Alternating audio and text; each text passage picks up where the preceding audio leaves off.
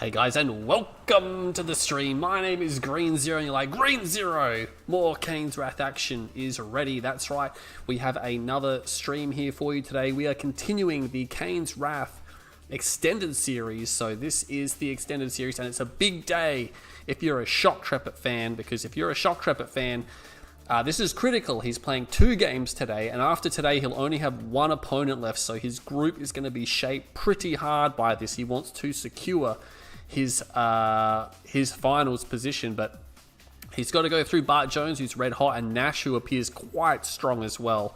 So it's going to be a pretty big day. Before we jump into the game, we do have the players ready, so it's going to start pretty quickly this time.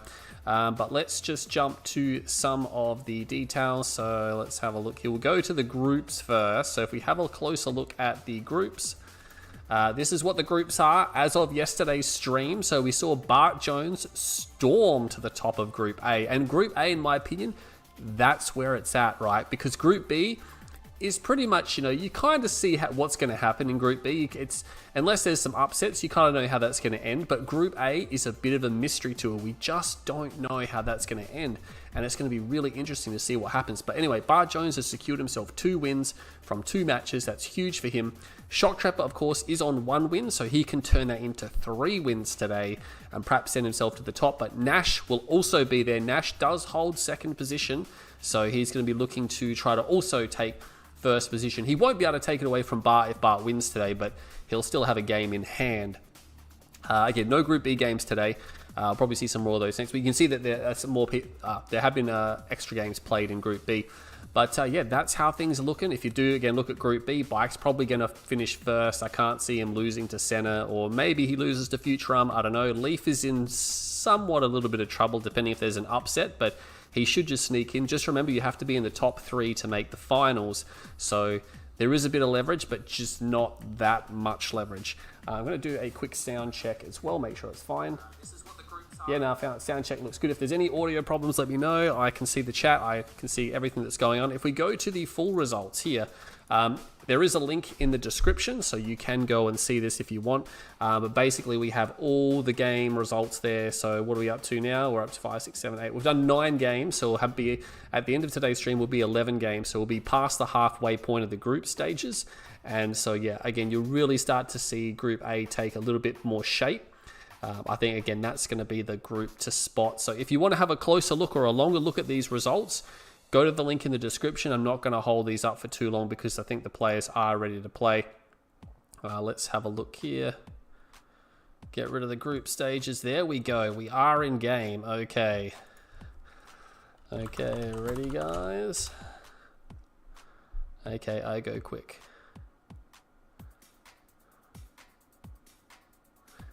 Alright, looks like it's going to be Nod versus GDI. So Shoktrepet's going to be Nod, Bart's going to be GDI. So let's get the scoreboard going.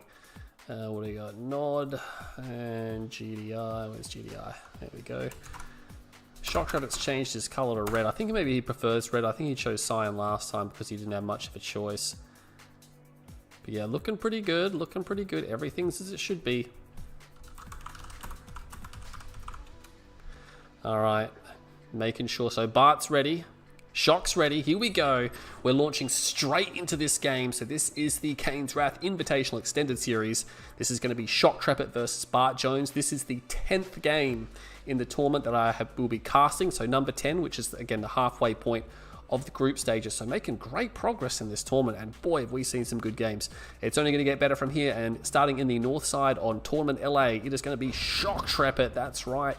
The Russian player in the top north. After we saw Drive drop that last series, I think Shoktrepet really is holding the flag for the Russians. But Bartjones also doing surprisingly well. He is from, he's British. Pretty sure he is anyway. Yeah, must be British. He is going to be playing as GDI, sticking with yellow. And yeah, I'm not sure what to expect. I mean, we saw Shoktrepet. He did defeat Cyberstorm, not as convincingly as you would have liked to have seen. It was actually quite close, but he made it happen. But yeah, Bartjones could almost be said to be the favorite, I think. I mean, it's hard to say it. Bartjones might dominate, but at the same time, he might himself get dominated. It's just, it's difficult, right? It's difficult to say right now. you never know what condition people are in, especially with the way that Drive played yesterday. Bartjones is coming out. A little bit of lag, but I mean, you got to expect that with the Russians, but nothing too serious. Shouldn't really have too much of an impact on the game. Everything seems to be running pretty smoothly. Just a few jitters here and there. War Factory comes down. We got game sounds. Pretty sure we must have game sounds. I actually do turn the ambient sounds off and the in-game music off. Yeah, I'm pretty sure we got sounds, don't we? Yeah, we do have sounds. It's just there's nothing happening. There's no shooting going on, so it's a bit difficult. Yeah, we go. There's some shooting now. Again, any sound issues, just let me know. Let's see if Bart was just playing yesterday. Any way to find out what factions they use the most? Yes, I do collect statistics, and we can go through some of the statistics. I've got some graphs and stuff like that. Off the top of my head, Blackhand is the most picked faction in the tournament. However, its win rate is actually quite poor at about 48%. Which means you're more likely to lose with Blackhand. Steel Talons is actually the most successful faction in the tournament so far. It's been picked 10 times, excluding mirrors. These stats are all excluding mirrors, of course, because they're a bit awkward to collect stats for. Steel Talons has been picked 10 times, and it has a 70% win rate. So Steel Talons is cheering right now. But yeah, Blackhand the most picked. I think about 40 picks. No, sorry, 38 picks. And yeah, but it just has not a very good win rate. Look at this. 2 Pitbulls coming out to harass the Shoktrepet Harvester. That was some fast Pitbulls. I'll have to abandon the stats for now to concentrate on this game. He's going to chase that back. Oh man, he might actually get this Harvester with just 2 Pitbulls. He's going to get repairs. He needs like a Scorpion tank or something. Yeah, he should be okay as long as he keeps driving around. Yeah, he's going to drive around. There's the Scorp tank. So that's nicely well done by Shoktrepet, but at the same time, that Harvester didn't get much blue Tiberium, and it's just been sort of driving around on a magical mystery tour, so it's lost mining time. So the 2 fast Pitbulls was actually pretty good from Bartjones there, and he's not going to lose the Pitbulls either, so he just sort of gave Shoktrepet the runaround. Again, it's only worth going for the blue tip really early if the other guy does it, and since he didn't, Shoktrepet comes out definitely not ahead in that situation. I mean, it's minor, obviously, very minor, but still, yeah. Yeah, back to the faction stats. The second most successful faction is GDI. Has the second highest pick rate and the second best win rate, and then it was Traveller. I'll bring the statistics out later on for you guys. I plan to make some graphs and put them on the stream and stuff like that, because I thought it'd be fun, especially with the maps. I've got map stats, who's picking what maps and stuff like that, and I have individual player stats as well, all happening in the background to bring you some graphs and things like that. But Bartjones going for rocket PCs, very popular nowadays to have rocket PCs. Look at this, he's going to find the Pitbull. Oh, he could have chased it down. He could have chased it down. Unfortunately, it's going to get through. Obviously, he's busy doing something else. He's trying to load up his APCs. He's pulling them all back. They're going to get spotted if they stick around. Raider Buggy will move through the back of the base. Battle marker there. Scorp tanks coming out. Actually, quite a few Scorp tanks over here. They're not going to like seeing these rocket PCs. He's going to get a tank straight away because, again, he can actually... it's a reverse move bug. That's unfortunate. Not going to garrison out? No. What I was going to say is, yeah, he can drop minefields in the retreat if he needs. Did he blow one of his own tanks up? Oh, he did actually drop the rocket squad out and he blew up one of his own tanks. Or maybe the rocket squad got up, I'm not 100% sure. That Raider Buggy's going to die as well. So random sporadic units being picked off by Shock, so not too bad. He is going to go for the blue Tiberium again, but he has to bail early. I mean, it's good control by Shock pulling this back early as well. But still, it's got to be frustrating. He can't quite get all the blue tib that he wants here. He's going to get half a tank. He's going to have to settle for that for the time being. And what's that in the top left? He's got the EMP control center. That could be huge, by the way, because people never expect the EMP control center, right? Shock's got to be careful. If he drives through that minefield, that's a lot of hull damage on these tanks. Until they get dozer blades, it's going to be hard to pursue the APCs because they can always do the mine drop into the reverse, and essentially he can't see them because his Raider Buggies do not detect stealth because he is not vanilla. He is not vanilla. Yeah, he is. He's got laser capacitors. Well, he hasn't got lasers, but he can get laser capacitors. He's gone back for the blue tip again, finally trying to get that blue crystal. He's just been sort of picking at it, you know, he's just sort of picking at it a little bit here and there, trying to get it. He's going to get most of it. Raider Buggy drives over the mines, so he's going to lose that. Don't think anything else is happening. He's going to drive into the minefield again, probably going to take some hull damage, but he is fine for the most part. He sent 2 harvesters there. He doesn't need 2 harvesters again. Could have just sent 1. So Bartjones looking pretty good. Look how much economy he's harvested. He's actually called in Bloodhounds. He's got more than half of his expansion field. Shock's barely touched his. He's only nibbled at it. So Bartjones' economy is actually significantly better. Venom's coming out as well. The Hammerheads don't want to see Venoms, but no AP ammo just yet. Oh my god, he's got tier 3.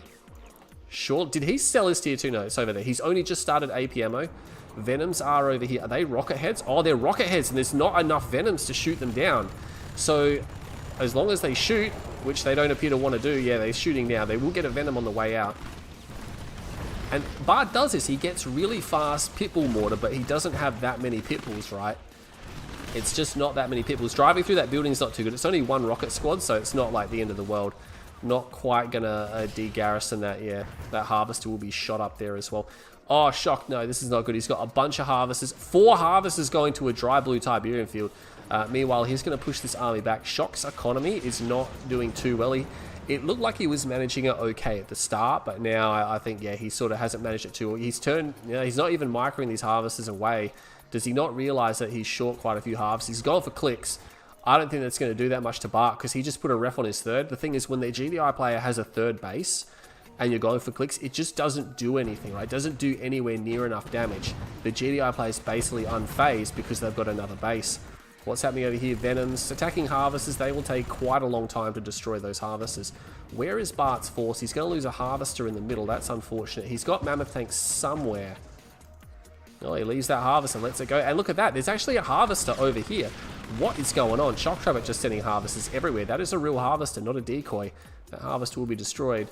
The Venoms do go back. There is a stealth tank here, though, but we've got 2 Predators and a Guardian cannon there, so that stealth tank will have to just hold. Here comes the click. He's going to go onto this field here. He's going to get a harvester. Another very badly damaged harvester is there, but oh, that stealth tank gets destroyed straight away.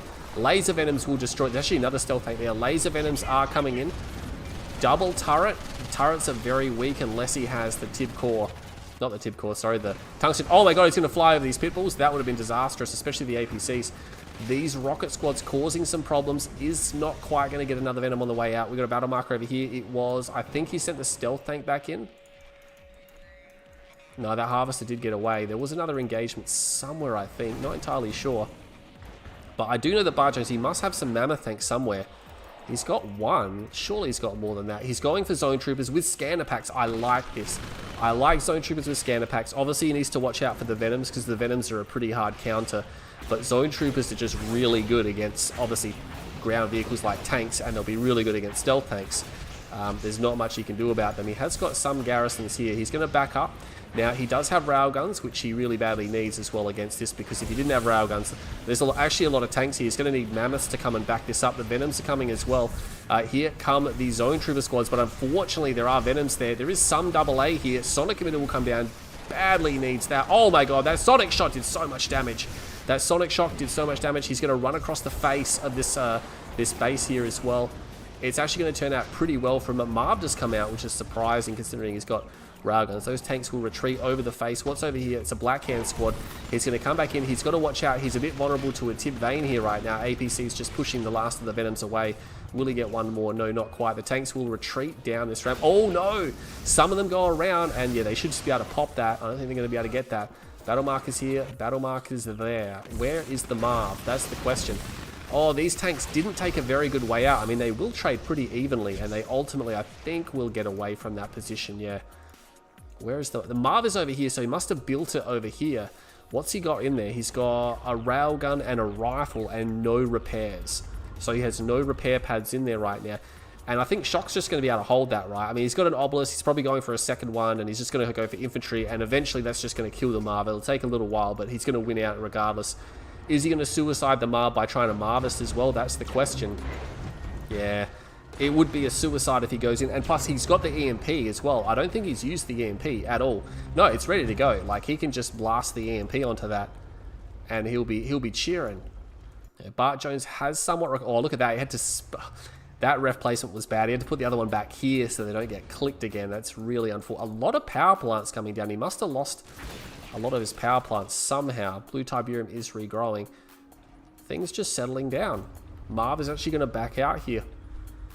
Just going to keep a tight eye on the radar just because we do have stealth tanks out and a few random scattered forces. But yeah, things just calming down a little bit.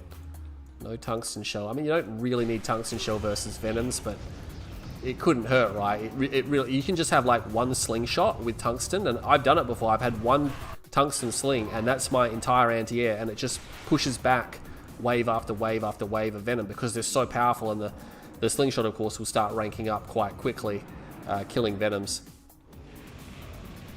Yeah, Harvester Scout.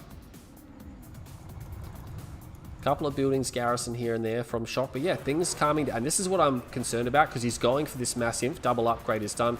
He's going for Avatar, Infantry, Redeemer, and he's got Laser Venoms. It's a really powerful late game for Nod, just because the infantry really buffers everything in between, and it's hard for GDI to counter the infantry when it's mixed in with this heavy armor, because GDI obviously wants to bring Juggernauts, they want to bring Mammoth Tanks and the Marv and stuff like that, and Hammerheads, but yeah, Tibcore can obviously cause problems for that.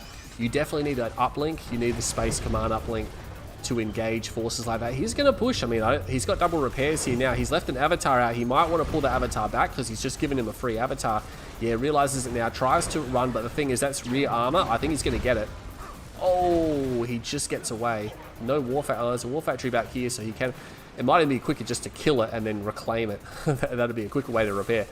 A few Scorpion tanks are going to come in. Now, there are no air forces as far as I'm aware from Bart, so there's one random Predator tank. That's not going to be enough to take on 6 Laser Scorps. Harvester dies. Is he going to get 1 kill? I don't think so. That's going to die. Meanwhile, he is trying to push here. Here comes the EMP. EMP, boom, on the... Oh, my God.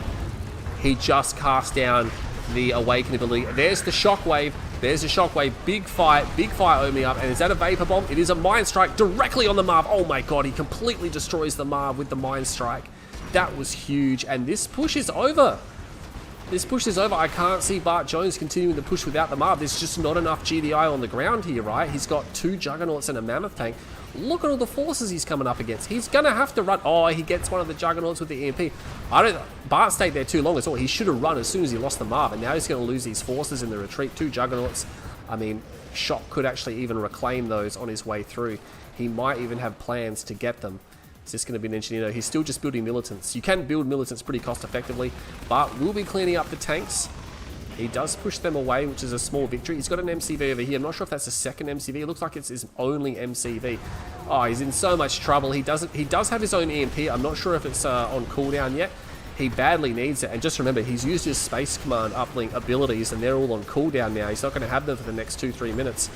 And yeah, he drops a turret. It draws fire. I mean, but look at that. The MCV falls so fast. There's so many avatars here. What's he supposed to do? GG, Bart knows he can't hold that. And oh, wow. Shoktrepet turns that around. I'm quite surprised. I'm quite surprised he was able to turn that around. That was pretty intense. And yeah, makes it, that's what I'm saying. It's really difficult. And this is the point, right? Bartjones, all of a sudden, his eco just went and went underneath Shoktrepet. And then Shoktrepet just, once he got the eco advantage, he really made it work. Look at that. He's just able to build that infantry army. It's just hard for GDI to deal with, right? When there's so much armor mixed in. So Group A, Bart versus Shock. Game 1. All the replays are available on request. I'm going to try to upload them elsewhere though, so if anyone wants to cast them, just let me know for the time being, and then I'll try to release them more as a pack on maybe Command Post and things like that. But I do know there are some other commentators I've already distributed them to. So that's going to be, yeah, Shoktrepet looking good. He's going to be enjoying that. It looked a bit shaky, like Bart was definitely ahead for the first, like, probably 60-70% of that game.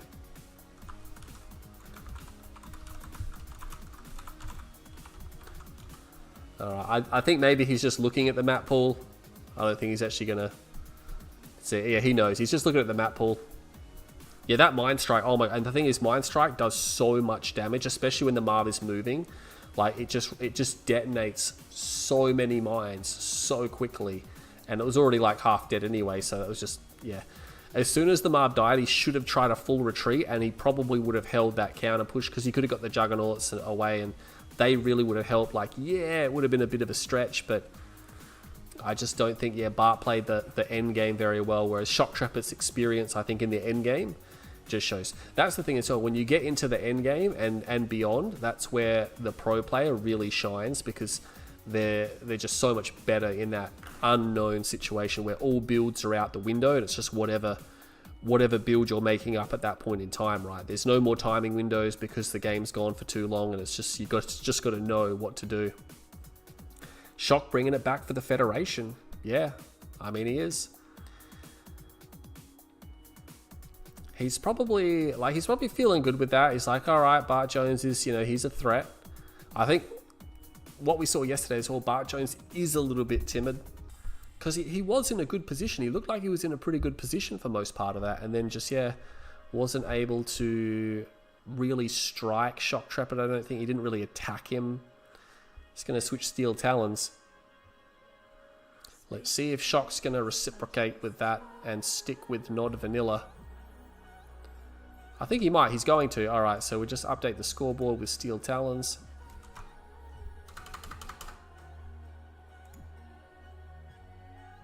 Okay, looking pretty good.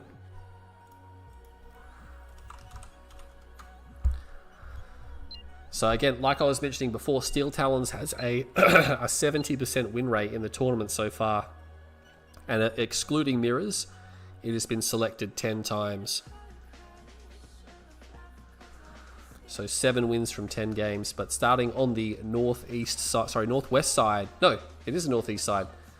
It looks the same, but depending on the direction. But we're going to have Shoktrepet starting in the northeast corner of Toxic City, another very popular map that's a lot of people have been playing.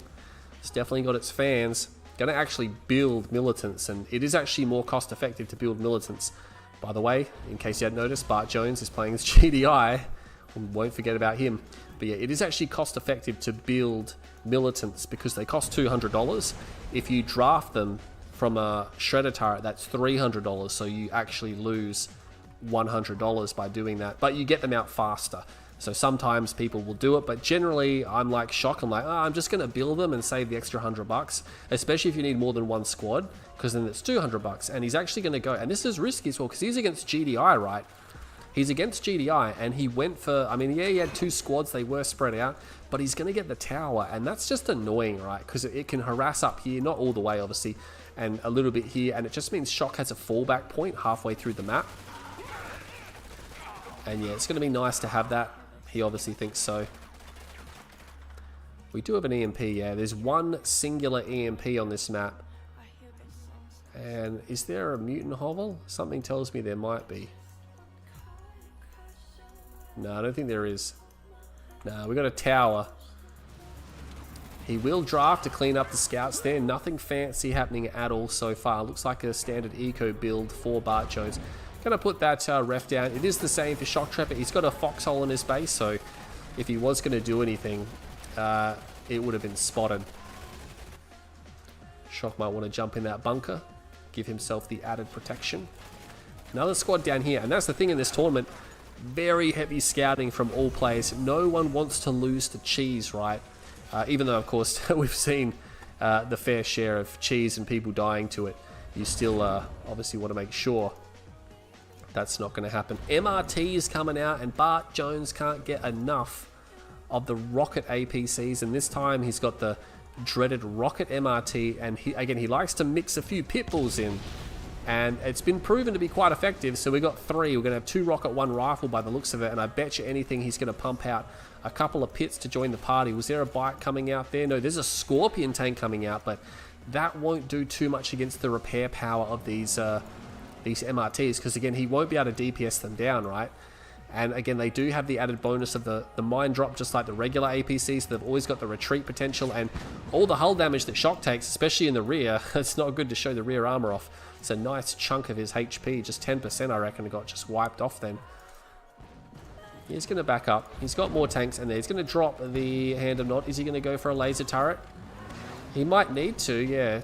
Decides he's going to maybe pick... Oh, put in the repair tool on that. Yeah, look at that. Okay, yeah, he's going to go for a laser turret now, I think.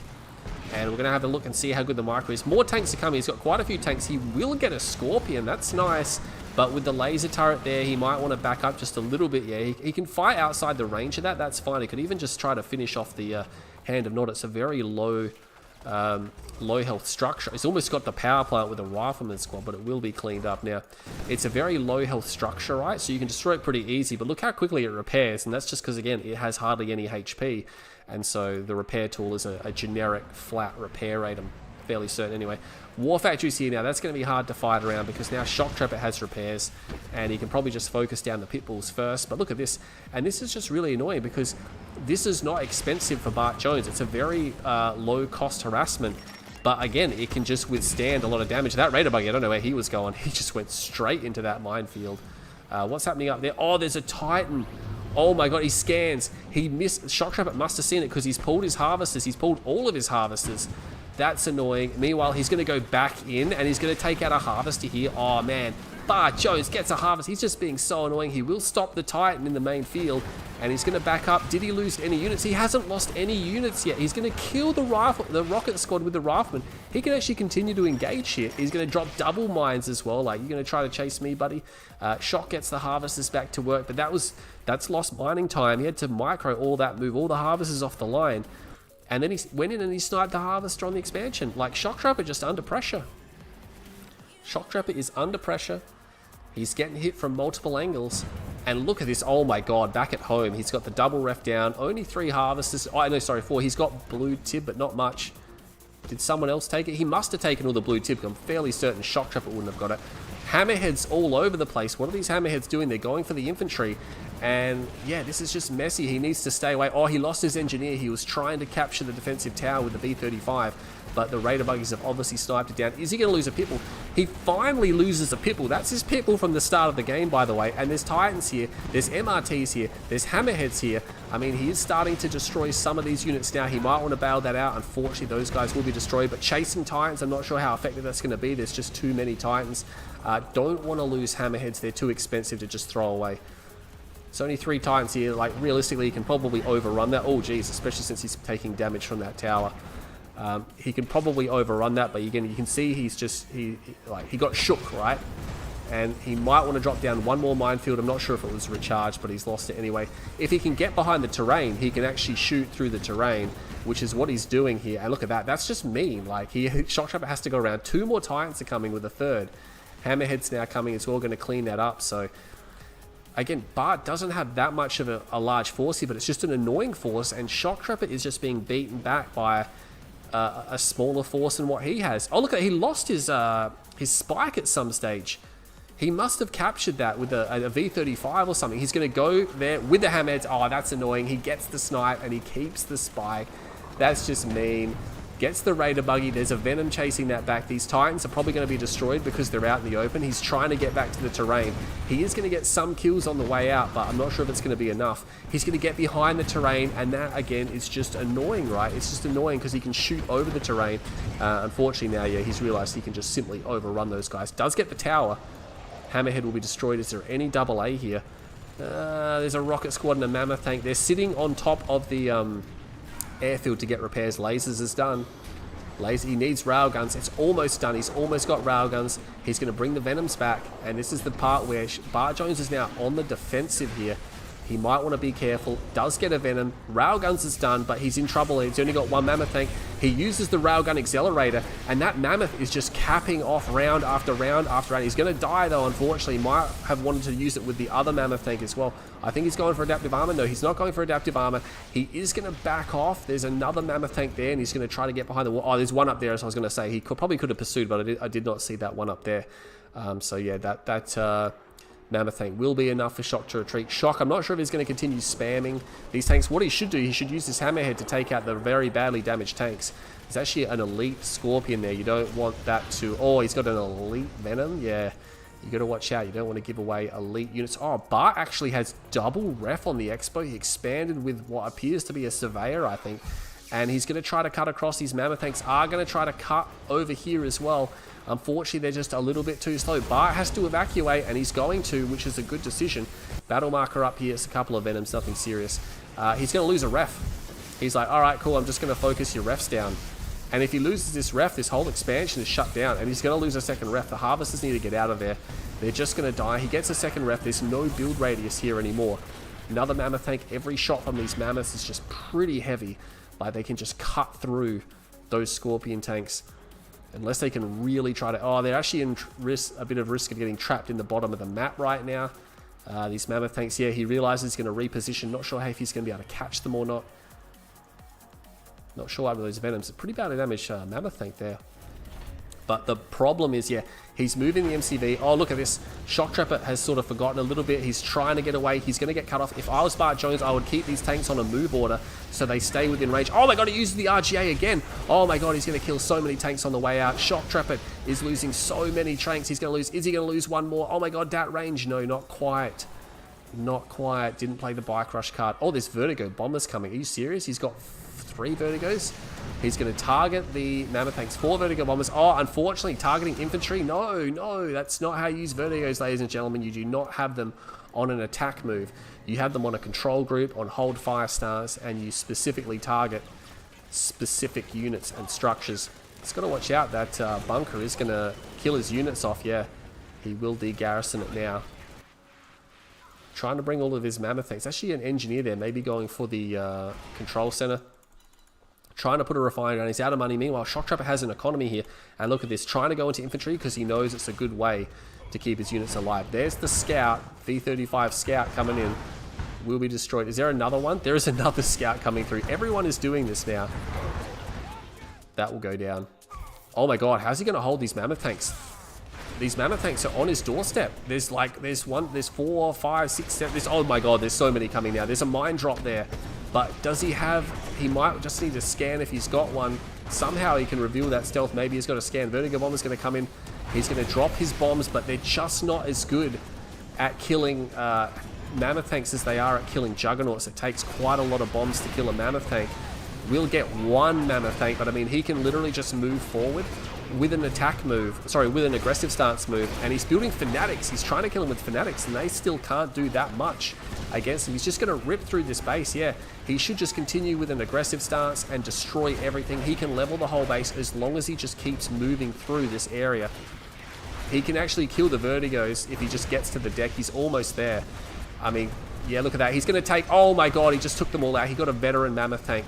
He got a veteran Mammoth tank. The air tower has paper-thin armor on it. So I don't agree with reverse moving into the enemy. That's just showing your rear armor. Maybe put the adaptive... He doesn't have adaptive armor. Wow, that's a bit of an issue. Actually, he's got some Wolverines here. They should be able to clean up eventually. More infantry coming. He's missing... No, I was going to say, I thought he was missing an upgrade, but he's not. And Bartjones is going to disengage to the top here. Oh, he's got an elite Mammoth tank. Wow. If I was Bart, I would be getting that back and repairing it ASAP. Because if that thing goes heroic, it's going to be unstoppable. Now, Shoktrepet does have economy, but his tech was completely reset. And looks like he's going to lose his last Venom. Unfortunately, it's going to go down. Yeah, it's not going to get away. And there's going to be no more Venoms for a while. One more tank gets destroyed. Wolverines will clean up their infantry trying to move through the middle. They are going to try to cut off these Mammoth tanks. Come on, where's adaptive armor? Oh, did he sell his tech center? He sees them, so he's trying to pull back now. But these Wolverines they should be able to cut in. If anything, the infantry will have to stop and deal with them. Because if they don't, the Wolverines will kill them all. But this is the thing, right? Infantry takes such a long time. There's actually a rig there. He's trying to bring out a rig for these units, and these Wolverines alone should be enough to clean up, but you can just imagine if there was a inf spam there, the Wolverines would be completely overrun. Now, the rig will repair faster than a regular war factory. Oh my god, he's got to do something about this infantry. He's only got tower. This is the problem with not infantry, that the tower has to individually hit every single unit. Oh no, you put the towers behind the... No one ever seems to do that. You put the towers behind the structure. He's going to have to move his harvesters here. Mammoth tanks will get repairs. That is very nice, but he's got to survive this attack. Wolverine is coming in. Might need some grenades because he's losing harvesters now. He should be able to clean it up, but we can see Enlightened are coming in. Just EMP blasts them down. As soon as the Enlightened crop up, he just blasts down those EMP, and every unit he kills is just coming back as Awakened squads. And he's getting quite a lot of harvest kills. Bart's moving the MCV. He thinks he's dealt with this attack. He hasn't. That's the thing. This infantry can go for ages. The infantry can go for miles. There are 3 Wolverines there. Is it going to be enough to clean up? He's going to get that harvester. If Shoktrepet was targeting the Wolverines, maybe he could have cleaned up there, but unfortunately, not going to be the case. The MCV will have to deploy. Is he repairing those tanks? Yeah. Didn't quite fully repair that Mammoth tank, but nonetheless, He's gone straight up to a Redeemer, but I don't think a Redeemer by itself is going to be enough to stop this many Mammoth tanks. He's going to need... it's hard to say, right, because he doesn't have enough imp spam right now. He's got no imp spam, actually, and he's gone for tech. I mean, I think this could be the end for Shoktrepet. I think he's going to lose this game. There's so many Wolverines coming now. Those Mammoth tanks, the veteran ones, are coming from the north. Yeah, aggressive stance and just steamrolling through that base. Oh, this Mind Strike. Is he going to get some of these Wolverines? He gets some of them. Not enough, though. Redeemer is out, and Bartjones is going to move to the north now. His MCV is here. He does have an EMP spike. Oh, that must be pretty close. Oh, he used it. He used it on something. I must have missed it, because he definitely had that captured a long time ago, I think. Does he not realize that he's got that already? He built another engineer. He's building multiple engineers? Okay, maybe he's going for the spikes. I'm not sure. There's nothing up here. There's one power plant. But I mean, Shoktrepet, he's base locked now. He's completely base locked. The best thing he could probably try and do is, yeah, get Vertigos. Maybe go for some stealth tanks. He needs Tib Core though, doesn't he? He's got a stealth Redeemer, but it's just not going to be enough. Like, he's probably got an uplink somewhere. Does he not have an uplink? Okay. Surely he's going to get an uplink. Okay. Because I was going to say, if he's got Shockwave, he's going to kill that engineer as well. The thing is, if he kills the engineer, he's going to know that's where the Redeemer is. And he kills the other engineer as well. Now, Shock is out of Tiberium, so he will need to make his way back there. He can leech that. Quite a number of Vertigos flying through the middle of the map again. Great versus Juggernauts. Not like... I guess they're okay versus Mammoths. They're just not as good. And he's going to bomb... Look at that. He missed with half his bombs. He definitely wants to get that repaired. I would deploy the rig if I was Bartjones right now. He has found that power plant, and he will... Yeah. Shock sells it, realizes he can't defend it. Still, I don't like the way that Mammoth tank is so badly damaged. He's going to get raged. Like, surely he knows he's going to get raged. He needs to realize that look at that. Oh my god, there's so much damage. The rig dies. The Mammoth tank survives, but surely he... And if Bartjones just walks around in circles for 20 minutes and just gets raged 6 times, I'm going to rage. Oh my god, he just got all the Vertigo bombers. That's what he was doing. And he's going to go for the tech center. Quite a number of avatars are here. Still, I think he needs it. He needs to get an uplink. He's going to get the tech center, and that's pretty big. That means no more avatars, and he backs off as soon as he gets it, realizing he can't take that on. He could even take out the tier 2. And that's the thing. He's driving back. Wait, what the heck? Okay, he's found the Redeemer. His forces aren't quite in position. They're a little bit too far away, and I don't know why he didn't just stay down in the south. It's a bit confusing there from Bartjones. He is moving these units now. There are so many pitfalls here that he can't hide. He does use the RGA, but he's not in range. He's not in range anymore.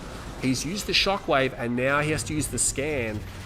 It's just a bad engage for Bartjones. Like, I don't know why he thought it would be a good idea to engage in such a terrible position.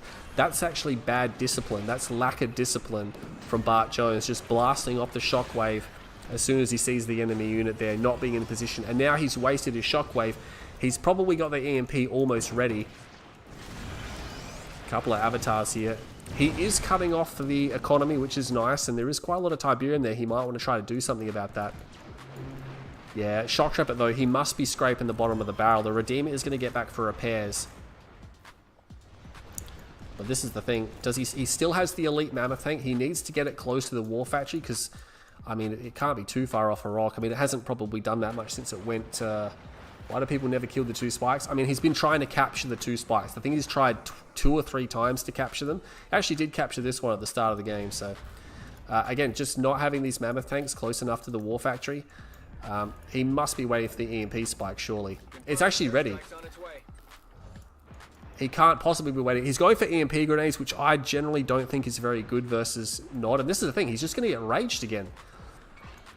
I mean, he's actually got a heroic pitbull. Wow, that's pretty crazy. So there is the... He's going to EMP it, but again, he does get it. But is he close enough to actually destroy it? The behemoths are still moving. The Mammoth tanks are here. He needs to move the Mammoth tanks. He does use the RGA railgun accelerators there. That's going to be way too much. If this Mammoth tank gets the kill shot... No, that Mammoth tank gets the kill shot. Here comes the Mind Strike. Oh, don't move, Mammoth. Don't move. Oh my god, it's so close. It's got 1 inch of health left, and it's in range of the repair drones, but the repair drones are all busy. There's so many avatars coming. Oh, he's going to lose if they fire at him. No, just doesn't die.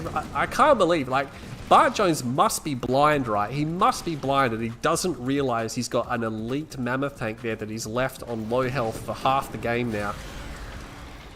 And again, I don't like that. He doesn't need EMP grenades. He needs to go now before Shoktrepet gets out another Redeemer, right? He needs to move forward with his MCV. Yeah, his MCV is stationary. He gets the EMP off, but I mean, really, these behemoths are going to fire. He's going to get the last. He gets another EMP, so these avatars are all dead. They're not getting away. He is going to destroy them. These avatars won't be able to stand up. And oh my god, I can just see Bike Rush now. Bike Rush would be having a heart attack right now. He'd be having a stroke at Bartjones gameplay. But yeah, that's it. I mean, it took him a while, but he finally got him. He finally got him. But yeah, an elongated victory there. We didn't get to see a heroic mammoth tank, but it would have been close.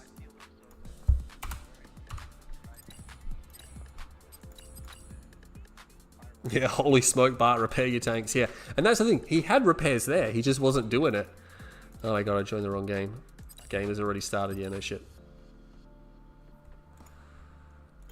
So Shock's going to get the choice of the next map. So yeah, we got a series on our hands. I think Bike Rush is just going to have to turn the stream off. I don't think it's going to be able to handle this. Literally, you're going to just wipe several years off your life. Looks like Shock's going to be happy with this one. Nod versus Steel Talons. We're sticking with that. Yep, Nod versus Steel Talons. Stream looks good. No one's got any problems. Oh my god, we're up to 100 viewers already. Far out. This series, I didn't realize was going to be so popular. My god, that's pretty intense. Shoktrepet gets to pick the map, so he's going to pick 6 City. Oh, he's going to switch Blackhand. Oh, I like Steel Talons on this map. I like Steel Talons. It works in their favor, right? Look at that. Like Shoktrepet switches GDI. Let's see if Bart responds. He's thinking about it. Oh, he's going to switch GDI. It's going to be a GDI mirror. Let's have a look here.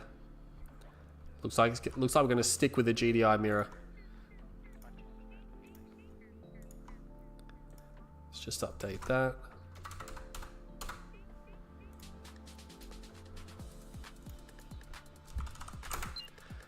Okay, so that we've gone from yeah, Nod versus GDI to Steel Talons versus Nod, and now we're going to go to a GDI mirror. Yeah, Bike Rush in the chat. Yeah, it's breaking his heart. Hold on, Bike Rush. But starting in the north side of 6 City, it is going to be Bartjones. He's leveled the series. We have a series on our hands here. He's proven himself to be very competitive so far in this tournament. But Shoktrepet, meanwhile, on the other hand, he'll be looking for a victory here, right? He kind of needs this victory because he's got to play Drive and he's got to play Phoenix. And Phoenix is up next, and I must say, I'm a little bit scared of Phoenix right now. I have a feeling that, you know, we've only seen him play once, but I just have a feeling that Phoenix is really on point and he's really cracked out right now. So I think he's going to be the big dog in this group. Shoktrepet could have been the big dog. If he wins this series, he's still in contention to be the big dog, but we'll see how it goes. Are we going to see an all-in? Keeps the barracks. Note, he has kept the barracks. That could be for an early play. Shoktrepet going to secure both spikes. Bartjones going for both spikes. Shoktrepet a little bit behind on that one, but he is close. No, he's about the same distance. Oh, he's slightly closer there. Not going to have a huge impact. But yeah, I don't think it's going to go straight into APCs. I think almost certainly it's going to be a Harvester first. And he's just keeping that because maybe he's going to do some APC pushing early on. The big difference between APCs and MRTs, obviously, is that with APCs, once you take hull damage, that's irreparable unless you go all the way back to base, right? There's really no way to repair them in the field unless you want to build a rig, and it's just too expensive this early on. Unless you're doing an all-in or a one-base play, let's just flip the map around. Wait. Oh, really? Okay.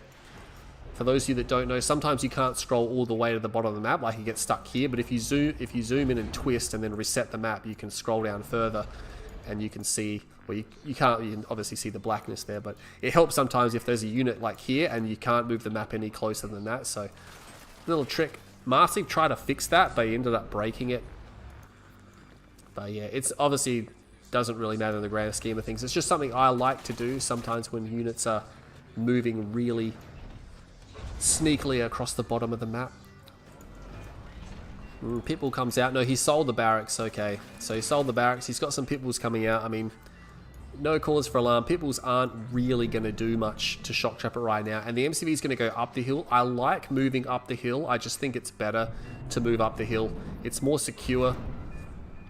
You know, down the hill is just a little bit too far away, and it limits your ability to drop things. And Bartjones is going to come over here, but of course there's no ref yet, so these Pitbulls can't really do anything. It's just a double Pitbull. Now, he started off with this before. He does draw out a watchtower, though. Enemy Pitbull there from Shoktrepet coming in. Battle mark is popping up, but it is just the scouting parties. 5 and 2. What we got? 5 and 2. Yep, we got nice ratios. No one going for blue tip too early by the looks of it. You want to make sure that crystal is nice and juicy. It's like ripe. You want ripe crystal. You know, just mwah. Lots of harvesters coming out from Bart. He's really ecoing quite hard, isn't he?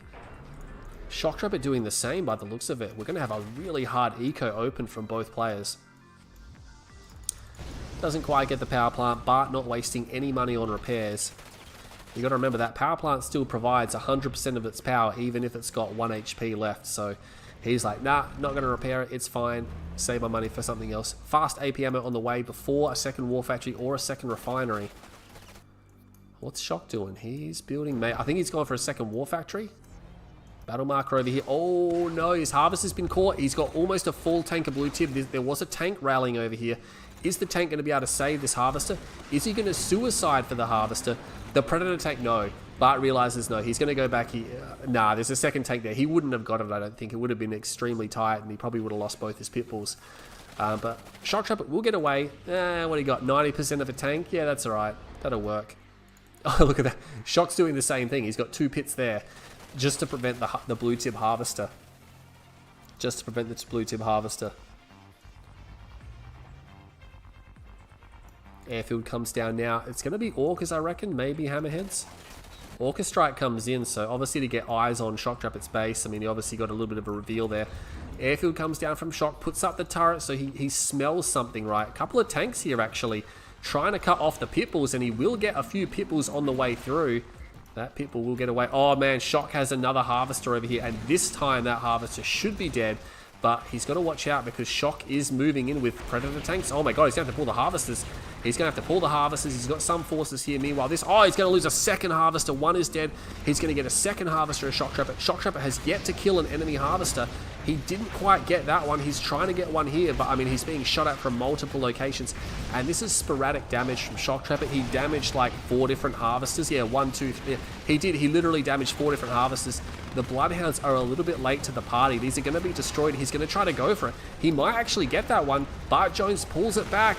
Can he get it back? It's going to get behind the power plant. Yeah, he's going to save it. That's huge.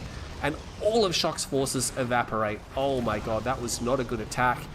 And just remember, on the back of it, 2 harvesters were sniped. So, I mean, yeah, there's lost mining time for Bart, but at the end of the day, he lost no harvesters. He's even pulled harvesters back to the war factory to repair them.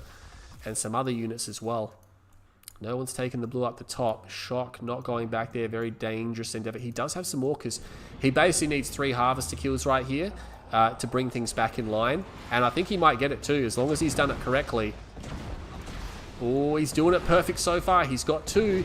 He should be able to get a 3rd, yeah. And he's going to get that harvest of shorts already damaged. And he's going to get out. Yeah, he's going to go the back door. All orcas away. That's nice. Shock needed that. Oh, no, don't do that. Oh, he got lucky there. Couple of tanks over here, actually. Shock has a sonic emitter. Has to put it behind the structure. Hammerheads are coming in. There is 1 turret there, taking some serious hull damage. These hammerheads are looking for the airfield. It's over here. There is 1 turret there. It's sort of somewhat in range. He might just have to keep his units hovering. He's going to snipe that one off the deck. He's going to get a second one on the deck. Oh my god, he's killing all the orcs. He doesn't get the last one, but the damage is done right. He lost a ref as well. Oh, he didn't handle that too well. He got 1 hammerhead. The other hammerhead will escape. Couple of Pitbulls from Bart. 2 veteran ones. Probably the Bloodhounds, I'd imagine. These tanks will back off now. Still that 1 random hammerhead. Shock in a little bit of shambles. He went for a tech center, but what's he going to do with that? He needs his ref back, right? He is taking blue tib on the top, so he is pretty much the only one to take any blue tib this game. So that is very helpful. And he's rebuilding the Orcas. But he's got all these tanks rallied over here. I'm not sure what for. We'll clean up the pit bulls. Bartjones, though, he's going for these Juggernauts. He's got an uplink online. That's very important in a GDI mirror. It's crucial, especially in the Juggernaut fights. Sonic Emitter was there. Obviously, something was there. I'm not sure what. That Hammer, unfortunately, is going to be destroyed. See you later. He's going for an upgrade. This could be Tungsten Shell, right? This could be Tungsten Shell, yeah. It's a pretty chaotic game. Oh, he's got Firehawks. He's got Firehawks. He did shoot down at least one Orca. We can see some debris there. So Tungsten's actually going to work out quite nice if there are Firehawks out and about. He's going to have to build his own Firehawks if he wants to operate Orcas, that's for sure. I think maybe he's just going to suicide them in for one more Harvester. Shock going back for Blue Tib, and I like the fact that at least Shock has got quite a lot of Blue Tib. There we go. And that's the thing, right? In GDI mirrors, if you didn't have Firehawks and they have Firehawks, they basically own the sky. And, oh, double Engineer, so he's going for both the enemy spikes. That's a... Bart's been doing this quite a bit, hadn't he? He's just been going for both enemy spikes. Tanks on the backside, though. I mean, he knows they're there. He's got his own tanks, so realistically, he's going to be fine. 2 Harvesters. Oh, that's a miss rally. Those Harvesters should have been transferred to the main base, but instead they've gone to Bartjones' base. Battle marker over there. Engineer will be destroyed. I think Shock has Firehawks. He might have his own Firehawks. Meanwhile, he's got Railguns and actually destroys all of Bart's units there. Bart's in a little bit of trouble. He's going to need something else. He might need like his own trooper. He had to sell the command. Oh my god, that's really bad. You kind of want that. You kind of want that. What happened over there? He is going to get a ref. That's really annoying. But the zone troopers will be sufficient. There's nothing much the Predator tanks can do about the zone troopers if they're actually going to shoot at them. Needs to make sure these guys are cleaned up. Yeah, the Firehawks have to actually move. And he had to sell the airfield. He could easily jump jet and pursue those guys. Make sure they don't cause too much damage. But, I mean, look at that. Shock has got his own Firehawks. This is just, yeah, like June said, it's just becoming really chaotic. Neither side able to land a killer blow, but both sides doing... you know, annoyingly strange attacks. He's going to finally get the rest of those. Fire comes in, not going to get it. He's going to have to evac out. He's got no bombs. He has missiles, which means he cannot kill them on the deck. Oh, he's going to lose one. It's close. Doesn't get it. Firehawks are pursuing, but he should be able to get back to base and land. He didn't get... He got... Oh, yeah, he got Railguns. I thought he got Tungsten Shell. Well, Tungsten Shell would have been really helpful. And Shock's actually managed to pump out 5 Juggernauts and a Marv. So there you go. He's got a fighting force. He's got his uplink online. Very important. Sells the Reclamator hub. Garrisons the Marv. Looks like Bart was going to do a push, but it was just stalled by that tank harassment. Comes in. Oh my god, he got a Firehawk with an Orca Strike. That was pretty bad. That was pretty bad from Shoktrepet there. Doesn't have much base infrastructure left. Trying to add on to his Juggernauts. Pumping out more Juggernauts. I think he has the Juggernaut lead right now. Yeah, he does. But there's a lot of Tiberium here from both players. So you got to remember, all this cheddar, they're going to convert that into these truly huge armies. Because right now they've got notable armies. Oh my god, Bartjones' MCV is actually in trouble. Where's his uplink? Oh my god, he doesn't have it. He's going to get sieged. And he's going to have to try to move in position. It's always bad when you have to engage stationary Juggernauts because they always have an advantage, right? And look at that. He's gonna back up the Marv. He's gonna reverse move, and that's the thing. I think Shock's gonna go forward. I mean, there's a prime opportunity for a shockwave there. What's that? Is that a shock pod coming in, or is that just Broken Shadow? Not sure what that... Oh, no, he did. He called the shock pod in, but he called it into the Tiberium field, and he's going to get these Harvesters. There's no anti-infantry here. He could just jump jet over the hill here now. He's just going to go for it. He's going to lose his shock troopers, unfortunately, or his zone troopers. Is he going to get one more? He gets one more. He got 3 Harvesters, so it's annoying. Heroic Rifles, though. Marv is out, but I mean, look at this. He's got a line of units here. The Marv is still alive. Only a railgun garrison. Oh, he needs some repair pads in there right now. Shock is actually going to back off right now. And again, there is no uplink from Bartjones. I'm obviously Shock doesn't know that, but still, it's going to be an easy Juggernaut win if he engages with Shockwave. He's going to send the Marv away, and he's just going to solidify his position. Lots of engineers coming out. I guess he wants the spikes. 3. Oh no, he probably wants the spikes, and he... Oh no, he's just going to put 3 engineers straight into the Marv. Yeah, I think he's just going to put 3 engineers straight into the Marv. And you can see straight away the HP just starts to jump up a little bit there. A few units trying to... Oh my god, they got just obliterated. He's force firing the ground there because he wanted to kill those APCs. Some of the infantry got out. Oh, he kills the engineers. Like, oh, let's kill that engineer and back off. Now, Bart does have this spike. I think he's held it for a while, so he has been on 3 spike economy, but looks like Shock's finally going to get that back. Bart trying to go for some blue Tiberium. Shock has kept the top field dry, but not the bottom field. Unfortunately, losing some tanks there. 4 Firehawks. Does he have any upgrades? He has no upgrades on his fire. Like, you at a minimum get Stratifighter because it's so cheap, right? It's only $1,000. Has Shock not got any? He's got nothing either. It's just he's firing at the Orca Strike, which is not good. It's getting blue tib. Some turrets here, but they're pretty weak in general against everything. 5 Juggernauts there. Oh my god, this is what I'm talking about. Oh, supersonic, supersonic. Oh, he got 3. He got 3 Firehawks. That's big.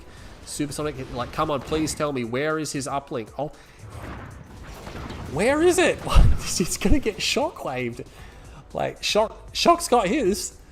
Oh man, this is the one thing you have to have in the GDI mirror when it comes down to these large-scale Juggernaut engagements. It's actually got snipers, sharpshooters. He's going to go around the back, and I like that. I like the sharpshooters, right? You got this many Juggernauts, put the sharpshooters around the back, and then just snipe down the tech center, snipe down the airfield.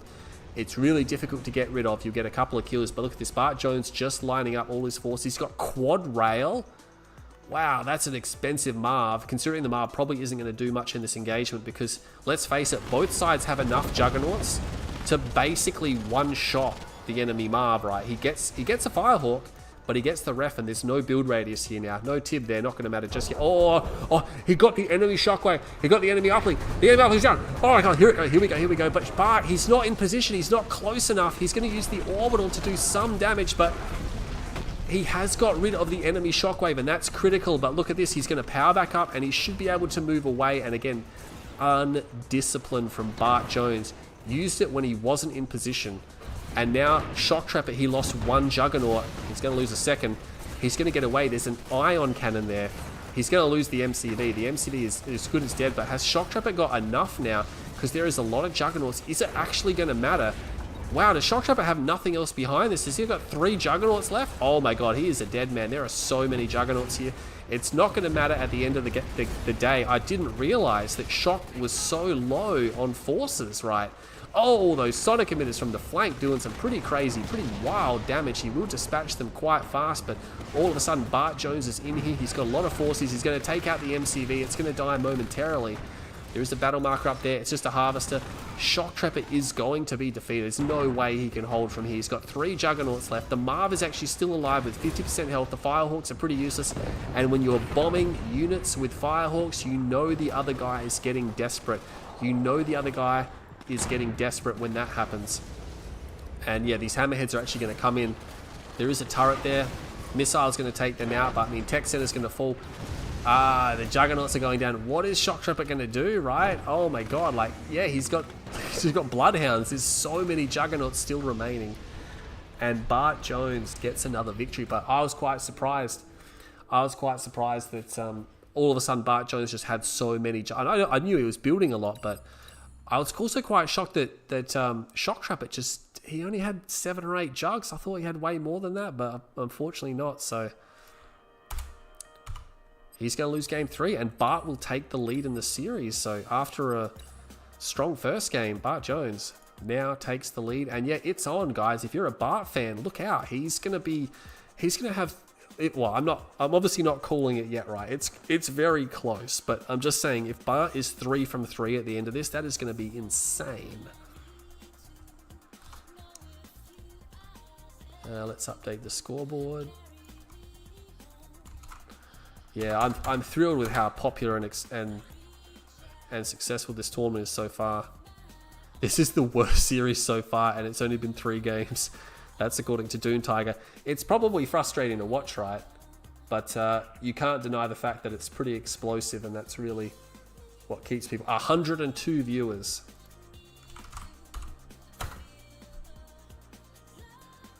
We've cracked it again. I thought you were going to Orca start. Yeah, I think maybe that's why he kept the barracks. He thought it was going to be an Orca open, and so he was only going to sell the barracks off when he was sure. I honestly have no clue who's going to win this series now. I just don't know who's going to win it.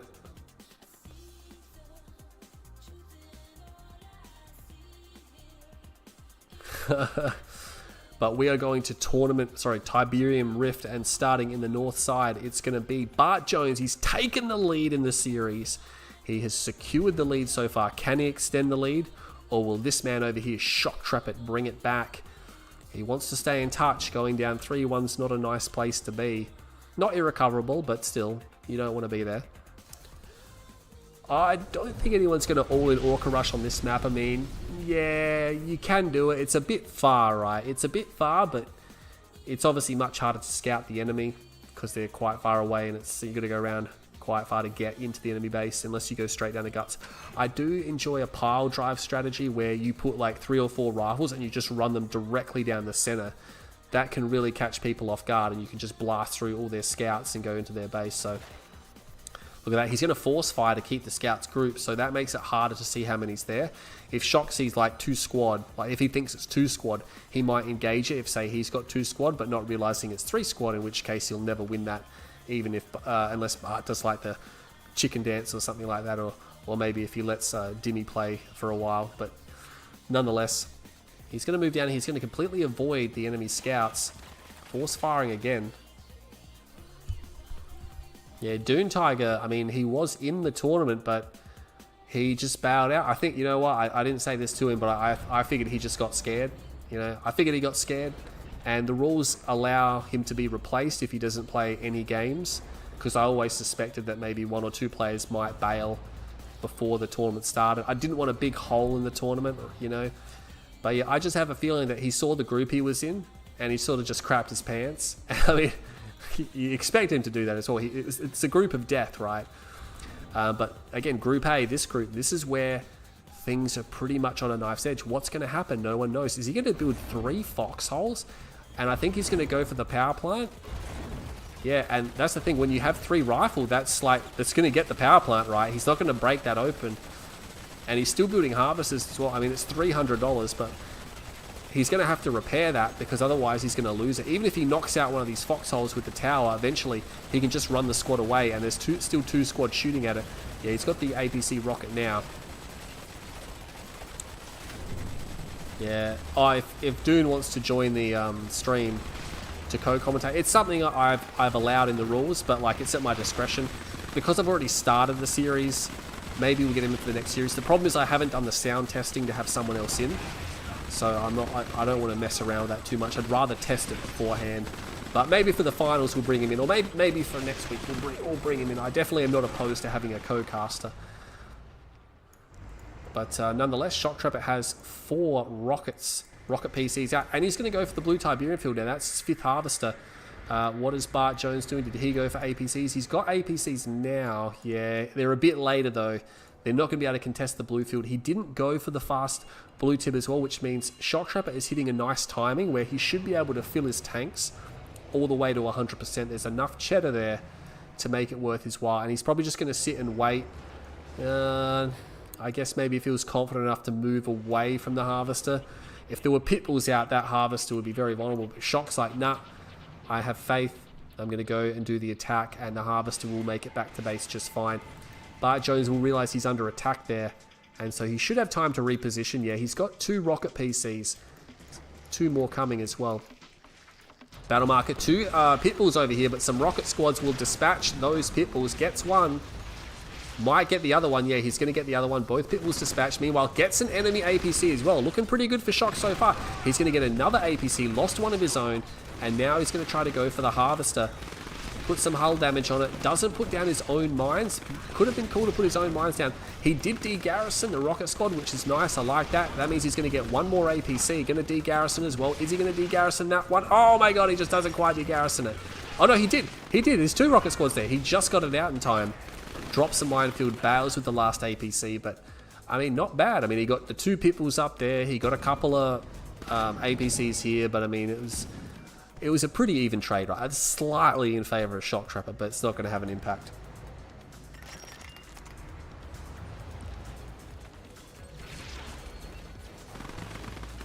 Just going to clean up the last of those forces here. A couple of rocket squads, and again, rocket squads are always nice to just protect against any enemy harassment. Don't want to stand in the Tiberium field. That is not good for your health. That's actually killing off that squad. Hopefully Shock moves out. Has he got AP ammo coming? No, he doesn't have a tier 2. He's actually gone for a second. He went 2 ref into second war factory. Bartjones has done the same thing. Bartjones has a tier 2 though, and he's got AP ammo halfway done. He's actually a bit ahead in the tech zone, isn't he? Shock's got a lot of harvesters here. Bart's got a lot of harvesters as well. I'm actually struggling to see who's ahead. I mean, Shock did get some blue tib, which would have been nice. He moved the rocket squads there. Yeah, his tech is a little bit behind. Does he? I think he might have slightly more units out. He's going to find this APC. He might actually be able to kill this APC. Oh my god, he killed it with a rifleman squad. He's going to dig a foxhole straight away. Gets a veterancy rank.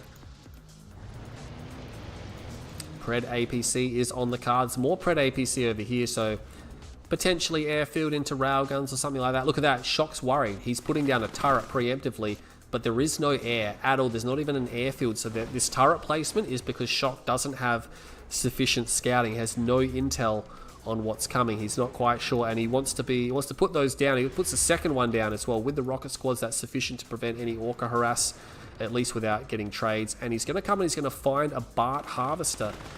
Now Bart might be able to get that away if he leaves now, but unfortunately, oh, he's dicking around a little bit. Oh, he might lose that. That Predator tank is doing some serious hull damage. If I was Shoktrepet, I would definitely pursue that harvest. It's full of blue Tiberium, 95% full, and he's going to get an APC as well. Oh my god, Bart's harvesters are actually going to the top. And they don't do that automatically. He would have ordered them up there, right? He would have ordered them up there. Oh, that's a lot of pit bulls. I did not see that, but the rocket squads are trying to deal with them. The pit bull mortar, though, can kill the rocket squads reasonably efficiently. And look at this. This is crazy. Shoktrepet's got harvesters up here as well. Oh, man. This is not good for Bartjones. He's going to lose all these harvesters, though. All these harvesters will be destroyed. The pit bulls aren't getting into the soft underbelly that is the harvesters. They're sort of getting in now, but there's scattered Shoktrepet forces. They can't stick around. They're going to have to run through. They're not going to get a single harvester yet. This is not going to work out. Can he get the tech center, though? That would be a nice pickup. All those harvesters of Bart's are dead. He might get the tech center here. If he doesn't get the tech center, it's going to be a disaster. Oh my god, he didn't get the tech center. That is a disaster for Bartjones. He lost all those harvesters. He lost like 4 harvesters and all of his pit bulls and his army, and he pretty much did no damage to Shoktrepet because Shock lost hardly any units, and he didn't get the tech center. Oh no. Bart doesn't he's gone for like mammoths, but how many has he got? 1? Oh no, he's got 4. Wow, he's got quite a few. Actually, Shock needs to realize that army's there. He doesn't see it. Oh, they just got railguns. He's going to lose his MCV. Shock needs to... No, he doesn't realize they're there. Oh, he's going to realize they're there now. He just sells straight. He's like, oh, that's it. He's going to lose his MCV. He's going to try to build something. I'm not sure what it was. Maybe trying to build a barracks or something. He needs to deploy it right now. He does deploy. It is a barracks. He's got 1 tank. Oh my god. He's going to have to go for it. He's got no choice, right? He's going to have to go for the base trade. It's the only thing that really matters right now. And he's going to move in. He needs to put them on a force move to get that tank really quickly. Oh my god. That's the thing. Can he hold this up? Zone Troopers is nice. I like Zone Troopers. But realistically, how many Zone Troopers is he going to be able to build before he gets overrun? Another tank. He just has to hold, right? He just has to hold. And look at that, jumps out of the way, should be able to get that mammoth tank, will get that mammoth tank. This whole base is gone. Bart lost his MCV. Does he have enough to defend though? It looks like Shoktrepet is that, if that's his only war factory, oh my god. He might have he just lost the barracks. Was that it? Was that it? He's got a barracks. He's got a barracks left now.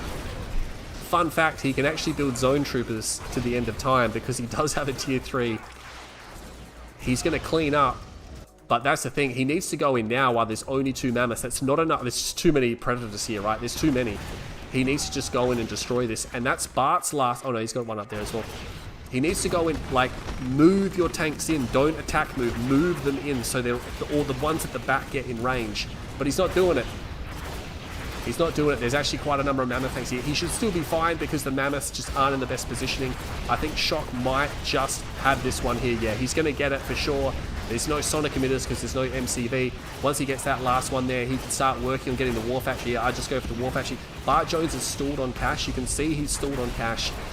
He's going to have a hard time getting rid of these guys. And almost certainly, what's he doing? Is he not building anything? Does Shoktrepet not realize he's got...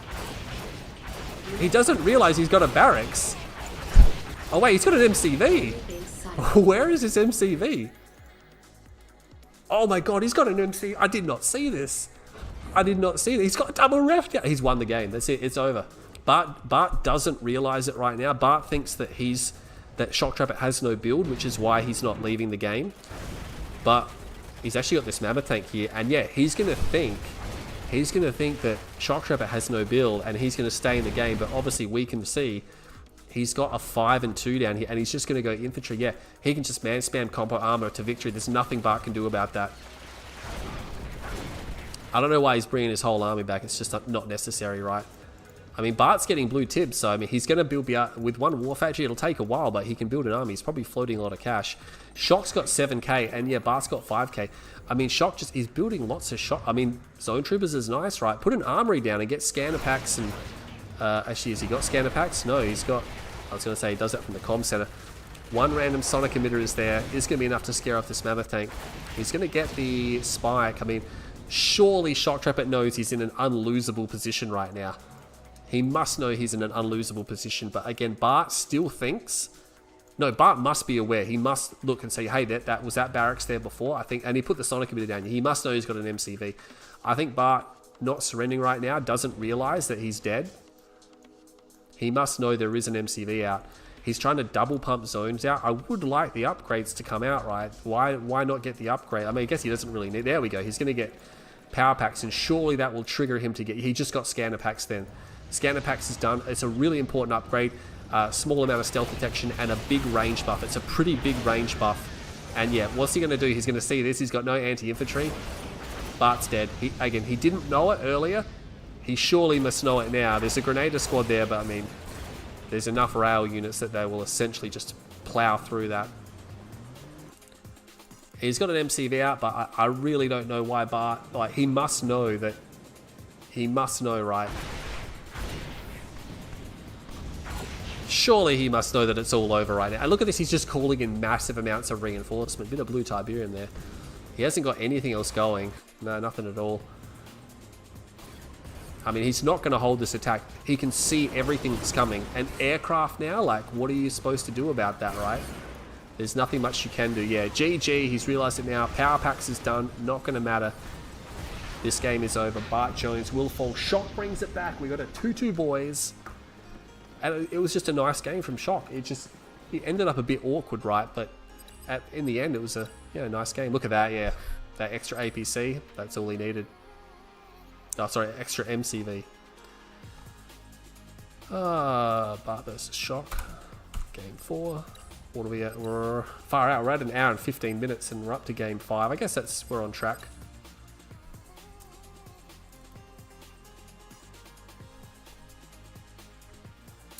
Now these guys are being critical of my casting, missing the important things. I'm not going to catch everything. No one's going to catch everything.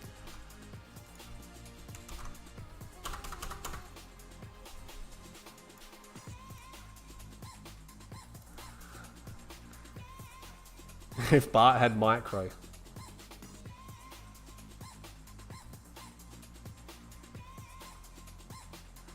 Yeah, just having a quick breeze through the chat. The tournament towers is not in the pool. Like, surely he knows this. Oh my god, I switched my aircon off like 6 hours ago. It just made the pump just freaking pump some water out. It's a bit delayed.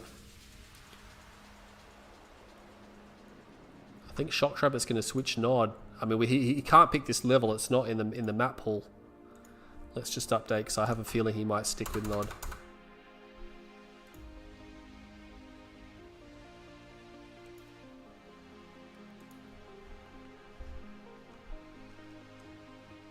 Alright, there we go. He's changing now. Torment Wasteland, of course, is also not... I played this map a couple of times. It's not bad, right? It's not bad, but I didn't know it well enough to put it in.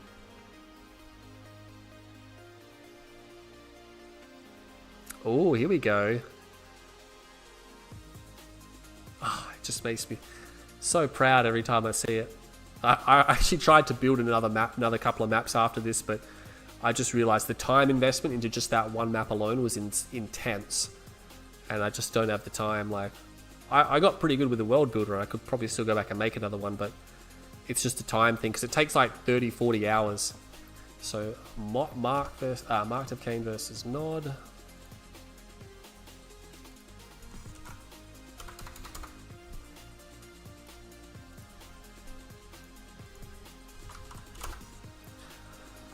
Oh, interesting matchup. That's why you need two people, GZ. Think about it. Yeah. Again, maybe I do want to get Dune in here, but the thing is I haven't tested my setup with another person on the mic. The volume might be all cooked because I got a new headset and everything like that, and it took me a while to set it up. I really want to test it before bringing him in, so I'll test him during the test it with him during the week and maybe bring him in next week. But we are here on Hampstead Gardens. Shoktrepet brings it back. He's flying the flag for Russia because Drive sure as hell isn't. He's playing as Nod Vanilla on the bottom side of Hampstead Gardens, and this man up here, Bartjones, looking to pull off his second upset here. He's switched to Mock, so it's going to be Mock versus Nod.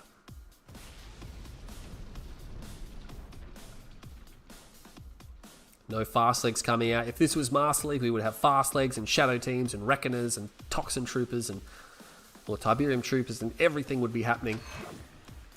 Just going to secure the 2 spikes on this map. Oh, he actually drafted that quite far away. Did he go down the ramp, did he? He could have easily just cut across this ramp here. I think Bart's going to get there a little sooner. Yeah, maybe slightly faster.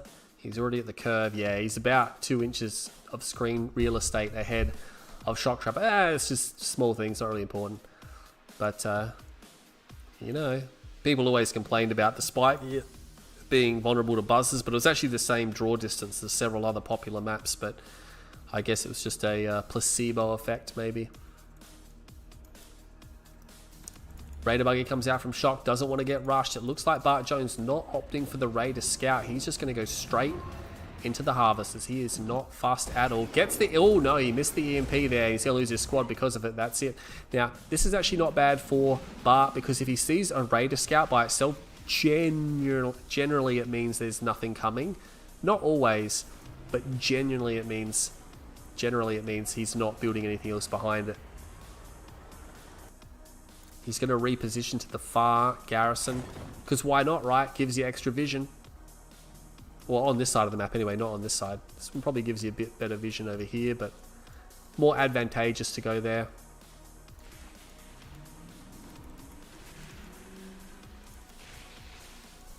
Raider Scout just moving around. Bike comes out from Bart. Just a singular bike, or are there more? No, there's a couple of bikes out. I did miss it. I'm not sure if Shock spotted those. Well, I think they might have crossed his vision there. He's going to move the MCV. There is a Raider Scout here from Bartjones as well. He's going to catch him close to the ramp, but not on the ramp. Bartjones holding fire, though. He's going to come back and he's going to destroy the Raider Buggy because I guess he can actually destroy it. And he knows, yeah, there's just going to be a Scorp tank coming out. He's only got 3 bikes. With proper control, the Scorp tank can just move around the War Factory till the end of time. Yeah, he's going to move that back now. Yeah, very early on. And yeah, Shock just not letting that wander. Sometimes you can actually select a building and you can put the building on hold ground. And that means every unit that comes out will already have hold ground already selected. Just be careful with that. You don't forget about it if you're trying to be aggressive. But hold ground stance, like I use all the stances in the game, depending on what units I have and what I'm doing. They're fantastic. But yeah, sometimes you just want the units coming out of the War Factory to be on a certain stance. You set the War Factory to that stance and every unit will come out with that pre-selected. It's quite nice. Yeah, Shoktrepet, he might be playing quite a few matches in a row because he does play Phoenix next. And I did speak to him. He was happy to do it because I was like, hey, do you want to do this? And I told him that he could say no. It wasn't a requirement. But he said, nah, bro, I'm up for 2 matches. I'll do 2 matches. And there will be a break, maybe about 15, 20 minutes between the series. So once this series is done, I'm going to give him a nice rest. He can go outside. He can take a quick walk or whatever he needs to do, get a snack, get a drink. And so there's going to be a bit of a break, but it will be played against Phoenix. Oh, is he going to get that away? He's just going to get that Raider Buggy away. Yeah, a bit passive now. I mean, they poked at each other a little bit. Some Bike Buggy coming down. Oh, these 2 Scorp tanks are in a little bit of trouble. Yeah, he's going to get those 2 Scorp tanks. Will he get a bike in return? I don't think so. Nah, it's not going to get a bike, unfortunately. Both tanks are destroyed. Rocket Squad running over the tib field. He's going to the fast structure. He's already got a garrison with a militant, so Oh, he's actually got a rocket squad in here. That's a little bit annoying. He got the EMP control center, but Bart sees it, right? He sees it. He's running over here. He doesn't realize it, but there's a rocket squad here as well. And yeah, it's obviously not much, but it's enough to get himself a kill. Maybe even another kill. And the thing is, that rocket, if it ranks up, eventually it'll become a real problem. It won't take a lot for a rocket squad to rank up, right? Phoenix going 5-0, so apparently Phoenix is going to 5-0 Shoktrepet. That's what, that's from Bike Rush. Bart beating Shock wouldn't be an upset in my eyes. Yeah, I mean, the thing is, Bart plays a lot. He plays way more than the rest of the players right now, and Shock has been playing. He's not, like, inactive or anything, but he hasn't been playing as much as he normally would, right? Bart clears out that garrison. He's chosen to go for tanks. He does not have Dozer Blades, but Bart's going to run into this tank force. So lucky not to lose. Just two. Did he lose just 2 bikes from that? That was really lucky. His own Dozer Blade not quite done. He might want to hold off engaging, but again, he can just spam EMP to the end of time. His Dozer Blades are about to complete. Here comes... Oh no, he doesn't get the EMP off. He's got Fanatics, but the Fanatics get completely destroyed. Redeploys the MCV here. He doesn't have much of a fighting force, does he? He's having trouble getting the EMP off because the Raider buggies are just destroying everything. There's the Obelisk. He's actually got 2 MCVs. I did not see that. Questionable, I guess. Yeah, he thinks he can go 2 MCV. He thinks he can be Bike Crush. I mean, yeah, you can definitely do that, but he's under attack now. There's no counter aggression. I'm keeping a tight eye on that radar. He's going to get that fully upgraded power plant. Avatar comes out. This is the thing. He's just targeting the power plants. It's so easy to kill them, right? Oh, Obelisk of Light does so much damage. This Avatar needs to start firing, yeah. He should be okay. At the end of the day, these power plants are replaceable. He needs to power micro, though. I don't know why he's not. He sold that Obelisk a little bit too soon, I think. Could have got another shot off. He's going to try to move... Nah, these units are going to be destroyed, right? Oh, his Bike Buggy just getting thinned out. Shock is just being really aggressive, just pushing forward. He can go into the main base if he wants. The tech center's in the main base, and again, power problems for Bart. I would have put the Obelisk behind the structure as well, because yeah, Shock sees it, right, and he's like, alright, cool, I'm just going to quickly focus it down. Nice EMP blast. Second EMP blast comes down, not too bad. The Avatar is there. More EMP, that's good EMP control from Bartjones, and again, just the chain is very nice. I'm liking that. Avatars will be inflicting a lot of damage on these forces, and Shock will have to retreat there. Just remember, Shock does still hold the EMP control center. It's almost cooled down as well, so he could just do a massive EMP strike. And he's got lasers, right? He could wait for the Avatars to leave the base and then do a massive EMP strike on them and destroy them all and just reset it. Harvest there from Shoktrepet unfortunately went to the wrong field, and that's going to be the end of that harvest for sure, almost certainly. He's pulling his forces across. He's trying to save it. He's not going to save it. He's got lasers, though. Going to do some damage. Ooh, that tank does go down. Bart moving to his third now. This is concerning because Shock is not at his third yet. He's only just moving now. So he's going to come out. He's going to try to focus the Avatar. Decides to go for the Obelisk instead. Dodges the EMP. That's nice. He doesn't... Yeah, there's a lot of Awakened squads there, right? And there's a lot of Avatars coming. What he might need to do is go for the EMP blast and then just go for the Crush, right? Just force move your tanks in there with the EMP down, but I guess he thinks it's a bit risky. He's got to watch out, right, because the EMP is actually under threat now. Those Avatars could end up coming up there and destroying it. A few Venoms coming in. The Venoms are nice. He could thin out the Awakened squads. He's going to go for Vertigo Bombers. Okay, so not something you usually see in a Nod Mirror. It's not a very common unit in the Nod Mirror. What was that? EMPs... What? Oh my god. Ugh. I mean, he did it because he was going to lose the EMP spike, right?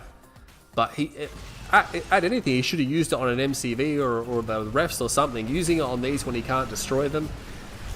But yeah, I guess you can't blame him. Big EMP blast there. That's nice. I don't think he's going to get the Obelisk. Change the EMP. That's going to be the death of those units. Gets a couple of more tanks. Another chain EMP. Oh, nice EMP micro. You can hear Marsleaf in the background just clapping. Bravo, well done. You know, that the chain as well, just like hitting it, waiting a few seconds, hitting it again, waiting a few seconds, hitting it again. Because it is only a 3-second EMP for these guys. And look at that, it just sells the power. And this is the problem with Mock, right? They can just draft and draft and draft and draft. And that's what he's going to do. He's just going to keep drafting because he's got 2 MCVs. He can just drop 2 power plants every... He can drop a power plant every 2.5 seconds, basically, because he can drop one and then another and another. so on and so forth. He's going to get the Avatar husks. Oh, that's just mean, right? It's just mean. There's no Venoms here to clean up. Shock needs Venoms. He's sending Venoms now. There is no double A from Bart, but it's too late. He might get the second one if Bart was a little bit, if he was a little bit more proactive, he could have got it. He's going to try to shoot it down, so Shock will clean one up. That's nice. We'll reclaim a husk there. Obviously, he lost another one at some stage, but yeah, it's going to be Avatars, the name of the game. A lot of Avatars, actually, and both sides now expanding. Rocket Squad, that's annoying, isn't it? Rocket Squad's over there from Shock, as he doesn't have that garrison anymore. I think it got cleared out. But, I mean, he's not doing too bad. The Vertigos, I still don't understand what the Vertigos are for. I guess maybe he's going to use them against Avatars, but they're just not that cost effective. Yes, they have a high strike potential, but once they drop their bombs, they'll get like one Avatar, then they've got to go back to base. It's just not enough, right? I mean, you can bomb Harvesters, I suppose, but they're stealth Harvesters. Yeah, he's putting up turrets. I guess he's aware. He was probably attacked already. That's probably why that Avatar was dead, but I don't agree with the Vertigo choice here. Really not a huge amount of utility for them in this matchup. I'm quite surprised that there is no Redeemers coming out just yet. Battle Marker, yeah, look at that. And I mean, he's bombing these husks, but I mean, Bart's just going to reclaim the husk, and I don't know, maybe he's trying to rank the Vertigos up, but they're just not going to be that great, right? It'd be better just to bomb refs. Literally anything else. And we have the double Venom come out, and this is the thing, they got charged particles. If Shock doesn't have enough double A, which, I mean, he's got lasers, but it's not as good as particles. He really doesn't have much double A at all. He's actually in danger of getting overrun by Mass Venom. Looks like Bart's going to try and hide them. I don't think he can go up there. Double Sam turret. It's an interesting placement. He's obviously expecting to be attacked from that direction. Shock has no upgrades on the infantry either. He's got this group of tanks, which is nice. He could flank. Oh, there's a lot of units there, though. Yeah, and this is the thing, right? Here come the Venoms, and they're just going to focus down all the rocket squads, and then the Avatar's going to have to turn around. He can't go up the ramp anyway. Look at all the Awaken just waiting to EMP him. There's so many Awaken there. I mean, these Venoms are pretty useless against the... Oh my god, don't send the Vertigo Bombers in.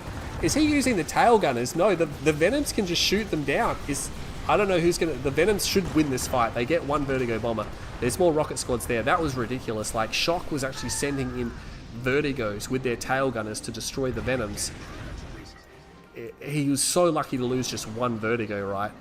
Infantry upgrades completed now. One of them anyway. The other one shouldn't be too far behind. These guys have made a mess of the map, that's for sure. Yeah, they've basically destroyed all the trees and the bushes and everything. Redeemer's out. He's going to move his MCV. He's going to do a base push. What's he going to do with this? He could actually just bomb the MCV, right? Nah, he deploys just in time, and those bombs are basically wasted. And he's going to get probably all of the Vertigos. He got one Vertigo. He gets Rage, though, and that's going to be... Is he going to destroy his own Vertigos? I don't know what those Vertigos are doing, but they're getting shot down. Is he going to get the last one? Probably. He's just going to go for it. No, he just turns around in time. Shock's got a lot of rockets, but he's got a lot of infantry. Now, he can use the Redemption ability, but there's so many Avatars coalescing here. And the MCV is coming. He's got Charged Particles, or Supercharged, which means he's just going to Shredder spam the infantry down. I mean, what Shock needs, he needs more militants, and he needs to use the Redemption ability. He just doesn't have that much stuff, right? Oh, that's a big Rage. He gets the deploy off, though, just in time. Venom's pretty useless. Pretty useless against that. Is he going to get the EMP off? Oh, he gets the... Oh, my God, he's in trouble. Now, he does have the nuclear missile. He can use Master Computer countermeasures, but there's so much EMP here. He's going to chain it. Oh, rear armor. Oh, this is not good. He does use it. You hear it then. You guys heard it, didn't you? You heard the Master Computer countermeasures charge up. And he will save it. Big mine drop. Oh my god. But there's infantry there. The Venoms will come over and clean up some hull damage. Another Rage Gen goes off. Units over here destroying... No, he force fires the ground. He force fires the ground. Shock needs all of his forces over here right now. His Redeemer's already pretty badly damaged. Double Toxin upgrade.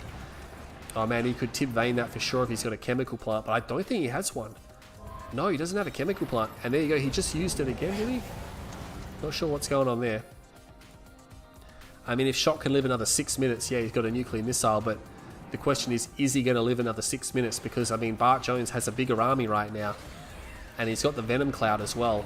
Some Venoms here, I mean, they can fight, obviously, the Supercharged Particle Venoms, but He's actually still building Vertigos. Or maybe that's just the leftover Vertigo. Yeah, he's going to clean up these forces, the Venoms. There's so many Venoms there. They can actually get the Scorpion tanks. Yeah, they're going to destroy the last Scorpion tank. Oh, I think the battle is happening over here now. He's firing at the ground. It's going to be pretty intense. The Redeemer comes in. Big rage. Big rage goes off. And the Redeemer here from Bartjones actually taking a lot of hull damage. He's going to lose his Redeemer. He is going to rage. It's not going to be enough. He's not casting the Redemption ability. I would like to see the Redemption ability come in. Here come the enemy Venoms, but they are getting shot up a little bit. It's really hard to see what's going on. Oh my god. What is happening here? All the laser Venoms are getting destroyed. They can't take on the supercharged particle Venoms, and it's Avatar versus Avatar. And you know what? I think Bart might have done it. I think he's got enough. He's actually attacking the Spectre Artillery. Oh, he went for Spectre Artillery, but it's a bit late. It's a bit late. EMP on the Redeemer. The Redeemer is still alive. Maybe he has one more rage to get off. The Venoms are taking a lot of damage, though. There is a Vertigo in there. The Venoms are pretty much spent, and the Redeemer is still alive. I mean, I don't think he's going to be able to fire off this nuclear missile. He has got a stealth tower, though. And I was going to say, if he put down a barracks, he could have tried to reclaim the husks. Shoktrepet are going to try and fight it. Uses the master computer countermeasures again. But I mean, he's got the Redeemer, and that's basically it. There's no fighting force. Once he gets rid of this last Venom, there'll be no stealth detection. Gets another huge rage off. What he needs to do is put down a hand of Nod, because he's got stealth here. He can have stealth engineers reclaim the husk. Bartjones is backing up. Wow, Bartjones is actually backing up. I don't think he realizes how far ahead he is. He literally he could have just destroyed that disruption tower, and he would have seen nothing but the Redeemer. And that's the thing, he's now turning around and coming back. That doesn't make sense to me. He ran all the way back there only to turn around and come straight back. That buys Shoktrepet some time. EMP's a nuclear missile. This nuclear missile's not going off, right? There's so much hull damage on the Redeemer there. Does manage to block it. His own Redeemer is coming. It has no garrisons, though. He's got, like, what? He's got 8. He's got 9 avatars here. He can just pop all this stuff. The disruption tower is down. He can see everything now. And he's just going to be like, hey, you've got nothing here. You've got a Redeemer, which you can't see because it's stealth, but it just doesn't matter, right? He's going to get these avatars back. They will get repairs. That's nice. He's going to start firing at the Temple of Nod. 3.5 minutes. Nah, it's dead now. I don't know why he built that hand of Nod. Surely he wouldn't have thought the game would go for another 7 minutes. Yeah, because it's just going to prompt the Bart attack. Big rage then goes off. I don't think it's going to be enough, though. Gets an avatar, gets the EMP off. Doesn't have master computer countermeasures anymore. The Venom is there. The Venom will reveal the stealth. He takes a lot more hull damage, gets another EMP, and that's it. Shoktrepet's going to lose his Redeemer. It will be destroyed. The Redeemer is down, and with that, the remnants of Shoktrepet's defense is finished. There you go, GG. He cannot stand against that force. Not going to happen. Yeah, you can't see the super weapon because of the watermark. Yeah, I know. I'll just gradually call it out from time to time. It's always been a thing. But oh my god, like Shoktrepet, like you can't say he didn't have his opportunities there, but Bartjones just powering over. I was quite surprised Bartjones won in a Nod mirror in the late game versus Shoktrepet. That was actually quite surprising. I thought Shoktrepet would be able to overpower him in a late game situation like that, especially in a Nod mirror. Oh, so that one goes to Bart. Bart retakes the series, retakes the lead. We got a real series now. We have not yet had a game, or sorry, a match that goes to all 9 games. We've yet to have one. The most we've had is 8 games. We've had we had 5 O's, 5 1s, 5 2s, 5 3s, but no 5 4s. Badland Hills. Shoktrepet wants Badland Hills.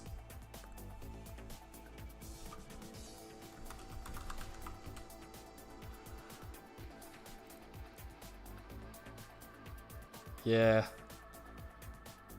I mean, that's the thing. It's really easy for people in the chat to be critical, right? Because you're not playing the game. You're not doing 600 things at once, working on flawed intelligence. You can't see everything.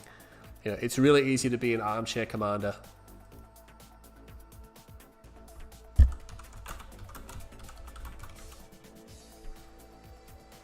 Yeah. So Shock's going to go GDI versus Mock. I think people lose sight of that. Bike definitely does, and don't get all antsy in your pantsy because I've told Bike this before. He does get very much into the mindset of like, you know, and Bite can say that because he's literally the best player in the world, right? So he gets a free pass. But the rest of you guys here go, oh, I would have done this, I would have done that. Like, no, you would have died, all right? That's what would have happened. Shock Steel Talons versus Bart's Traveler. Is that really what's going to happen? Steel Talons versus Traveler.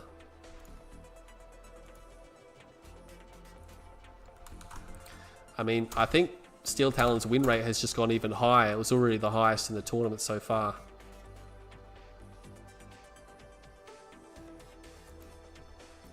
We are still sitting at 101 viewers. I'm very proud.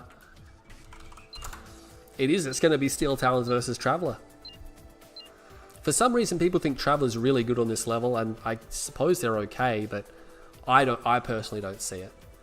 I think it's because of the 3 spikes. It's the only map that's got 3 spikes per player.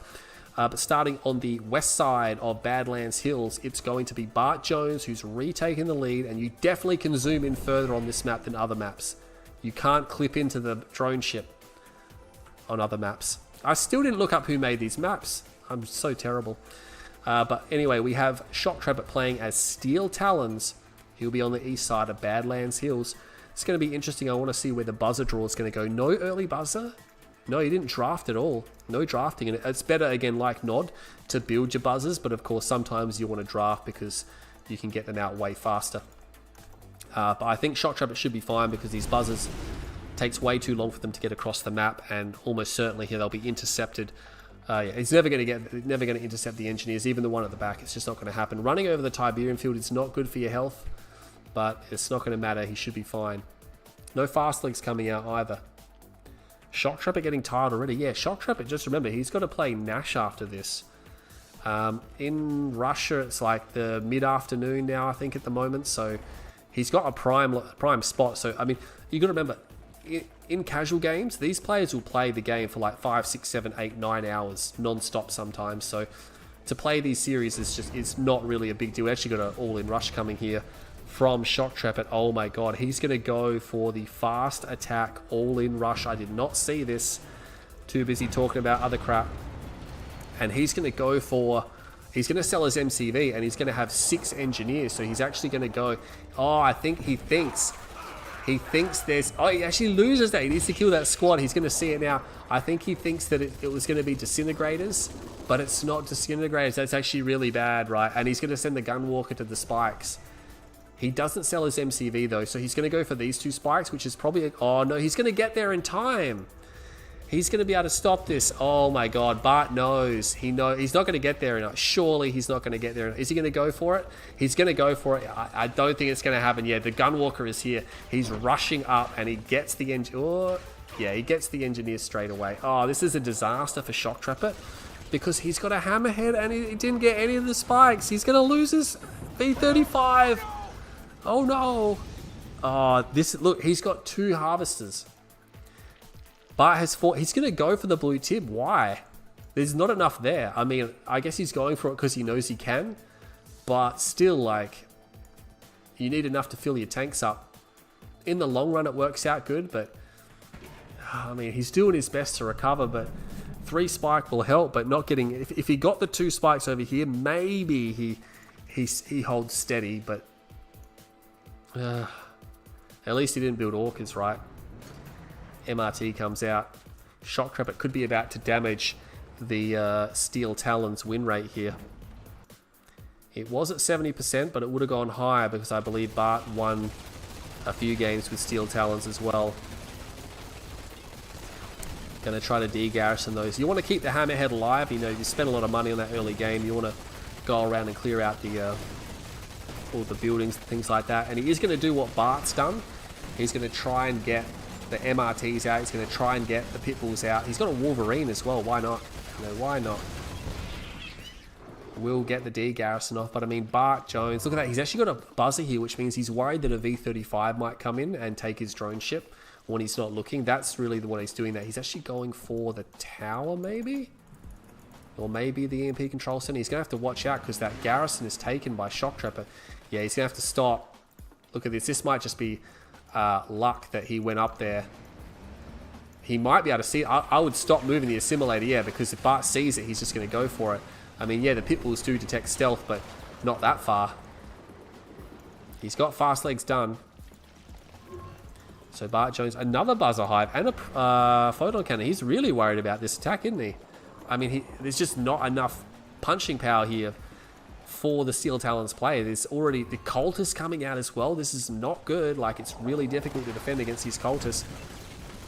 It's got rifles in the hammerhead. I like that because that will help against that cultist squad, but there's so many gunwalkers out. He's actually got a tech center already, and he's just going to move the gunwalkers forward because it's like, hey, what are you going to do?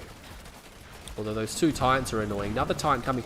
I mean, Shock's making it happen, right? He's putting pressure on Bart. I think Bart's got that anxiety from being so far ahead that he's just blown it a little bit. Here comes the cultist squad, though. Might want to send the MRT forward, maybe drop a minefield. Here comes the hammerhead. Oh, that hammerhead's almost going to be as good as dead, but he does get it back. He can't let him take a Titan. Oh, he takes a Titan. Maybe he should have stood and fought. I don't know. It's hard to say. Everyone makes their own decisions. Battle marker over there. Oh, he lost it. Yeah, that squad did kill the engineer. He's gonna attack. Why not, right? He's got these gunwalkers. He doesn't have AP ammo because he just put down the command post because he went for 2 ref and a war factory. What a crazy heavy build without AP ammo. And these Wolverines, oh my god, they gotta be careful. He's just gonna take that Wolverine with the other cultist squad, right? He's gonna take it and just run away. Yeah, he needs to move these guys away. Look at that. He lost the Titan. Yeah, he lost the Titan. Now he's going to just back off. There is a hammerhead here. The hammerhead is actually killing these guys. No AP ammo, but it's enough to kill one of the squads. Maybe. Oh, doesn't quite get it. He does get one squad. What's going on over there? He still holds that. Oh, he teleported the squad back. Are you serious? I'm like, what's going on there? He teleported the squad back. So he didn't actually lose any cultists. Actually, I think he lost the other squad. That's crazy. Teleports the squad back. And AP ammo's still not done, right? It's still not done. It's got to be close, yeah. Oh, it's 3/4 of the way done. There's the Prodigy. Area mind control comes down. Titan instantly crushes one. He's going to try to destroy the other Wolverines. He's going to go for the MRT. I don't think he's going to get that. No, he's not going to. Actually, the repair drone is on the Wolverine, so he may actually get it. He does. Still area mind control, and it's going to be weird because when he gets control back, AP ammo is done. That would have been interesting to see how that works. Now, Shock is cleaning up the blue tip field. Looks like he's been doing that all game. And he's going to get a harvester kill. So Bartjones a little bit too passive. Oh my god, there's another hammerhead with rifleman squad in there. So Shock's actually doing really well now. I think Bartjones has just absolutely blown his lead. He's got to watch out for the shards. So powerful. So powerful. Gets a couple of harvesters though, but this is the thing. The hexapod is out and he doesn't have, I don't think he has tech. Oh, he does have tech. He's going for an upgrade. I'm not sure what that is. That can't possibly be railguns. Oh man, is he going to go for railguns against Traveler? I mean, maybe. I guess you could do it with Titans. If you build Mammoth tanks, you're just begging for cultist capture. It's just hard, right? You'd rather go Behemoth. Behemoth would be the better way to go. MCV is here. He might want to put down some towers because the MCV Conyard cap is almost certain to happen. Could take these structures, that would be nice. He's actually moving up here. I'm not sure what for. Yeah, could have put that maybe a little bit close. He's got hammerheads, which is nice. You definitely want hammerheads. Oh, I thought he had the control center, but no, he just moved his force. Oh, sorry, put another squad there. Going to be difficult for Bart to secure anything. The hexapod is just going straight for the enemy base. I mean, he's going to see it. Oh, this here is a single Storm Rider. He's going to do a Prodigy MCV cap. There's a signal transmitter. He's looking for the MCV. I don't know why I put that there. He's going to fly past it. He could go for the tech center. He's surely, yeah, he's queuing something now. He's got hammerheads here, so he's not going to lose his MCV. He's got EMP grenades done. There's the wormhole.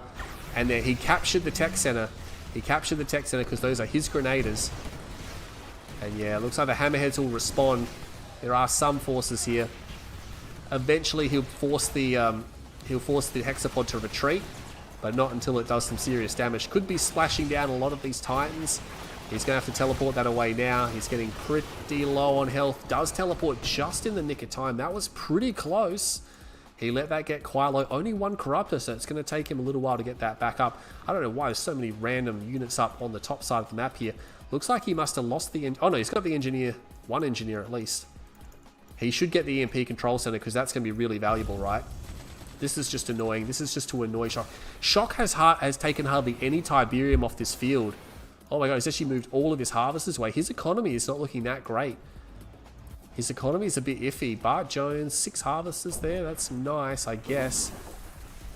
Yeah, Bart, very passive. I mean, this is 1.02 plus. You can't, like, R20, whatever, up to 22 or 23. Yeah, Bartjones had 13k games. Yeah, Bartjones is quite active. But yeah, he's got EMP grenades, and as long as he's got EMP grenades, the Titans should be okay. What was that? He's actually calling in the asteroid for his own purpose, and he does instantly teleport away. He can see the EMP grenades. He doesn't have anything to counter it. And the grenades are actually going to kill infantry pretty well. It's actually another army over here. Oh man, there's a lot of tripods there.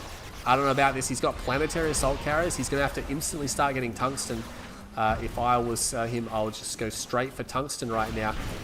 Area mind control comes down from the Prodigy, but he's going to get the drone ship. Oh my god. Oh, he teleports it away. He's going to go for the kill on the Prodigy. Prodigy teleports away. He is just going to get it in time. He's just going to get it in time. There's EMP grenades here. He should be trying to EMP the tripods. Oh, he's going to temporal these guys. Where's the EMP strikes? There's the EMP strikes. Get some of the units here now. He needs to start focusing down. That tripod is almost dead. I don't know why he's focusing down the wrong tripod. He will... Oh, he's just focusing down the wrong tripod. All right, he's going for it now. There we go. Now he's winning. He could have taken out the force a lot easier. I mean, ultimately, I think he's going to lose this fight, right? More EMP grenades coming down. He needs to make absolutely certain that those husks are destroyed. Surely there's like an orca strike coming. I really hope that Shock has been working on tungsten shell. He's got traveler engines as well, so these packs are actually going to be quite quick. He's going to reclaim all these husks. There's no orca strike coming in. There's slings here, but no... Oh, he doesn't have tungsten shell. Oh my god, this is going to be so much harder without tungsten shell. I mean, there's only 3 planetary assault carriers, but still without sufficient AA, that's going to do a lot of damage. There's an attack happening around here, but this planetary assault carrier, so alright, cool. I'll just fly along with you and kill everything. It's just not going to do enough. It's not going to do enough. I think Bart's going to get him, and it's just... I think it was just bad decisions by Shock. I think it was just bad decisions by Shock. That's going to be destroyed. That's not a good spot to place that. These forces will ultimately be destroyed by the planetary assault carriers eventually at some stage. He's going to lose his tech center, and there's just nothing to stop the tripods. I mean, yeah, he can probably work down the packs now, but I mean, there's 7 slingshots there, and they took so long just to kill 1 pack. Oh, there's Corruptors coming. Yeah, GG. He just has no forces. Look at the map as well. He barely has harvested his expansion. Oh my god. Bartjones puts Shock on match point. Match point. Oh man, Shock's not going to be... And that's the thing, Shock did so well to get back into it, and then no tungsten shell, wasting his army, poor target firing. It just all combined, like one mistake after another, and resulted in him losing the game. Because Bartjones was not doing well there. Like, he was so far ahead, and then he squandered it all.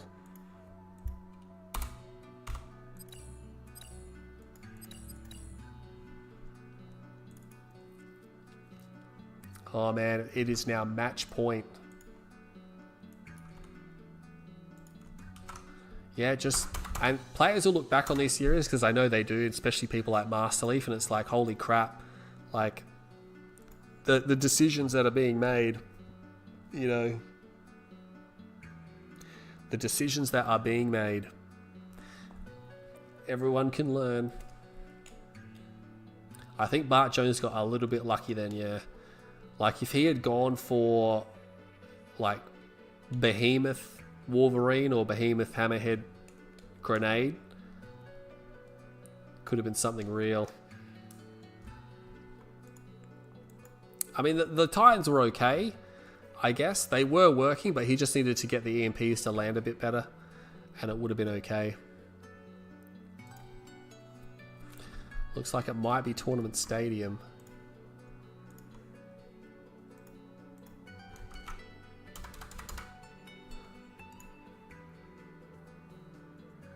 Yeah, after that opening, the fact that Shock was able to make that into a game was pretty incredible. I'm not sure where Bart's gone. He does realize that he's only 4-2, right?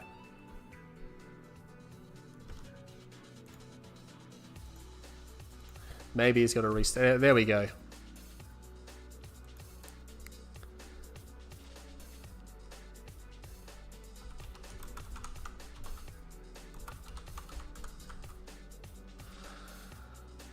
Oh, all right, GDI versus Mock. Is that what's going to happen?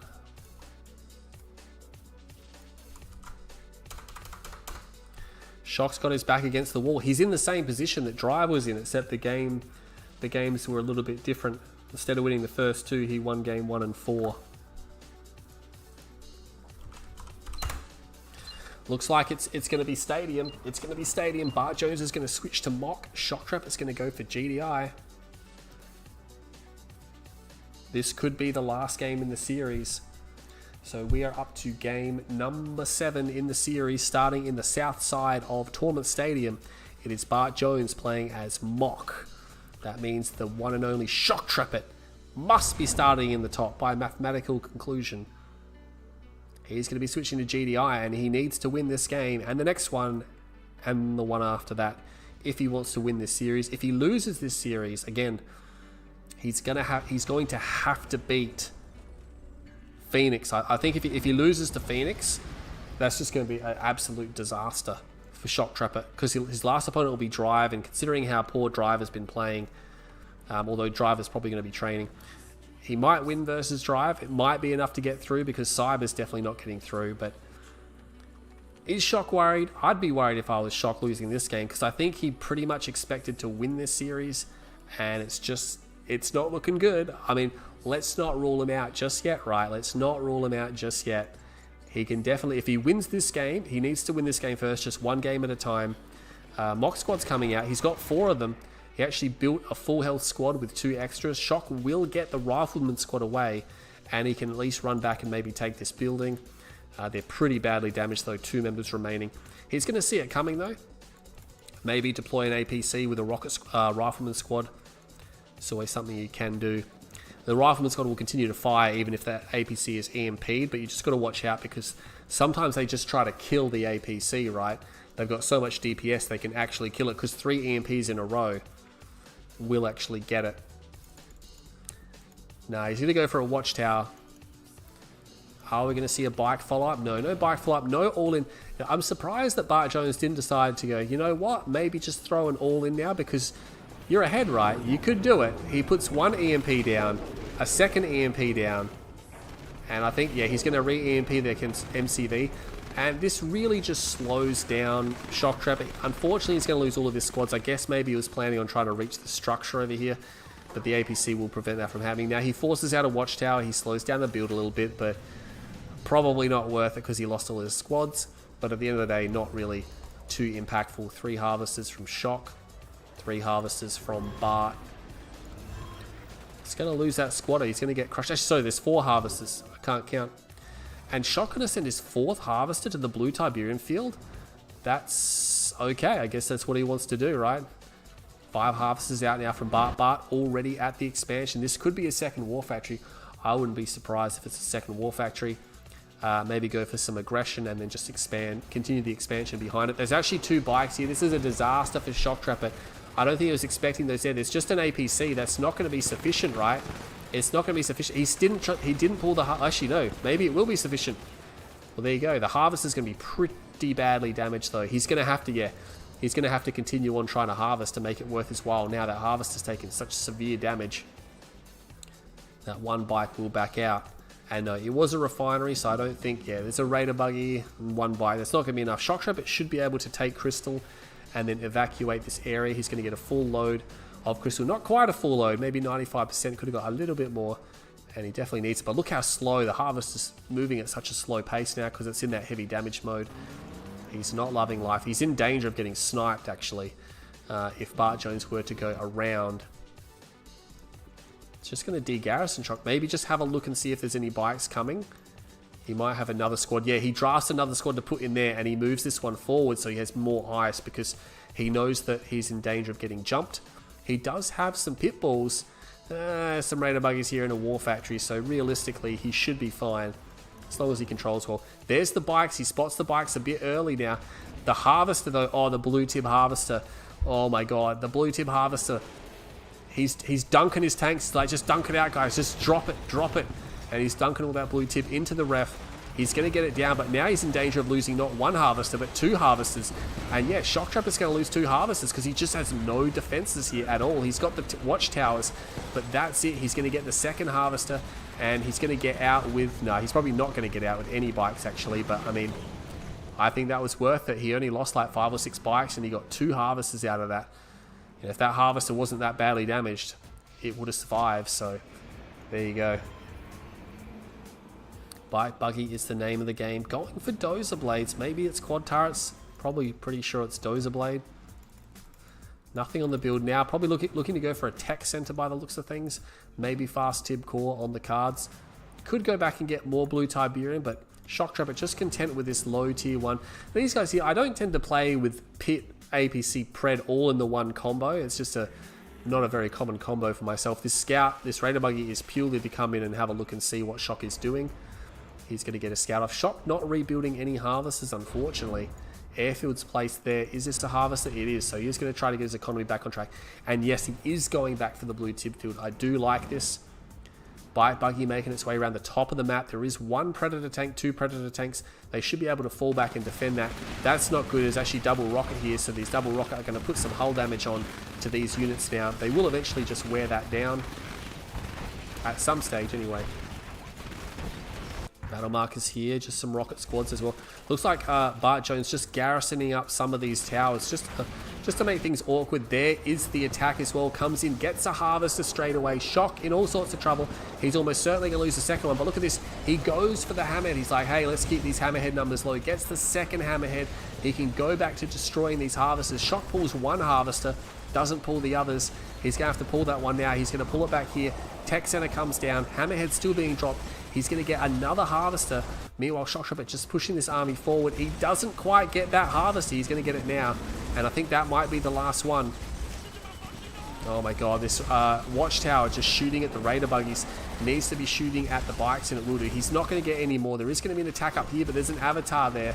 That's not going to work out, man. He just can't overrun that avatar. There's just paltry forces here. There's hardly anything in this attack. Shok's going to have to back it up. I mean, he's just so heavy on the tier 1, right? He's going to move the MCV, but is he going for railguns? His main is not even dry, although neither is Bart's. Tib core is done as well. Oh, there's stealth tanks. No, there's nothing here to defend. He's going to get everything. These stealth tanks are going to get the last of his harvesters. There's 1 pitbull here. I mean, he could just destroy the pitbull, right, which he does. Is there just 1? I thought there was 2 stealth tanks there. Apparently there's only 1 stealth tank there. Okay. Hammerhead's there. I just go for the hammerhead, right? Nice control by Shok. Saves the harvester. But I'm like, oh my god, his economy is in tatters right now. He has got all the blue tib several times over, which is nice. He's going to have to do some crazy attack. He's bringing all of his forces up here. He's almost a Q move at this point. Tib core bikes here. They could simply go in and just finish the job right now, but obviously he's a little bit worried about what's up here. But there's 3 avatars. Tib core is done. Quad turrets is done. He got quad turrets. He got dozer blades as well. He hasn't even built a scorpion tank yet. What's happening over there? Something was attacked. Is there another stealth tank I can't see? There's nothing there. Harvest is going to be idle now. Oh, it's a vertigo bomber, sorry. So he attacked him with a vertigo bomber, but he will destroy the vertigo bomber. Redeemer's going to come out over here. It's almost done as well. I don't think he can stop this. He's got 2 vertigos at the back, but the vertigos are pretty useless versus this comp. What's happening over here? Again, he got railguns, which is nice, I guess, but he just doesn't have enough forces with railguns. Oh, these harvests. Oh my god, Bartjones. Yeah, he sees that and he tries to pull back straight away. Keep going, buddy. Okay, maybe he's just like, alright, they'll draw fire. Takes out 2 tanks. Gonna lose the vertigo bomber, unfortunately. Those vertigos are destroyed. Will clear the garrison. Garrison's gonna go down. Shoktrepet holding on by the skin of his teeth. There is a ref down. There's avatars here. He needs a SAM turret. Oh, actually, probably doesn't need a SAM turret. Yeah, he's got these units here now. He should be able to defend this out. I mean, Shoktrepet needs to buy time, which I guess he is buying time, but he needs to buy a lot of time in this series. Didn't get supercharged particle. He's going to want to get that at some stage. Surely he's going to want to get that. Bloodhound's coming in. Bit of bite buggy at the top. Again, no one just Shock just not putting in any particular killer blow. Oh, hang on a second. He's actually got an angle here, and he's going to get... Oh, 2 tanks go down from that Vertigo. Another Vertigo coming. So surprisingly, the Vertigos are actually starting to have an impact. Misses that time. Gets a refinery. It's nice. It shuts down all the economy here. But, I mean, Shock is expending units to do this. He's expending a lot of units. How long can he maintain it for, right? These last few tanks will ultimately be destroyed. He doesn't even have a ref on the Expo. He's getting more blue tib, but it's pretty dry. Oh, he's going for Railgun Mammoths. I mean, he's got 3 of them, but it's just not enough, right? He needs a double ref, and he needs time. Because what's going to happen, yeah, Bart's going to start to come at him, and he's missing a garrison from his Redeemer. Don't think it's going to matter that too much. He's going to need more than just the Redeemer, because against 3 Mammoth tanks, the Mammoth tanks will actually win that.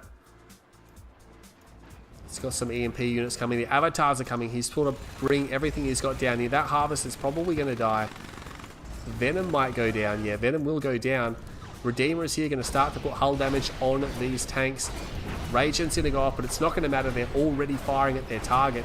Vertigo Bomber comes in. Vertigo Bomber's going to put some hull damage on that one there. EMP comes down because this is not Steel Talons. This is GDI, which means he cannot do anything about the EMP, and he's going to just hands down lose the engagement here. Shock's got no chance. He's going to call the GG right here. There's really no defense happening right now. And there you have it, guys. Bartjones has secured a 5-2 victory over Shoktrepet. Absolutely wild scenes in the tournament. And that, ladies and gentlemen, 100% guarantees a finals berth for Bartjones. Jonesy has done it. He's into the finals. Now it's just a matter of whether or not he finishes first or second. If he finishes first, he goes straight to the semi-finals, straight to the top 4, straight to the big bucks. Oh my god, he must be so happy right now. And what can I say? He just played a better series. He was just sort of all over Shoktrepet. I mean, obviously mistakes made on both sides, but at the end of the day, it's a game of who makes the least amount of mistakes, right? If no one made a mistake, then the game would never end. No one will probably lose any units ever again as well. So there you have it. That is going to be the series. Check how long Shock wants for a break. Actually, no, I'll check that here. How long of a break you want? What time is 11:30? We're right on time. So the next game is due to start about now. But of course, I want to give Shoktrepet a break first. So I'll probably give him like a 10-15 minute break, maybe a little bit longer. But yeah, Bart's done it. He has done it. Wild scenes here.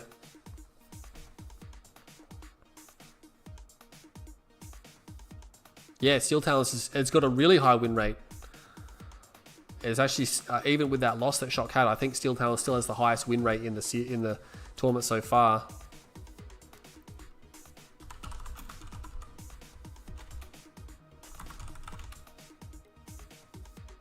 Well, apparently Shoktrepet wants to play immediately. And this is what I'm talking about. That's not a long period of time for Shoktrepet, because when you normally play a tournament, you play for like 5 or 6 hours, and it's only been 2 hours. Yeah. Let me just update some details. I'm going to take at least a 5-minute break regardless, but the next series is going to happen pretty quickly by the looks of it.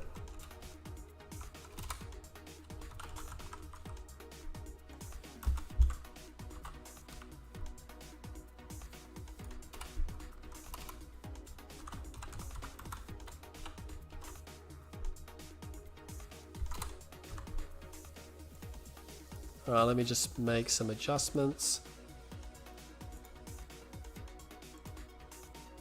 Oh, stream begins shortly. Stream's already happening.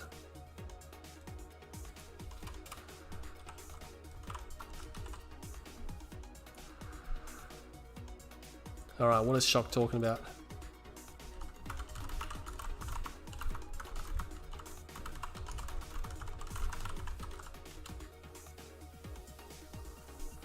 Let's see where Nash is.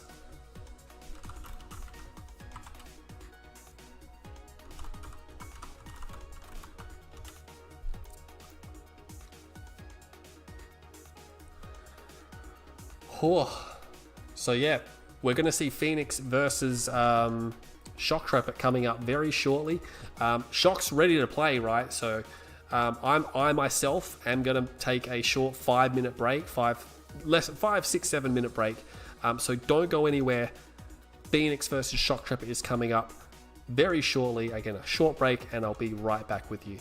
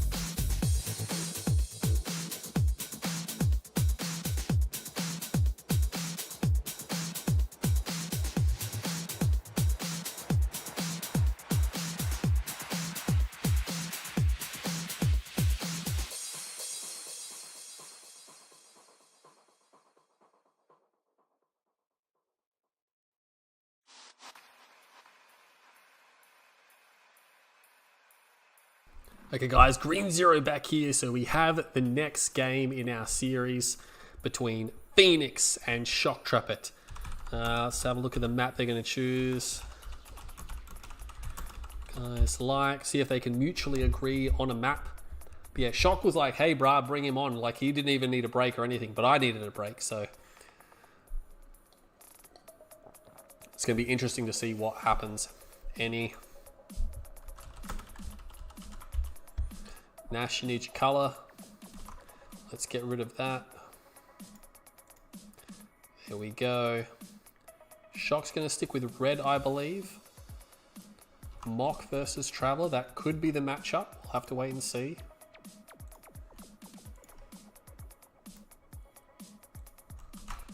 I mean, this game here, can Shock qualify? If he loses this game, he will 100% have to beat Drive and hope that other games go his way. Nash is going to go purple. Looks like they're not too fussed, so it's going to be GDI versus Mock. Let's just update that.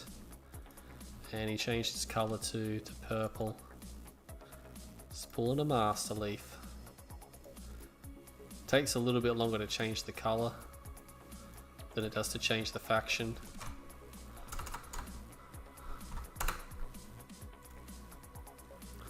Phoenix, spelled his name right? Hope so. Oh, Steel Talons. He switched Steel Talons. You alt tab, update the scoreboard, and then you look back and they've changed their factions again. Okay, here we go. This is it, guys. Going to do a quick sound check. Red, I believe. Yeah, looks pretty good. Okay. So this is pretty much maybe not quite a must-win for Shoktrepet, but he kind of would like to win this one here. But Nash also wants to snare this one because I think he's got his eyes on the top of the table. But speaking of Nash, he is going to be starting in the bottom. Oh, sorry, not the bottom. Sorry, he's starting in the west side on Tournament Highlands. He has picked Steel Talons because I've just been telling everyone how high the win rate is with Steel Talons, but I guess it just depends who the player is, really. And on the east side, playing as the... I've already forgotten. What was he? Oh my god, I completely screwed that up. It's Marked of Cain. So Marked of Cain, and that is going to be Shoktrepet. Oh wow, I did all the zoomies wrong then. Did I have that right? Yeah, I have that right. Okay, so Shoktrepet is going to go for extra squads. How many he's got? He's got 2 squad. Drafts a 3rd. Sent nothing to this this garrison here. Now Nash will come up here, but almost certainly it's not going to matter. He can take the garrison if he wants. Oh, actually, he could actually get to the garrison first, but the thing is, he thinks he's not going to get there faster, so he's gone down here. But if he did, he might have got there quicker. Nash has extra squads out. He doesn't want to get jumped by any bike harassment. The Steel Talons, probably of all the GDIs, they probably have the best rush defensive capabilities in the form of the Titan. It's just so difficult to dislodge a Titan at the start of the game. You know, it shoots over the building, so you can't hide from it or block it. If you try to run up to it, it'll crush you. Like, it's just a nightmare. But he is going to lose all those squads. He does spot 1 attack bike, 2 attack bikes, 3 attack, and that's the thing. He's just sending them directly to Nash's base. He's sending them directly to Nash's base. Nash has got plenty of time. He pumps out 1 pit bull. Probably going to go for 2 pit bulls because that way he can one-shot these bikes. Yeah, it's not really going to do too much. I mean, it's just a classic 3-bike attack. I mean, I guess he wanted to use the EMP blast. He has killed all the scouts in the middle, so I guess he'll wait for the EMP. He's got an MRT, but I'm pretty sure he's got a rifleman squad in there. Yeah, look, if he uses the bikes, he can stop. Oh, he missed. Shoktrepet misses, and that's critical. Like, he's going to go in, but look at that. Nash one-shots, and he missed the other one as well. Oh, Shoktrepet, that's unfortunate. He lost a bike. He's going to lose his squads because, I mean, yeah, Nash can just run them down, right? He's repairing the pit bull on the way. You can just formation move them, and they'll all move at the same speed, but yeah, that's unfortunate. Shock just backing up a little bit here as well. He's going to go back. I mean, at the end of the day, he's only lost 1 bike, and yeah, he lost, obviously, the squad, so the small things, right? He's on 4 harvesters. Shock's, he's on 4 harvesters as well, so it's gonna even out. No one really got a heads up on anyone, but we've seen this play from Steel Talons players with the MRTs being quite effective they're just proving to be difficult to dislodge. And I think for the longest time, people didn't realize actually quite a good unit. Gets a bike, loses a pit ball. We'll get some repairs. Drops a minefield. Surely Shock's not going to move through that. Yeah, Stephen Donald Nashington, like, I'm keen to see how Nash plays, because again, he just flattened Cyber. But it was Cyber, of course. How's he going to do against someone like Shock? If he flattens Shock, or if he just beats him very solidly, then I think Nash is going to be looking at first place in the group. I mean, Bartjones only has Nash left to play, and Bartjones probably doesn't care that much because he's in the finals now. I mean, beating Nash means he'd be guaranteed first, which would mean top 4, but realistically, yeah, if he beats Nash, he can also avoid Bike Rush for the longest time, because that will mean that he'll be on the top bracket. And everyone wants to avoid Bike Rush for as long as possible. But not Master Leaf. Master Leaf's made it really hard for himself, and if Master Leaf qualifies, he's almost certainly going to meet Bike Rush in a semi-final if everything goes as expected. But we'll stop talking about that. I will put a post with the results. There's going to be an attack here. Nash is just moving in. Shoktrepet just doesn't have that many forces here. Oh my god, he has to pull the Harvesters. Nash does split his fire, but he should be able to get at least one of these Harvesters. I'm quite surprised there's no draft. Why is there no draft? I mean, Shoktrepet just doesn't have the forces here. He's just got nothing. He ecos so hard. He's got a laser turret. That's going to help out, but he's going to lose a second Harvester. He's just going to move through here. That MRT is still there. Not drafting anything. No EMP comes down. Look at that. He lost another Harvester.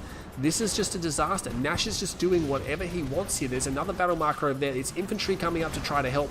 A third Harvester is sniped. This is starting to become critical damage. If he loses a fourth Harvester, that could be the game. He's going to lose a fourth Harvester. And is he going to go for a fifth? Oh my god, he surely isn't going to get a fifth. Shoktrepet's got to pull that. No, he's going to lose a fifth Harvester. He did. It's lost the fifth Harvester. Nash can leave. Nash should just back out of there right now with the forces he's got, not let them all be destroyed.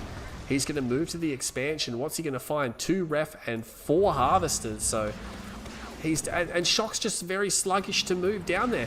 So sluggish to move down there. He's pulling the Harvesters. I mean, realistically, he could probably try to chase that one. He is. The Scorpion tanks will shepherd for it. He should be able to save it. Yeah, I think he's going to be able to save that one. Just, oh god, what a disaster. What a disaster for Shoktrepet. Oh my, he lost 5 Harvesters. A little bit of a misrally, but he capitalizes on it by just taking Tiberium off the middle field. No one's been taking the blue tip. Nash could have taken like so much blue cheddar behind that. He's got 4 Harvesters on the expansion, but he's got 4 Harvesters on the main as well. Like, he is now taking cheddar from the top, but oh god, that just hurts Shoktrepet so badly. Like, is it recoverable? I mean, 5 Harvesters in an attack like that, like, I suppose if...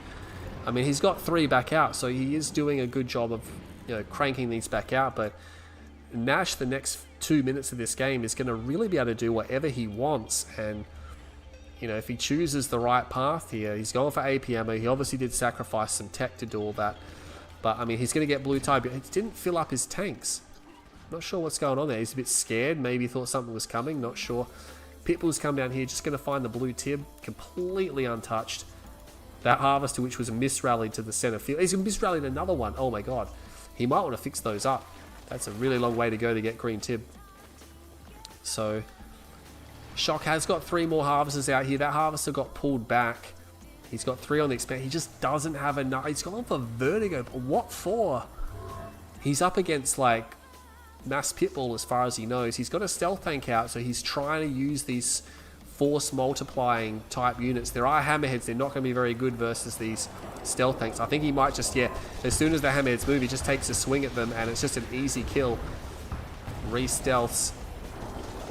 Oh, he uses the scan, so he's going to get the stealth tank, but he lost 2 hammerheads for that, so not that cost effective. And again, he's still long-range mining. Shock actually moved to the center of the map, and you can see all the units coming across now. He's up against Mass Pitbull. I don't know what the Vertigos are for. I mean, I just don't know what they're for. The stealth tanks, yeah, alright, fair enough, but look at this. Nash is just going to move forward. He's just like, hey, I'm just going to overrun you. He overwhelms the stealth tank, and he's going to overwhelm the Scorpion tanks. He's going to move into this area. He's going to come down all the infantry. Oh my god, he's so aggressive, isn't he? He's so aggressive. And the harvesters, oh, it's just like the zebras and the lions here. Oh, that Vertigo actually did a lot of damage, but the problem is now, these pit bulls are going to rank up. Oh, he has to land. They got no ammo. This is just devastating to see. He gets another... No, sorry. Doesn't get another stealth tank. He is going to run out of pit bulls, unfortunately.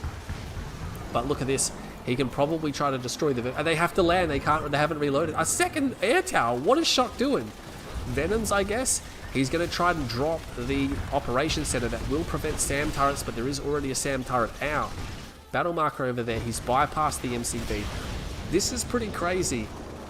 I mean, yeah, he's really pushing these hammerheads and he's going to decide to leave now. I mean, he's done a lot of damage. Surely this is going to be double Venom, not Vertigo. I just don't understand what the Vertigos are for. There's no real good units against them. The tail gunners are firing. There is another stealth tank there, but it runs in too deep and it's going to be destroyed. He's trying to shoot down the hammerheads with the Vertigo bombers and using their tail gunner. He's so desperate, but he's going to lose his MCV. The MCV is down, and Nash, he can simply just back up now. He doesn't need to stay here. There's only one pit bull, so these there's a stealth tank there as well now. The Vertigos will actually be able to destroy the hammerheads eventually. But yeah, why didn't he just build Venoms? Venoms would have been a way better use of his money right now. He's probably going to bomb the Titans, I guess. No, he's going to still use the Vertigos to attack them. I'm not sure why. This is strange. He does get one of the Titans, but oh my god, Shock is in shambles here. Nash just doing whatever he wants, and there's such little economy here. I don't know why again he went for the Vertigos and double Vertigo. This is just a disaster. Nash is just pushing in. He's not stopping. He's going to get the second air tower. Surely he's going to get the second air tower. It's just crazy from Nash as well. He really isn't stopping. He's actually burned his second field. And these Vertigo bombers, are they going to be destroyed? He's actually got Pitbull Mortar. He could take out the air tower. No, he's actually going to be pushed back. What are we even watching? I don't even know what we're watching. Vertigos will get away. 2 stealth tanks are there. What has Nash got? Not much.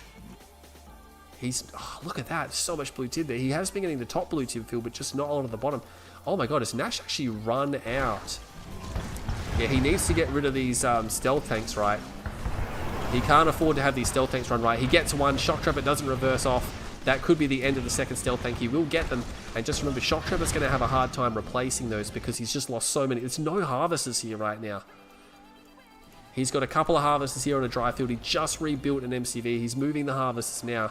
Nash sent so many harvesters to get that blue tib. If he gets this blue tib, the game's he's sending the pit bulls because he realizes, hang on. And look at this base is being developed. There's a turret there. There's pit bulls there. I mean, he's going to bomb. He gets a harvester, but he's going to lose a Vertigo bomber for sure. I don't know what the Vertigo...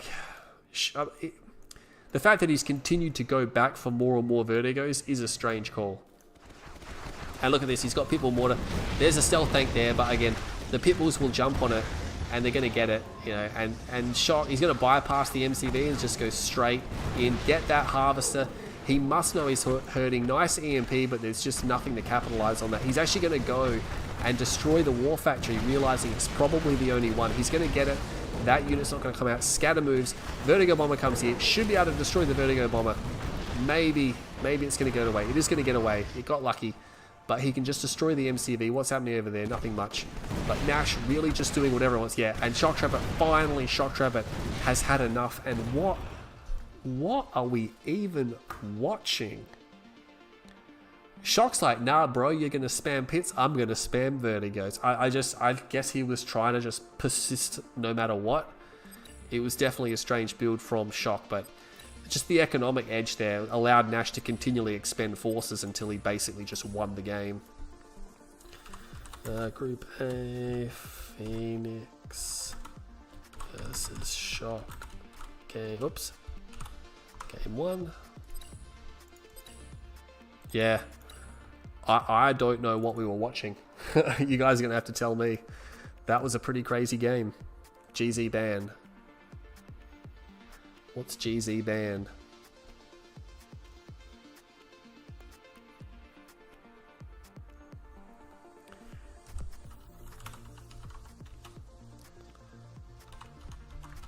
Really? Pick? GC, they ban you. Of course they're going to ban me on Revora. If I'm live streaming, they're going to sit there. I mean, that's what Revora do, right? They abuse, they disrupt, they destroy. That's kind of their thing.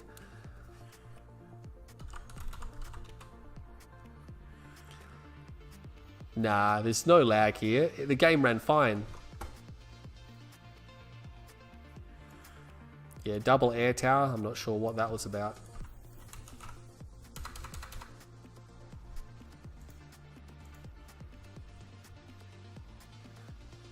Yeah, I don't know what they're talking about. The game ran perfectly fine. They're probably talking about interface delay, which you're going to get with Shoktrepet and Nash anyway, because one's in Russia, one's in America, you know. They actually probably have better ping to me than they do each other. So it's going to be Mock versus Steel Talons. Is that what we have up here? Mock versus Steel Talons, yep. Pitbulls goes vertical. Yeah. I don't know. I thought he was going to transition into double Venom to get rid of the hammerheads and then just go tanks or something on the ground. But yeah, as the Vertigos, what were they for? I don't know. Maybe he thought Nash was going to do something else. But nonetheless, game one will go to Stephen Donald Nashington. Speaking of which, he starts on the north side of Tournament Stadium, sticking with Steel Talons. Again, he must have been paying attention to me when I said Steel Talons has a high win rate. But Shoktrepet, he's down 0-1. He's not in a good position. He doesn't want to get 5-0'd. Everyone's talking about the 5-0. Everyone is like, it's 5-0 to Nash, 5-0 to Nash. Maybe. I mean, it's a possibility, right? I wouldn't have thought so. Shoktrepet is, you know, he's a good player, but we just haven't seen him at his peak. We'll have to see what he plans to do here. Maybe he's going to do a Master Leaf Reckoner. No one seems to do the Master Leaf Reckoners where they have like Toxin Troopers or Rocket Squads in them. Everyone seems to want to do the Black Hand ones. OG rig, yeah. Bartjones did build a rig when he was Steel Talons, and then he repaired very little with it. Whoa, oh my god, did he go ref first? I think he must have gone ref first because his engineer's way behind Nashington's ref. He's probably going to Raider scout. No, he's not going to scout at all. I mean, it's a long map, right? If you're going to rush a Steel Talons to get that far across the map, it's a big ask, right? It's a big ask, and the second strike, the travel time makes all the difference. Second harvester comes out. It's actually a little bit behind. Maybe he has got a Raider route. No, he's got a Raider route now. Shock just a little bit slower than Nash again. Nash is just on point, right? He's on point. Second ref comes down. I mean, it's about the same time, so maybe not. Not going to dig a foxhole. Other squad is going to get in. Maybe dig a foxhole. Yeah, he's going to dig that foxhole now. And it's like, you're not going to get that. And that will give him all the intelligence he needs. He can see the war factory. He can probably spot if it's going to be a second war factory. Oh, that's a fast blue tib harvester as well. Only on his fourth harvester. Nash obviously can't see it because it's stealth. And he's not going for the blue Tiberian field. He is going for a pitbull though. Just a single pitbull. So it's just a scouting pitbull. Not going to be able to pressure the harvester that well. Eventually the buggy will win out if they decide to just sledge each other. And he sees the buggy and he probably knows straight away in his head, it's like, oh, here comes a random scouting Raider buggy. When you see that, you can generally get the sense the other guy's scouting as well because he's not rushing. He's not doing anything. He just wants to make sure that Nash is not doing anything. And Nash probably picks up on that, which is why he's trying to pursue the Raider buggy. More harvesters coming out. So Shock might be recalling the blue tib harvester back to his main. Wants to make sure he gets all that cheddar as much as he possibly can. Another crystal coming up here as well. Is he going to be able to get that? I think he's just going to be able to get that one that comes through. Yeah, look at that. And he should get perfect. Beautiful. Full tank. That's going to be very helpful. Raider buggy will make it back to base just in time to clean up this squad. That pitbull might be wanting to go back to base. Nash not doing anything fancy. More pitbulls coming out now. Second war... Oh, this is interesting. Second war factory before ref on the expo. You don't see it that often. When I've done it versus Master Leaf a few times, he hates it. He keeps going, oh, it's so weak for GDI because he doesn't want me to do it, right? Because he loses to it all the time. But yeah, it can catch the opponent off guard, right? Because they don't expect GDI to have that many units that early in the game. And you can actually get harvester snipes. You can get ahead. We'll have to see how it goes. Yeah, he's actually got a barracks down, so The Pitbulls don't want to see a barracks. Trying to EMP, but yeah, Shock is really inaccurate with the EMPs. I don't think he's hit a single EMP. Actually, no, he did hit 1 or 2 in the previous game, but still his accuracy is not that crash hot. And look at this. MRTs in the middle of the field. MRTs with Pitbulls. Yeah, he's going to back off. I would have thought maybe he'd go to pressure him and attack him, because I'm pretty sure he's got rifleman squads in there. What's he got in there? Oh no, he's got rocket. 2 rockets, 1 rifle, so not a lot of anti-infantry, only a single MRT, but there's a wall of tanks here. Yeah, he's not going to get through that. He needs to really attack up here. I mean, his MRT could overrun these few rocket squads. He might have... No, he doesn't have a laser turret already. Probably going for dozer blades, I reckon. Maybe not. Does attack up there. Doesn't get anything. Couple of Wolverines just shoo him away. No AP ammo. He's going to come in. He's going to realize there are tanks here. That MRT surprisingly does not die. Are you for real? He does get it. He does get it. Trades a tank. Loses another Pitbull. Loses another tank. And now he's going to back up to the defense of his base here. Drops the SAM turret. He's obviously worried about the hammerheads. I mean, this is a similar strategy to what Nash did last time, right? It works so well. Why wouldn't you do it again? Shock not engaging with all of his tanks. That shredder turret should be able to draw fire, but again, just picking off the tanks one at a time. Shock letting these tanks wander out, and Nash, he's so good, he's just going to take advantage of that, right? That structure is annoying, that's for sure. Double rocket in there. He's going to move up to this area. No dozer blades, and he's actually got enough. He can probably just overrun the tanks now. He's actually done it. He's pulled the tanks out. He's whittled them down to the point where he can probably just destroy them. Yeah, look at that. He is going to back up. He realizes that maybe there's a little bit too much there for him. Loses a second MRT. The hull damage is going to be much harder to repair now. And yeah, Nash is just going to back off. Maybe lose the last MRT. There's a few Wolverines. It's really unfortunate those Wolverines are there. He turns these guys around. Shock should capitalize. Yeah, he's going to find them. He's going to be able to destroy them. This one might be able to get away. Maybe. He's even going to try to run that one down, I think. I think Nash might have got some blue Tiberium. You can usually tell because the Harvester has a blue hue. Maybe Shock got some more. Not 100%. Quad turrets. Okay. He got quad turrets. He got quad turrets, but he did not get dozer blades, so he's not going to be pursuing the Scorps long term. Couple of Titans out in the middle of the map. Again, with the prevalence of Mammoth tanks, Titans haven't been seen that often, but Nash seems to want to prefer to keep to a lower tech army, right?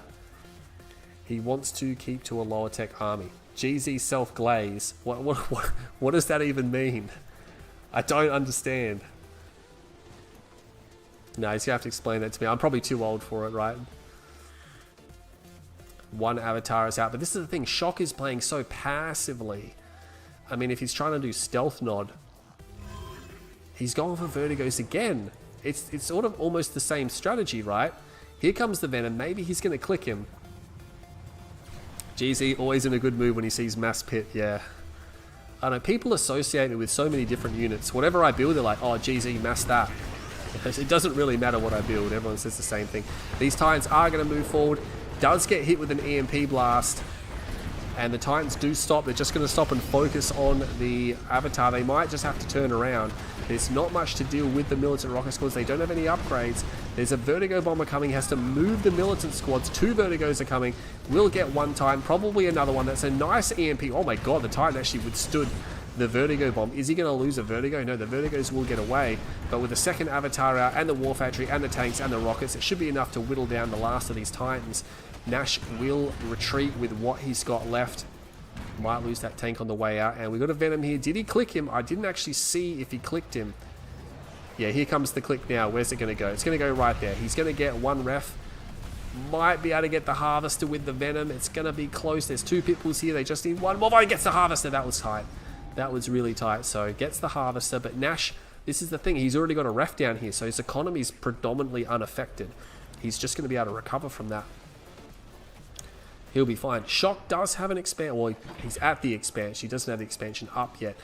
He's got adaptive armor over railguns. I think he's going to go Behemoth. I don't think he really needs railguns. He is going for an upgrade. He's got his uplink online. I think he can just go mass Behemoth. He's probably going to need Firehawks or more Pitbulls. These Pitbulls should be able to get that Vertigo bomber. 1 more hit. Is he going to drop a bomb? No, he's not going to drop that bomb. Yeah, you can defend out Vertigos with Pitbulls, but the Vertigos, if the other player's smart, can just fly around them, right? It's much harder to fly around Firehawks. One behemoth is not going to be enough to withstand. Oh my god, there's a second MCV. He's going to do a 2 MCV push on Nash. Is he going to be able to withstand this? There is only one behemoth. There's a second behemoth coming now. A rage gen just went out. Oh yeah, there's an army over here. They're going to get attacked by the Redeemer. Maybe he's just looking to bypass and run in and get a crush off. I'm not 100% sure. I think he sees it. I think he sees the MCV though, right? Shock doesn't have any obelisks ready. There's no obelisk ready at all. I mean, he had one ready, but he had to place it down here because he was trying to crush the harvesters. Looks like he moved his harvesters just in time, which is great. But now he's taking a lot of hull damage. There's actually 3 behemoth here now. If he loses the MCV, Nash is just going to go all out to kill the MCV, right? Shockwave artillery is going to come down. He has to scatter. He has... Oh, that's a fantastic scatter, though. He gets one avatar with the EMP, and the vertigo bombers come in. They will take out all of the behemoth are now dead, and the MCV stands. The MCV is still alive. Oh man, Nash really badly needs to destroy that. He's got engineers coming out. He needs to stop the barracks capture. He's going to recover this behemoth now. Is he going to go for the MCV? That's the question. No, he fires at these units. Ah, their obelisks are coming down now. Oh no. If he got the MCV, it would have been so much better, but now with the MCV still there, there's a combat engineer firing. The shockwave wasn't good enough. There's a battle marker over here. It's just Pitbull's doing something, but not enough. Oh, the behemoth's trying to retreat. Nash has been broken. Shock has done it. I think Shock has done it. There's a fully upgraded mammoth tank there. Yeah, that's not going to happen. Shock does it. Oh my god. He has, he just powered through. If Nash got the MCV, that would have been a different story, right? The MC would have gone down, no obelisk, Nash holds. But yeah, just the tiniest thing that goes in his favor, and Shock's able to just manage to capitalize there. What do we have? Phoenix versus Shock game 2. Shock showing he can withstand a Nash aggression.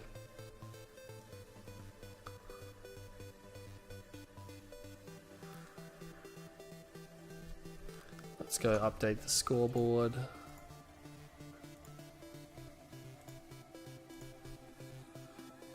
Yeah, Shock brings it back. There is hope for all you Russian fans out there. I'm quite surprised Nash dropped that one, actually.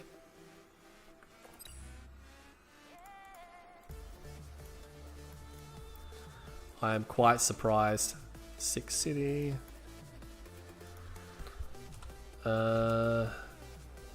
Phoenix gets the map pick. He's probably looking at the map pool.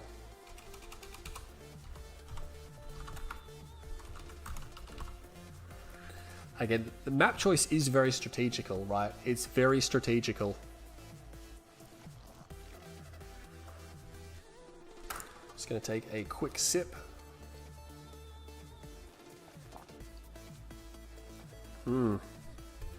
Yeah, I think a lot of people are coming out to see Nashington play. GZ make it work most of the time. I do make it work most of the time until they nerfed it out of the game.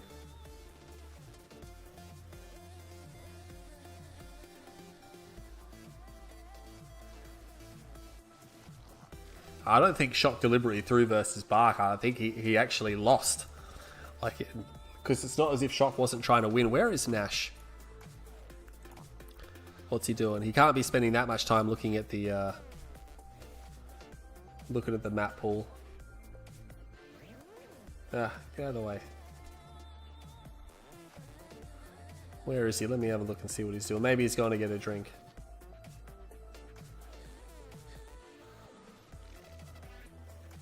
Not sure where Nash is.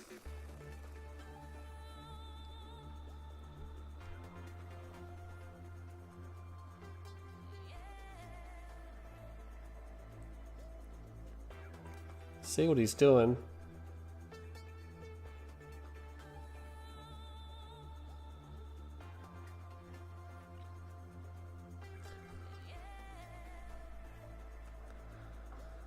Just send him a quick message to see what's maybe he started his own game.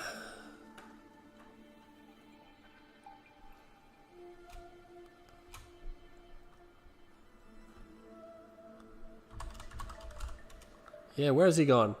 There he is, okay.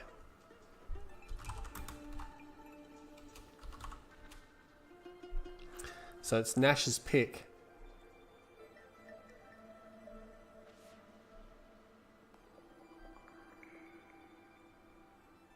There we go. It's not going to be a full wipe, no. It's not going to be a full wipe. I think Nash might stick with Steel Talons. He should pick this map, I think. If he plays this map versus Mock, he'd be sitting pretty. Could be tricky, I guess.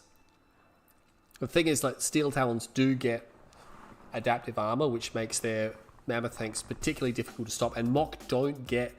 I mean, their infantry is good, I guess. Like, yeah, I guess it's good. I don't think it's as good as the man spam that Blackhand and Vanilla Nod can pump out, but it's a different type of man spam. It can be countered a bit easier.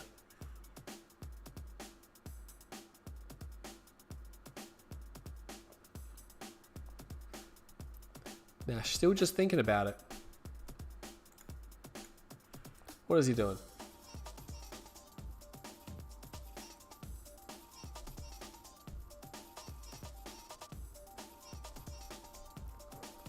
God, this stand is going to fall over. Let me just fix that.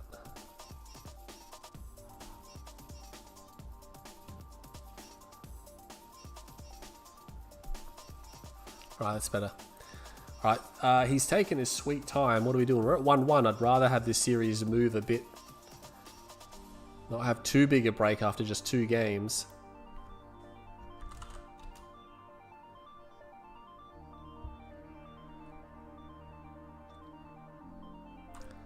Yeah, just gonna hurry him along.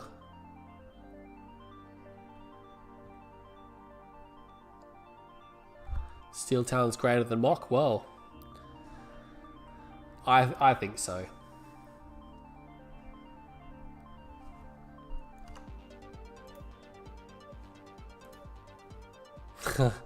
Taking a nap. Alright, it's gonna go Scrin. I guess this is okay.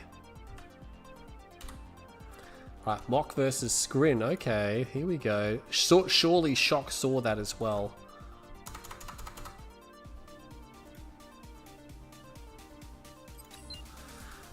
So it's going to be Mock versus Scrin. Scrin, interesting choice for Nash. Wolverines with AP ammo destroy Mock Inf. Yeah, unless they get EMP'd, right? You chain EMP the wolves and you can wipe them. But here we go. Shoktrepet has breathed some life into his series. I mean, I guess we're still at the start of the series. 1-1. He's going to be starting at the top, playing as the Marked of Cain on Fully Sick City. Nashington drops his first game of the tournament. That was his first loss in the tournament, by the way. So he lost his 100% win rate. And he's going to be playing as Scrin here. We'll see what he's going to do about this. Oh, maybe we'll see some shadow teams?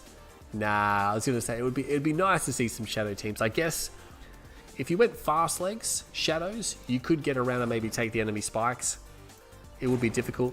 Shock's just going to take these garrisons. Does get the buzzer pretty quickly. That's a full health squad. That's why. That's so much power as well. They can just delete a buzzer swarm in like just one hit. Fraction of a second. That's all it takes. And look at this. There's actually extra buzzers here. He'll get one squad. He won't get the other 2. Unfortunately, they'll be destroyed.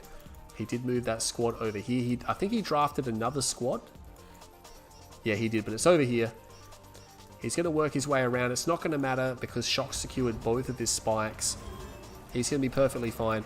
War Factory is down. Beacon over here. I think maybe Nash caught that a little bit slower than he intended to, but he's pretty much on point. Doesn't look like Shock's going to do anything fancy. Not going to rush against the Nashington. Just going to go for the eco build.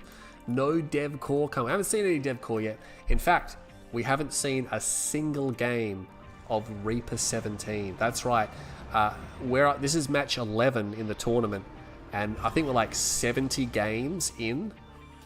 So like 11 matches, 70, around about 7. We must be up to about 70 games by now, because they're best of 9s, and not a single Reaper pick, which is surprising, right? Because it's a powerful faction. Like, I'm just quite surprised no one's picked Reaper. Yeah, I mean Traveler's been picked to no end, you know, and even Scrin is getting a little bit of a showing, but just people just don't want to touch Reaper. People don't want to touch Zocom either. Only, I think, 3 picks in the tournament of Zocom, and then all the other factions have been picked quite a number of times. So actually Mock is very low until this week. Mock seems to have picked up this week. I'll release some of the stats maybe in the update. when I put a post on my channel. Bikes coming down from Shoktrepet. He's going to come and he's going to find this expansion. Nash does deploy before he gets to the top of the hill. He's going to find a gunwalker there. Surely he's not going to let that attack bike go down. Yeah, he's going to turn around. But, I mean, he can basically take this gunwalker out. He's got it for the taking. It is his. Meanwhile, Shoktrepet does move to the top of the ramp, so he will secure the top of the ramp. Seeker tank coming in. Couple of Seeker tanks coming in now. He can get fully upgraded Seekers if he wants, because he is screen vanilla. Oh my god. Excuse me. But yeah, Seeker push, and this could be a lightning spike into repair drones. It's so annoying, and they're so close to each other that it actually would be quite good. Actually taking a lot of hull damage. Oh my god, is he going to be able to save this? I think he should be okay. Yeah, Nash is going to not pursue that because there's a tank. It'd get behind the war factory, it'd get messy, right? And he probably would get it. He's going to come back here, but power micro prevents the harvester from coming out. There is a harvester there, but he's power microed it until he can get some forces up. Almost certainly going to go for a hand of nod. He puts down a shredder turret first, and now he's going to queue a laser turret. Surely he's going to queue a laser turret. He's not queuing one. I mean, that's the thing. This is going to be a concerted push from Nash. He's going to put the lightning spike down. He should be attacking the Seekers, which he is. Oh, he's actually built an Awakened squad. EMP's down just a single unit. Does get a Seeker tank, second Seeker tank, and one of the Scorpions will fall. He's actually... These are really expensive, by the way, to build. I mean, and that's it. He's just going to attract the Buzzer Swarm. Oh my god. It's like... And he still hasn't dealt with this. He still hasn't dealt with it. He can actually see that harvester, and he's going to come back, and this better be a laser turret. I think he's just putting down a shredder turret now. Yeah, he needs to target down some of these Seekers. This is not going to end. Nash is just going to keep sending these units in. These Scorp tanks are so low as well. He's just going to pursue them and destroy them. These Seekers being so annoying. This shouldn't be this annoying. If he put down a laser turret from the beginning, this could have all been avoided. I mean, he hasn't lost a harvester yet, but he's still he's building Awakened squad, and he missed. He was at point blank, and he missed. I'm not sure. He's actually going to eventually kill these with just pure shredder turret. Is he calling in repair drones? No, he's not calling in repair drones, but I don't think he's going to get a harvester. There's only one Seeker tank left. These harvesters are pretty badly damaged. Actually, maybe he will get that harvester. He should just go for it. If he gets hit with an EMP, he's dead. He needs to EMP it, otherwise he'll lose it. Oh, no, he doesn't get it. Oh, there's more Seekers coming in. He gets the EMP. This is so tight. Shoktrepet. It is frustrating to see this when he could have just built a singular laser turret, and that would have been all he needed. Battle marker over here. Random Awakened squad. Yeah. Yeah, it's just crazy, right? I mean, Shoktrepet was so lucky not to lose a harvester. He was so lucky not to lose a harvester then. And he's built so many Awakened squads. This is crazy. He's playing a different type of game. I mean, at the end of the day, yeah, didn't lose a harvester, but he sort of made it difficult for himself. Nash has double ref as well. Shok has double ref. He's going for almost certainly going to be going for force field generators, and the tripods. Well, he's actually got attenuated force fields as well. Maybe he's going for shard launchers, but I would have thought he'd go for tripods first. Getting the force fields on the tripods is important because he doesn't want to lose them to EMP, right? If you have the force fields on, you can then just you can absorb that first EMP hit. Just makes it a little bit harder. Tech center is down. There is an upgrade coming. Could it be laser capacitors? No, it's not going to be laser capacitors because he is not vanilla. He's trying to destroy the bridge, and now he wants to destroy the bridge to cut off any type of nod aggression. He'll get it, and he'll secure the blue tib field simultaneously. And look at this. Shoktrepet looks like he cleaned the entire blue tib field up, so that's good for him. Nash has a few disintegrators, but they're way too late to the party. He sees that's gone, and he's like, oh, crap. He's already taken it. He's going to destroy the bridge, though. I like that. So both the bridges are going to be destroyed. So Nash secures the blue tib safely. It's going to be hard for Shoktrepet to harass that without the bridge. And in the long term, he's going to be able to... he just gets the bridge in time before those Venoms rock up. Going to clear out the garrisons, but yeah. Attenuated force fields? No, not yet. It must be close. Almost done. He's got a Devastator warship. I like this. Not enough people have the Devastators out early enough because they put a lot of pressure on the enemy, right? And they do grenade damage, so they're really good at destroying structures. I don't think those Scorp tanks are going to be enough. There's tripods here. Yeah, he's just driving the tripods. There's the click. Boom. Gets a refinery. I don't think it's going to be enough. He did only have... Yeah, he instantly lands again. What happened then? He got the Devastator warship with the Venoms. Devastator warship was destroyed. Wasn't able to defend it. His infantry forces are going to be destroyed. I think he's got another Devastator, hasn't he? Yeah, he's got a second Devastator. He can defend it. He's got some Gunwalkers and some Seekers there as well. No Shard upgrade. Probably doesn't need it. It's an expensive upgrade. You only get it if you really need it. EMP comes down. Going to take the shields off. And the Devastator warship, he's just going to push it forward, right? Because he's like, hey, it's here. You got to deal with it. And look how much damage you can do to this refinery. One shot takes off like a quarter of its health.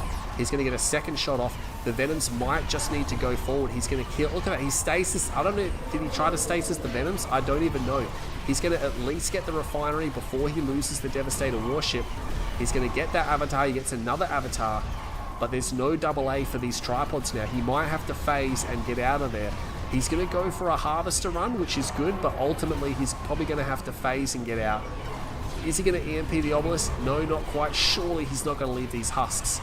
Surely he's going to phase and get out. He destroys one of the husks. He still has two tripods. The Venoms will ultimately get rid of them eventually. There's the phase.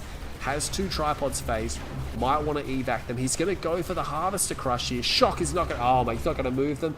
Oh, my God. They're just stuck there. And he's so lucky he only got one harvester then. Oh, surely he's going to move them a bit further. I don't know how he can see them. I guess he can see the one that's really badly damaged. But Shock should just be easily able to get out of there with his harvesters. Nash is going to try to evac. There should be enough phase left for them to evac this area safely. More tripods coming. He's going to try to pursue them. You know what? There's actually no anti-air whatsoever. Look at that. He has to put a plasma missile battery down. But look, it's gone. He's not going to get them away, right? The Venoms actually are sufficient to destroy them and to push them back. Yeah, Buzzer Swarm comes in, gets one husk, doesn't get the other avatar husk, but he got the tripod husk at least. Two tripod husks there. Nash might want to think about getting them. He had to re-put that... he's got a mastermind. I'm surprised he didn't go 3 ref. It's actually a harvester here. Going to the blue tib field. There's no blue tib there. That's crazy. Nash has been taking blue Tiberium. There's so much Tiberium on his main field. I don't know what he's been doing there. Yeah, that stasis from before was completely wasted. Oh, man. If Shock gets these tripods, Nash is in a bit of trouble, right? Because he's got these Venoms that can just clear the air and just keep him safe from infantry as well. He's going to get that second tripod. I'm surprised Shock hasn't got a Redeemer out yet. I mean, he's working on it. He's working on it. It's a good idea this time to go for the Venoms. Eventually, he could even go Vertigos in this particular matchup. They aren't too bad versus tripods. Vertigos are simply the best versus GDI. They're a really good unit versus GDI. He's going to come down here and attack. And Nash not looking that crash hot. He's going to get a Hexapod out, and he needs it really badly. But with the endless amounts of EMP that Mock has, although there's no actual EMP here, gets the growth accelerator. Redeemer is out now. Another plasma missile battery comes down. There's actually a lot of avatars here. Teleports in the tripod. Oh my God, he could just EMP that, right? I'm not sure why he doesn't. He's sending that tripod forward. He will get an EMP off, and this is pretty bad for Nash. He's used his phase field. He has used his phase field. He's going to lose his Hexapod. Oh my God, he's going to send this tripod forward. He's got it. He's got it. Boom, dead. See you later. There was no phase because it had already been used.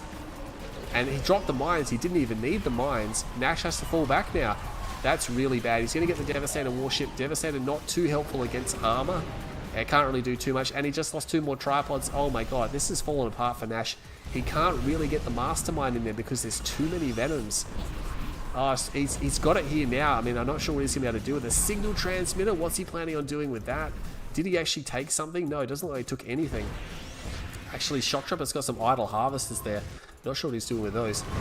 We have the asteroid coming. Actually scores a direct hit. Not too bad, but it doesn't do a huge amount of damage. Is able to take an avatar and then back off. Here come the Venoms. The Venoms are coming in, and oh my God, there's no double A here. They could simply just take the mastermind, and I think they are going to take the mastermind. He is going to lose quite a number of Venoms, but I don't think it matters.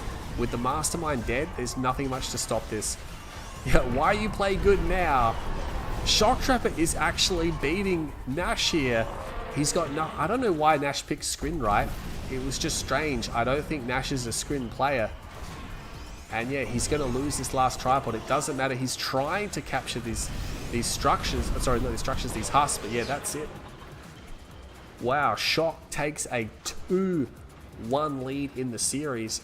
This is going to make things very interesting. Actually, Bartjones is probably like, this is fantastic, right? He's probably sitting there going, this is great. This is great. If Nash loses, then Bartjones' chance of winning the group just goes up even higher. What do we got? Phoenix versus Shock. Yeah, June Tiger as well. Everyone was saying it was going to be a 5-0 for Nash, but I don't know now. Nash just doesn't... I question Nash's choice on faction in that game. I just don't understand why he didn't pick a faction he was good at. Like, I guess maybe he was trying to shake him or something. Not 100% sure. Nash pick. Nash gets another pick. There you go. So Shock, let's update the scoreboard. Shock's ahead. He must be feeling good. But it is the extended series. It is a long series. Yeah, it was a strange pick, right? Scrin versus Mock on 6 City. Yeah, look at that. He instantly switched back. He instantly switched to Steel Talons.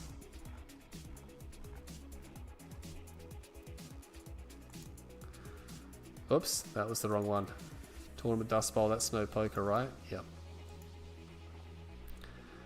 Steel Talons versus Mock. Looks like Shock's happy with that.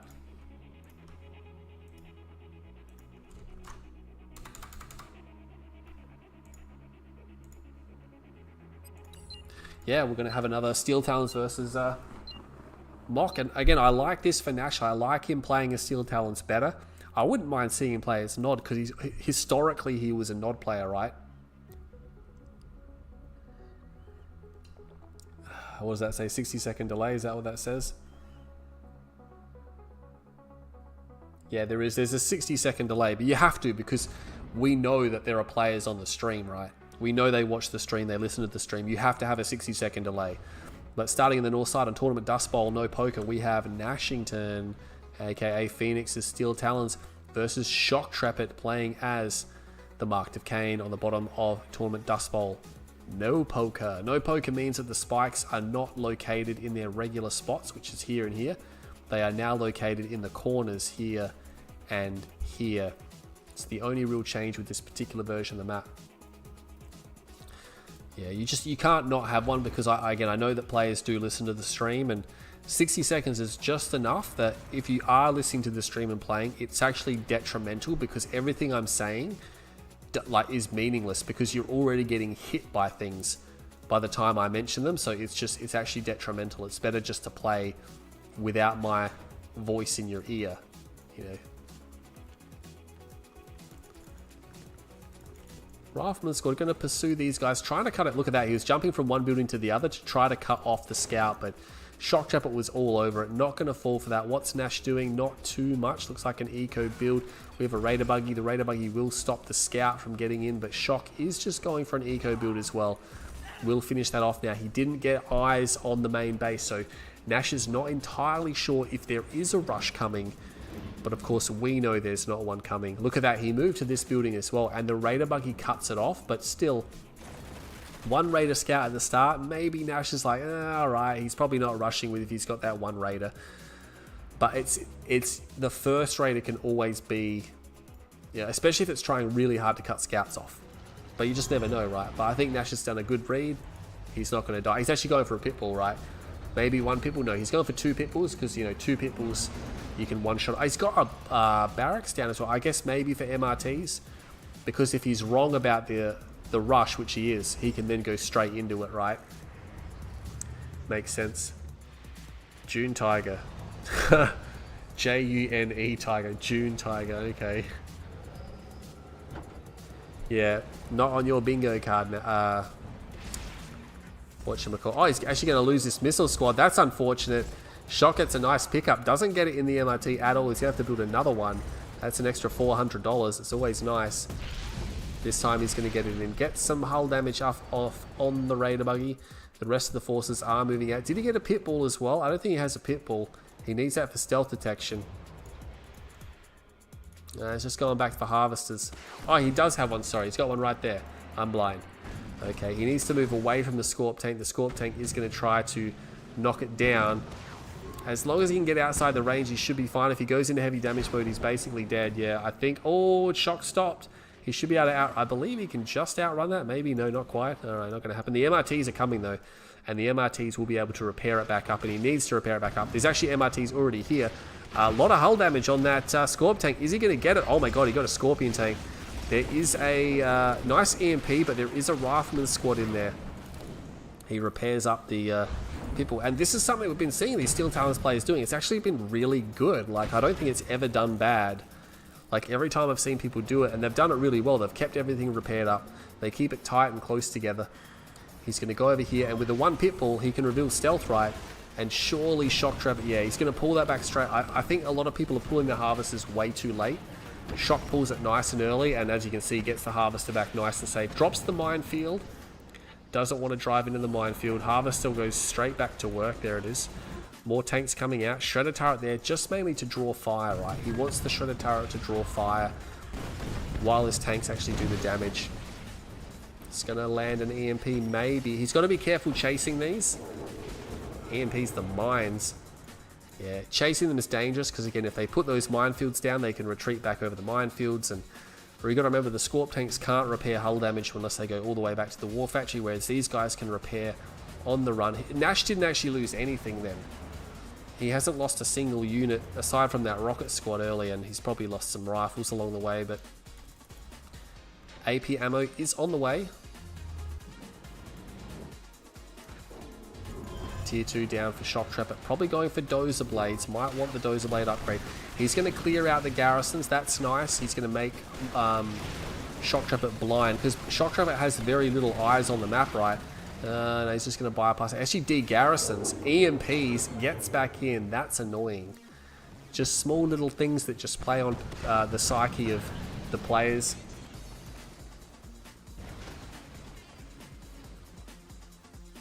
Yeah, Shock has done really well in other tournaments. He is a good player. He obviously didn't do too well. Oh my god. Flying MRTs, ladies and gentlemen. We have flying MRTs. Where's the tank force? Did he spot them? I'm not sure if he spotted it. He's got eyes on it there. I think he spotted it early. And yeah, the turret's coming down. He's got quad turrets. And this is just really frustrating, you know, because you can fly these V-35s around. They're very quick. They're very fast. Hammerheads are here as well. Are they going to de-garrison that structure? They will, but they don't get the kill. Nash, again, when he plays Steel Talons, he plays a very aggressive Steel Talons, just repairing up his forces there. It's going to be hard for the tanks to move out with that many, well, I guess there's not a lot of MRTs, but with the MRTs there nonetheless. He doesn't have any real heavy hitting units, so is he going for a tech center? He's got, is that railguns or is it Pitbull mortar? I'm not sure. Orchestrite comes in, he wants to see what Shock's doing. That's why he casts on the barracks. It's probably as far as he could see, so Orchestrite comes in, reveals everything else. Tib Kemplan is down, he's going to go for the clicks, but I mean, he's spread this pretty thin. Nash is going to expand. He's already long range mining as well. He's got some hammerheads here. Are there Venoms out? Venoms are coming out now, yeah, and he can get Supercharged Particle, which he's probably just about to finish. I'd imagine the Venoms are going to come out and the Venoms are going to go spot. Oh my god, not if they drive in front of all these Pitbulls. That's not a good way to go about it. He's driving in front of all these Pitbulls. Is he going to Tib Vane this army? Maybe. I don't know. There's actually the V-35s repairing the Pitbulls on the ground. That's crazy. This is just an insane combo that Nash has here. It's just, it all combines with one another to just be good in general. It is definitely unusual. He needs to get another ref down to avoid the damage the click will do to him, because eventually Shoktrepet's probably going to find a way in, right? He's going to find the MRTs. He's going to get one of the MRTs. Marv is out, though. Marv is out. He needs to keep the, he needs to keep the MRTs over the top of the Pitbulls. Is he going to land them? Maybe he's going to land them. I'm not entirely sure. Shock is going to move out, reverse move out, because why not? Now, the thing about the Marv, right, is that it's actually driving into Titans. That's not good. The thing about the Marv is that it's really easy for Mock to dispatch that, because it's the easiest thing in the entire game to EMP, right? Pitbulls are going to come in. They're not going to like that. There's way too much there for them. Hammerheads are going to... Okay, if they kite, those V-35s getting really risky there, but not going to pay for it. Just, he needs to pull them back. Oh my god, he's just going to push them in. Okay, Tib Core is done, which means these air units are probably just going to be destroyed. Yeah, surprisingly, he still hasn't lost a V-35. That V-35 should be as good as dead. Pitbulls come in. They might get some Venom kills on the way out. Unlucky not to get more. No one's gone for the EMP control center either, so no one going for that. just yet. Would be very helpful. Oh, that harvester, he was in the wrong part of town. 2 MRTs left. An Orca is there. I think that's for yeah. He's built that purely for sensor pods. Might want to transition his harvesters because he's out of Tiberium. Where is the Marv? The Marv is here. Okay. Yeah, he dropped the MRTs. He realized that it's just too vulnerable now with all the Venoms around. They're just going to get destroyed much easier. They're going to be better if they're on the ground. Yeah. Venoms come in, take some hull damage. He's got a Rifleman squad in the Marv. It's not very good.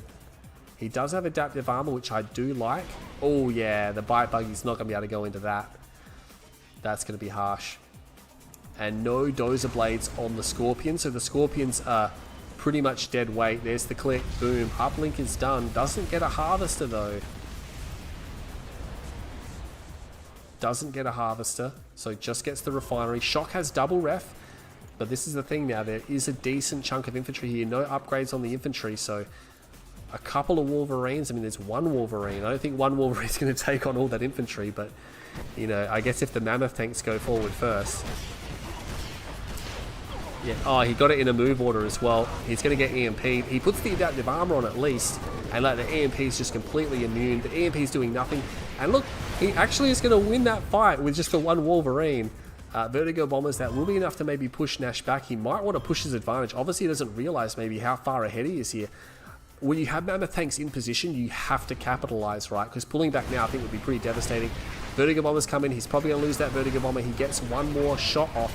And look at this. He's on the juicy underbelly of this army. There is something happening over here, but there's Titans versus those guys. That's not going to cut the mustard.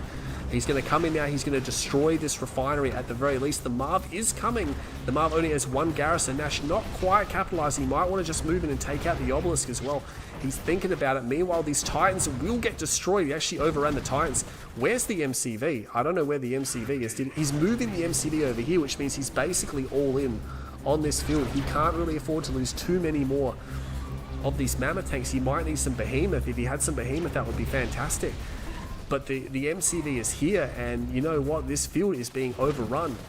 There's nothing here. His space uplink is still there. Maybe he's holding it for the shockwave, but he's got nothing else.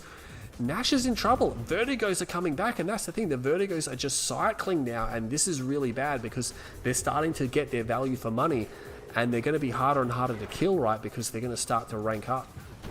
Oh, the uplink had to be sold. Oh, that's just bad. That means he doesn't have a shockwave for this Redeemer. Shoktrepet is just hanging on to this position. He is harvesting. He's got 2 obelisks there. Not enough to destroy what's out here. But Nash, I just don't think he has a contingency, right? He's got a couple of towers. He might finally be able to push these forces away. But the damage is done, right? He's got a single ref. There's one harvester here. Ugh. Ugh. He's actually sending these units across, away from this area. He's got a war factory. He can repair this, but his MCV's under attack. He's going to have to building block that. And the Marv still doesn't have garrisons in it. Here come the Vertigo bombers. They're probably just going to smash. They should go for the tank they can destroy, but they're going to get that one anyway, so they will get a kill. The missile pod's just simply not strong enough to shoot down the Vertigo bombers. There's not enough of them there. That Hammerhead chased those guys all the way back. Gets a few more kills, but will eventually be destroyed. Obviously no rocket squads or rifles in there. There is some Behemoth here. This is the saving grace, but I mean, as soon as those Vertigo bombers come back, they're going to go straight for those Behemoths. So Nash is either going to have to, he needs to bring these Pitbulls down here, or he needs to get a barracks down here ASAP, because he's going to lose these as soon, and he knows there's Vertigos. Here they come. They're looking at these Behemoths like, oh my god. And look, the perfect split from Shoktrepet. 2 Behemoths dead, 2 bombs each. See you later. And Nash just, at this point, it's getting close to being a refusal to counter the Vertigo bombers. Sometimes players just refuse to counter something, and they slowly lose to it all game. He's got these guys under attack. He needs an EMP. He needs to shield these guys out with something. Oh man, Nash is in so much trouble. The Marv again just has no garrisons in it. And the Behemoth are slowly being worn down. Yeah, he's going to have to move this forward now. The Redeemer can't face this forever. It is the weakest of the epic units in terms of its actual HP. Nash is making some inroads down here. He is sending... Oh, he actually has these Mammoth tanks here. I did not see this. 2 Mammoth tanks taking out the tech center. Looks like all the Vertigos are... No, the Vertigos have been moved over here, but the Pitbulls are running in. The Pitbulls are trying to get into the Vertigos, but I don't think there's enough of them left. There's 3 obelisks here as well. Nah, there's not enough. There's not enough there. He's going to have to try to recover these husks. He's got one. This anti-air turret is borderline useless. That's not going to do much. He is hollowing out this base, which is something. He's going to drop him down to tier 1, but the problem is 4 vertigos, and these vertigos, he's got a veteran on him. He can just cycle them around. He can destroy what he wants. These turrets are not sufficient. They're not sufficient. He needs tungsten shell. Otherwise, he can just go around them. These 2 mammoth tanks, though, he's got a veterancy on them. He's got a veterancy yet. Nash is somewhat harvesting. He's got a lot of tib here, but Shock's having trouble. There was another strike, another behemoth, 2 behemoth. Oh my god. Nash must be scraping the bottom of the barrel. Like, he needs 2 engineers right now. He has to reclaim those before they come back and strike again. Oh, he's losing so much to these. He needs to shield as well. He gets one of the husks. He's going to get the other husk unless he can block it out. A 3rd turret comes down. I mean, he really needs something. He really needs something better than that. The Orca even attacking the the behemoth there. These forces, I'm surprised, are pulling back. Yeah, they could have made a move because they're just going to get hunted down, right? And now these vertigos are starting to really cause a lot of pain. They're doing so much damage. They don't actually get a kill. Still just a single veteran one there. Nash going to move forward again. He's got the combat engineers ready. Problem is there's a stealth tower here. That's a problem. He's got a lot of enlightenment, but he doesn't have legs. He's trying to get legs, and these enlightenment are going to be really difficult to deal with. Nash is going to have to put up a lot of anti-infantry, and he just has to build anti-everything right now. It's just really difficult. And again, he is scraping the bottom of the barrel. He's going to get that venom, though. Is he going for... No, still no tungsten shell on the way. Marv is here. He has actually garrisoned up the Marv. Triple engineers. That's going to be a lot of repairs. The Redeemer here has a lot of HP, but yeah, look at that. Drops the stealth pod down. Drops the stealth pod down. The Mammoth tank will destroy the Behemoth. Oh, it hurts, doesn't it? It hurts. He's going to Marvis this field, though. What's that up there? Hammerhead's trying to take those guys down. He could try and Marvis, but here come the Vertigo Bombers. Can he shoot one down? Maybe. I'm not quite sure. He might get one. Oh, he gets one. That's important as well because Shoktrepet cannot rebuild those. He does not have a tier 3, let alone a tier 2. So that's a permanent loss, at least in the short term. Misses the EMP again. Shoktrepet just has the worst accuracy when it comes to that. He puts down a space uplink, needs power right now. Oh my god, there's so much EMP here. He wasn't expecting it, and it's just these behemoths all getting locked down. The Marv is taking critical damage, just re-EMPs. Here come the hammerheads. He needs these hammerheads so bad. It's actually nothing much to counter. Wheel building block, that's quite good. There is a mammoth tank. Shockwave. Shockwave is coming down. Can he get it? Can he get it? Oh, Vertigo's gonna get the Marv. Vertigo's get the Marv, but will he get the Redeemer? Everything is coalescing on the Redeemer. There's mammoth tanks here. There's an Orca. He gets it. Nashington somehow is going to pull this back from the abyss. He is going to pull it back from the abyss. He could even sell the space command, but that's it. There's 2 vertigos left, which means he lost another one. Shock can't continue to fight this. The obelisk wall is down. Nash can move in at his discretion. Yes, there are 2 vertigos. He's probably going to lose that one. He's down to his last vertigo. He's got an elite vertigo. So again, these vertigos did so much damage. The disruption tower is down, and Nash is going to be like, oh, you don't have much here. I can just go in and kill you now. Yeah, Shock can't defeat this force. He's just stalling for time right now. He's got to be running out of bad guys by now. His money is pretty much done. There's nothing even refining. I don't believe he has any harvesters left. And Shock goes down in game 4. Nash pulls it back. Boy, but did he make it difficult. He made it difficult. And he fought on beyond where he really should have as well. I think the last 30 seconds of the game, he probably knew it was done, but boy did Nash make that hard. A lot harder than it needed to be. What do we got? That was game 4. Wow, we got a series on our hands. Another series on our hands. And again, Group A has not failed to deliver. Not failed to deliver right now. I don't know what Bart's going to be thinking of here. I guess he still wants Shock to win. I suppose. Maybe. I'm not sure. Let's go update the scoreboard.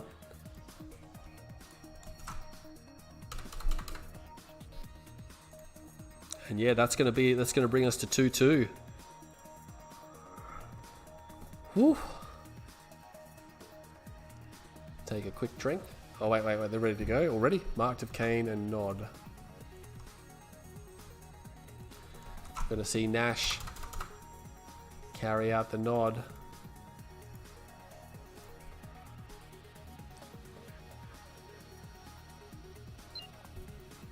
Oh, here we go.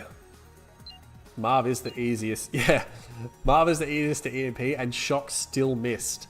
He's had the worst accuracy on the EMPs. It's almost impossible to miss the Marv. It's so huge, right? You can chuck an EMP anywhere on the map, you'll get it. But here we are on Toxic City. This is Shock's choice, but we have Nash starting on the west side. He switched to Nod Vanilla, and Shoktrepet's going to stick with the Marked of Cain on the east side. Toxic City is a nice map. Now, I'm 100% expecting this not to be an eco game. I think they've settled into the series, and I think they're both going to try some type of all-in, or at least fast aggression. I honestly can't see them not doing that. Shock's actually going to go for the tower. Is he? Yeah, he's got 3 engineers. He's going to go for the tower. Look, he knows he's against Nod. He knows he can build this squad, and he just wins the tower, right? Nash should surely know that as well. He's got 3 squad now. He didn't go for an extra engineer, so he's obviously not planning on getting it, but he can't beat this squad. Like, it's just not going to happen, right? He's going to lose all of his scouts. As soon as Shock sees this, he's going to kill all these scouts, and yeah, it's just not going to happen. This mock squad just so powerful. It's actually going to get close. Oh my god, he killed it. Holy crap. I think Shock was a little bit slow on the uptake there. He really shouldn't have lost that. It's not going to matter because he is going to get the tower. And then he should just be able to, yeah, he can kill the squad anyway. But the thing is, Nash knows he's got the tower now. If he didn't win there, he wouldn't have known about the tower. He might have driven into it later on. Because is he going bikes? No, he's not going bikes. Oh, here we go, boys. Here we go. We got an operations center. That's what I like to see. Now, Shock, did he go for a Raider Scout? He's going for a delayed Raider Scout. He's lost his Scout there as well, and he sees the Raider Buggy. Now, this might throw him off, maybe. Thinking, oh, Nash counter-scouted hard, but then he built a Raider Buggy anyway, right? They're going to pass each other, and this is a bit of... This is not good for Nash, right? Because Shock's just beelining it. He's beelining it direct. He's going to see the bike. Is he going to pull back? No, he's going to keep going, and he's going to spot the Reckoner. It's a double flame Reckoner. He's got to watch out, though. If he chases him to the middle of the map, he's going to lose that bike. Yeah, he has to back off. Maybe he could have got one more shot on it. That Raider Buggy going to go back to base. What happened to the other bike? I'm not entirely sure. Oh, no, sorry, it was a Raider Buggy. It's over here. I mean, at the very minimum, Nash can burn down the spikes. Probably both of them, although Shock's preparing to defend that one. Oh, no, he lost 2 bikes. He ran into the tower. Surely he knew. Maybe he didn't notice the first time, but that's really bad for Nash. This Reckoner, I don't know, man. Like, what's he going to do with that? Is he going to drive into the tower again? He's going to try to find a gap, and maybe he will. I mean, Shock thinks he's down here. Does he? Surely he knows there's a Reckoner, right? He must know there's a Reckoner. He's going to get in. He's going to get in. Nash is going to deploy full health Reckoner. Oh, that's going to take so long to kill. This is 100% a dead refinery. Tries to EMP. If he landed that EMP, it could have been a different story, right? But once again, Shoktrepet and his horrendous aim has resulted in the loss there. He's going to try to flame down the, whatchamacallit, the Awakened squads. Just gets out in time, but now he's susceptible to being crushed. He's going to be able to destroy, maybe he can get that flame. He gets the Shredder turret just in time, but the rest of the forces are cleaned up. Look, Shock drops another refinery there, so he's not doing too bad. Nash does have a ref there, so he's actually only 1 ref on the main. Ooh, this could be a bit iffy. Did he harass? No, there's actually no ref here, so these bikes really didn't do anything, I don't believe. Not sure if they were trading. There's no damage on them, so I don't believe so. I mean, he's got a double ref on the Expo, so he's okay. Shock might want to go into Mass Scorp Tank. I'm not too sure.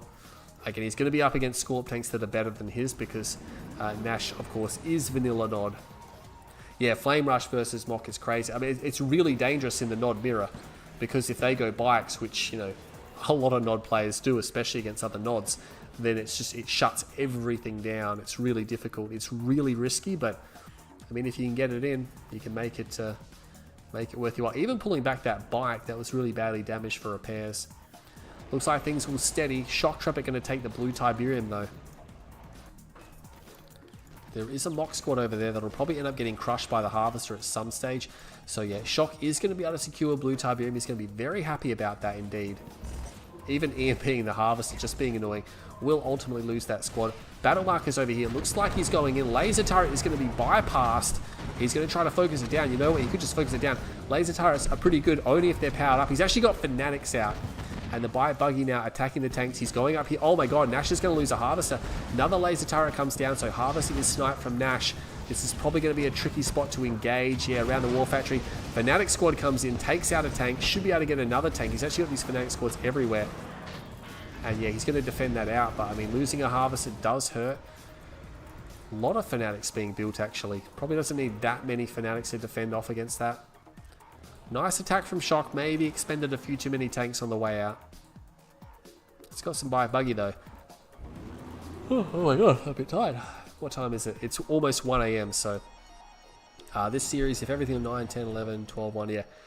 If everything was on track, this series finishes about 1:30, but it does depend on the length of the game, so you never know.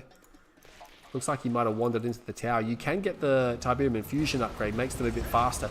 Is going to harass this blue tip harvester, not going to get it. Shock's going to get another full load of blue Tiberium. He's got a lot of buggy here though. He's got a lot of buggy. I don't think the Fanatics are going to cut the mustard here because if they had tip infusion, it increases their movement speed and hit points, so that might actually give them a better chance, but they don't have that upgrade, right? And against buggy, it's too fast. Against Scorp tanks, fantastic. Against buggy, too fast. He has got a Blackhand squad. He does get the tower. Battle marker over there, infantry on that. He's got another Blackhand squad. Not sure where that one's going. Is he building Blackhands out of a barracks? No. Did he click him? No, he didn't click him. Oh, that's prime for click. That's bad from Shock. I guess he ran out of space to place his refs and he just decided screw it. Bring in more blue Tiberium as well. He's got so much blue Tiberium. And you can tell, man, he's got like a much larger army than Nash. Nash again just throwing away some of his forces here. I don't know why he would do that. He should have kept the Fanatics at home where they're going to do much better job. Raider Buggy comes in maybe for the clicks. He has the click plant, so here it comes, and that's the thing. Shock. Oh, he's his own worst enemy there. He put them right next to each other. This whole base completely shut down. He is at the third base, but I mean, that doesn't equate to mining. And now, I mean, I'm surprised Nash hasn't got any infantry upgrades. It just seems strange, right? He's going to send the Raider Buggies in. Oh, look at this. He's going to use the EMP. Oh, he has to back off. He has to back off.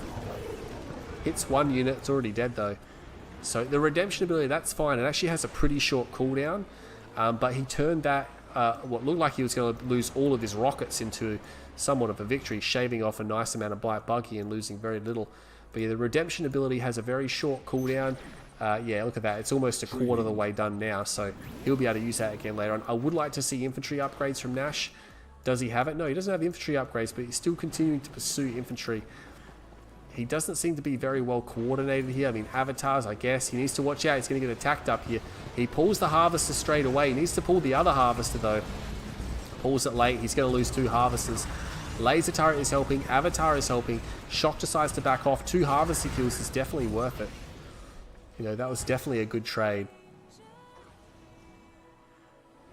2 more harvesters dead. And he needs to slow down Nash's economy, right? Nash is actually not moving the MCV because he did get double clicked and he didn't put it. Oh, yeah, he's put a ref there. Okay, so he's okay. He's got Tib Cord. Redeemer is out from Nash, so he does have a heads up there. He deploys his MCV on the slope or just below. He can place up the top there, that's fine. He's probably going to take these garrisons. Some of these garrisons are very nicely positioned, right? Because it's just difficult for the enemy to move through. They get hit by a bunch of rockets and stuff like that. They got to dig him out. It's just annoying. Bikes destroyed by these avatars.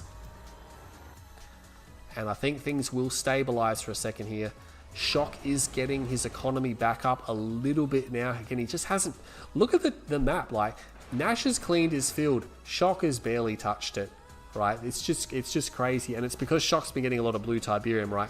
He did leave some rockets behind. And again, still no infantry upgrades. And the extent of infantry being produced by Nash has been pretty wild, right? He's going to try to go for the EMP spike. He can even just EMP the avatar, right? He's going to take it down. Another avatar is here. Only 2 shots a Raider Buggy there. Surprisingly, Shock is going to back off there. I guess he doesn't want to know about that. He's going to back off. Doesn't get the spike. Bit of a trade-off there. Battle markers over there. Nash lost some rocket squads. Is a rocket squad in there, but it's not going to hold back this many avatars that will ultimately push through. Redeemers here. A lot of avatars here from Nash, but again, what I'd like to see is a fully upgraded infantry come with this force.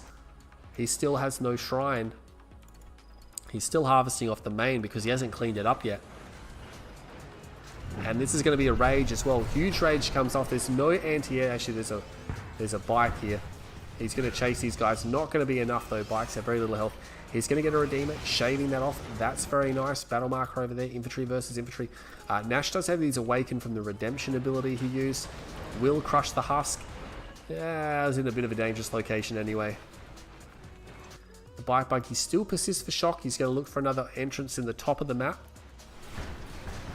And look at this, unfortunately, getting shot up on this garrison. Yeah, these rocket squads will ultimately just destroy the Venoms. Although surprisingly, are they even going to get a single Venom? Oh my god, that was so lucky. Like, look at the damage split on the Venoms.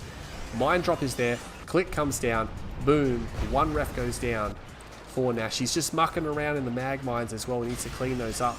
They are attached to some of his units. They will continually damage the unit until it's destroyed. Unless he gets repair drones on them. And look at this. Oh man, Shock put that in a dangerous location. He's actually going to lose his Redeemer Engineer facility here. He's not going to be able to keep it alive. Although he could try an EMP spam. Big Rage Shen goes off, and that's going to hurt Shock quite a bit. Infantry is here. Finally, we see some infantry upgrades coming. Unfortunately, the garrisons are destroyed. Nash is really just going to push in here. He just doesn't want to let it go. Redemption ability comes down. He needs some Awakened squads to come up out of this. Shock building his own Awakened squads are going to have double EMP from both sides here. Venoms come across, but again, that's just going to trigger these guys to turn into mock squads, although he doesn't have that many militants here, so he's going to be able to kill them before they can do anything. And I think Nash might actually lose this fight. The Redeemer might have to back up. There is some Tib core there. And look at that. Shock is reclaiming the husks. He's reclaiming the husks from point blank range. And there's so many husks on the ground. There is so many husks on the ground. He's going to step on those. He steps on one accidentally, but there's still 3 husks remaining. Shock is just, unfortunately, just queuing out so many of these guys. Oh my god, I did not see this. Nash is just being raided like there's no tomorrow. That rocket garrison is doing some hard work, but I mean, it's not quite in range here. He sells the MCV. Was that the Shrine or the MCV? That was the MCV? Does he have 2 MCVs? Where is his MCV? Over here. Yeah, that must have been the Shrine. I'm not paying attention, but oh my god. He's losing so much stuff. Rage Shen goes off.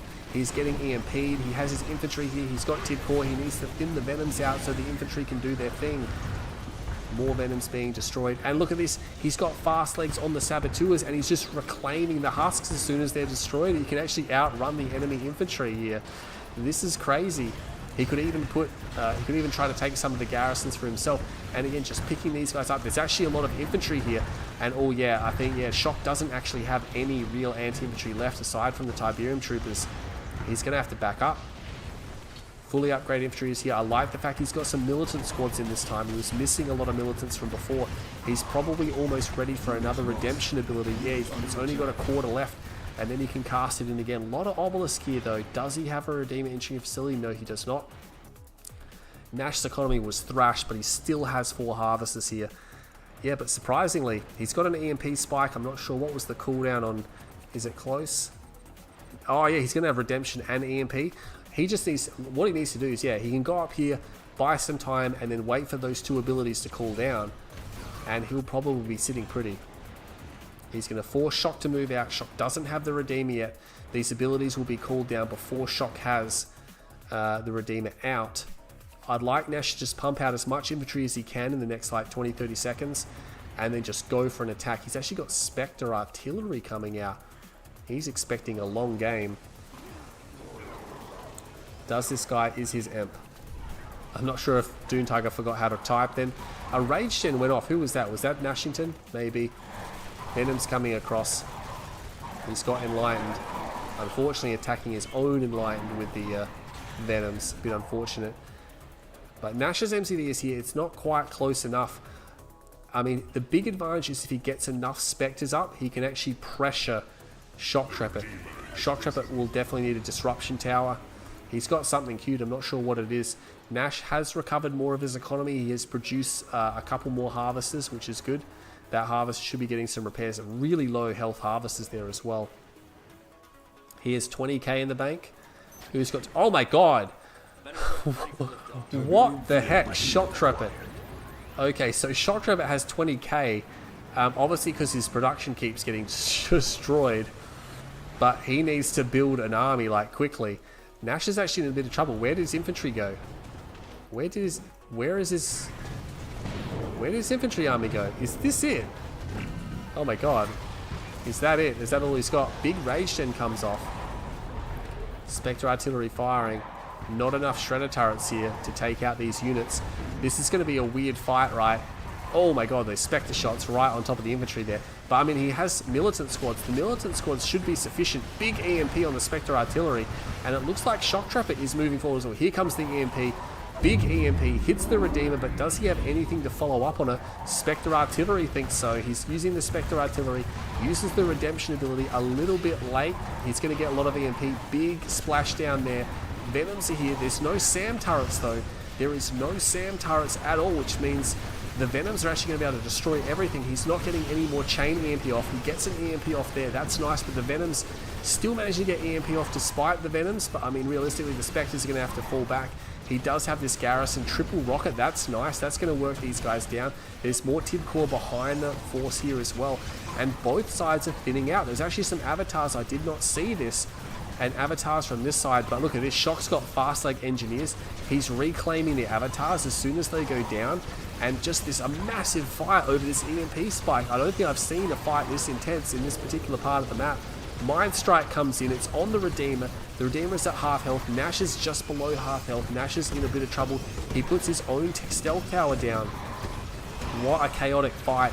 The Avatar there will fall. I think Shoktrepet, has he got it? The chain EMP is good enough. He's going to get the Redeemer. I think he's going to get the Redeemer. It's so close to dying. I can zoom in so far on this map. Oh, he just can't quite get it. He's silo blocking. He should be able to get it now. Surely you can see that. One more shot in the back.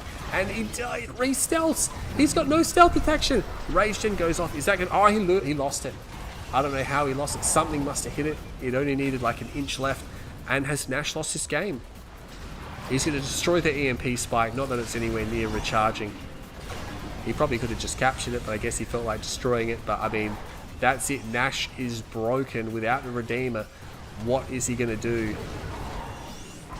What can he hope to do? I mean, he can build more engineers, reclaim more of these enemy husks, and just pump out Venoms. He'll be right. Nash is trying to fight. I mean, he has these garrisons. Some of these rockets must be really heavily ranked up because they've killed so many Venoms. But is it going to matter? I mean, he's got 2 avatars left, 3 avatars left. Yeah, he's getting infantry out. Is it going to be enough? The shrine is going to go down. He doesn't have an MCV, so he's purely on the units he's got here right now. And if he gets the hand and nod, the infantry reinforcements are going to stop. He's going to send the Redeemer forward. Look at this. He's just reclaiming the husk. There's so many avatars here now. I don't think it matters that the infantry are really good versus the avatars. There's not enough infantry here. You know, he might get the Redeemer. Oh my god, he's going to get the Redeemer. Heroic rocket squad. But he's going for the hand of nod now. He should be able to drop the hand of nod momentarily. Yeah, there it goes. And that means no more reinforcements for Nash. And here comes the charged particles, the supercharged particles. That's going to thin out the infantry. Eventually, the Venoms are here. This legendary garrison is still firing. Oh my god, the ranks on that thing is pretty crazy. It's not going to matter though. Nash has been defeated. What a fantastic game. What an absolute stunning game that was. That was a nuts game. That was crazy. Oh my god, 18.5 minutes too. It's a pretty long one.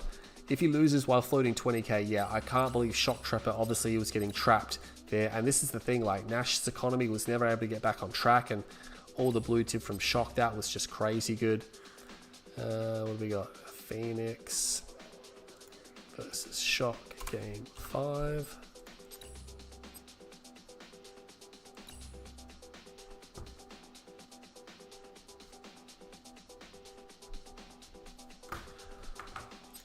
Oh. Yeah, it's only 2-2. Oh my god, for some reason I thought it was 3-2 already. It's only 2-2. So Shoktrepet has taken the lead. He's taken the lead. Oh my god. Ugh. What a game. What is there to say about that game? Like, it was just non-stop the last 5 minutes. Yeah, everyone in the stream is like, what is happening? What is happening? I guess they're waiting for me to start the game. What haven't we played yet?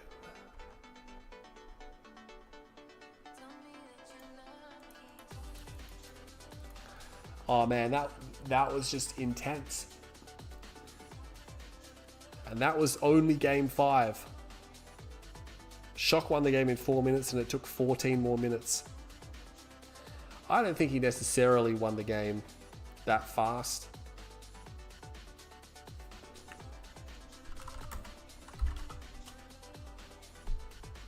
But yeah, holy crap, what an entertaining game. Yeah, I don't know what June Tiger's just like, again, he's such an armchair commander. He's like, huh, I'm calling it now, boys. Like, it's like, of course you can see everything. And it's like, but that's the thing, just that people forget about that. When you see everything, the other guy can't see everything, right? So he's making decisions based on what he has available to him. Yeah, the engineer cap. I don't think we played Rift yet.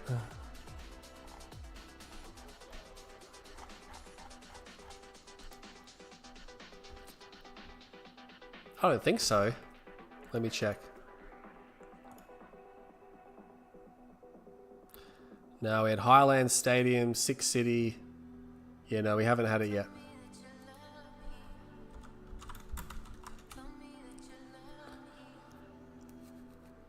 We're going to go Nod Mock. Is that what we had set up before? Here we go, ladies and gentlemen. Game number 6 coming up. And Shok has the lead. He has the lead on Nash. And wow, what a tight series this is going to be. And both these guys fighting to sort of stay towards the top of the group. Every game's important. This one may very well be critical. But starting on the northwest side of Tiberium Rift, is going to be Shoktrepet. He's taken the lead. He's got his confidence up. And Bartjones must be watching this thinking maybe Phoenix is not that crash hot, although Phoenix might be a little bit tired. He'll probably have better time zones next time. Phoenix will be playing as Nod. So going to stick with Nod versus Mock. We'll have to see how this goes.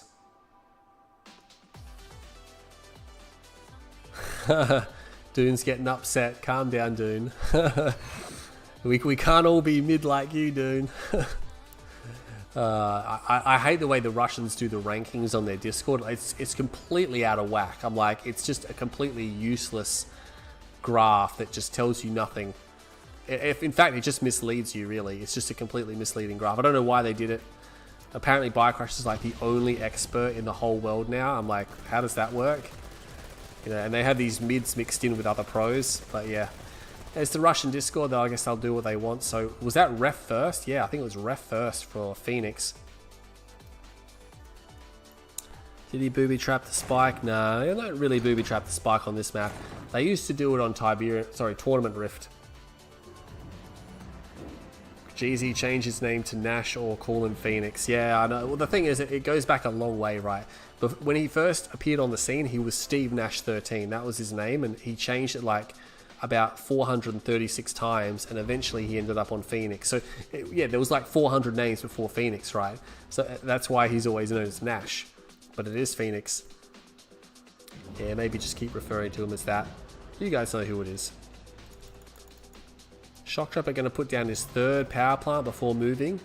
I guess he doesn't want that low power mode. Dash doesn't care though, moves a little bit. Oh, I get a bit tired. We get 2 big series again.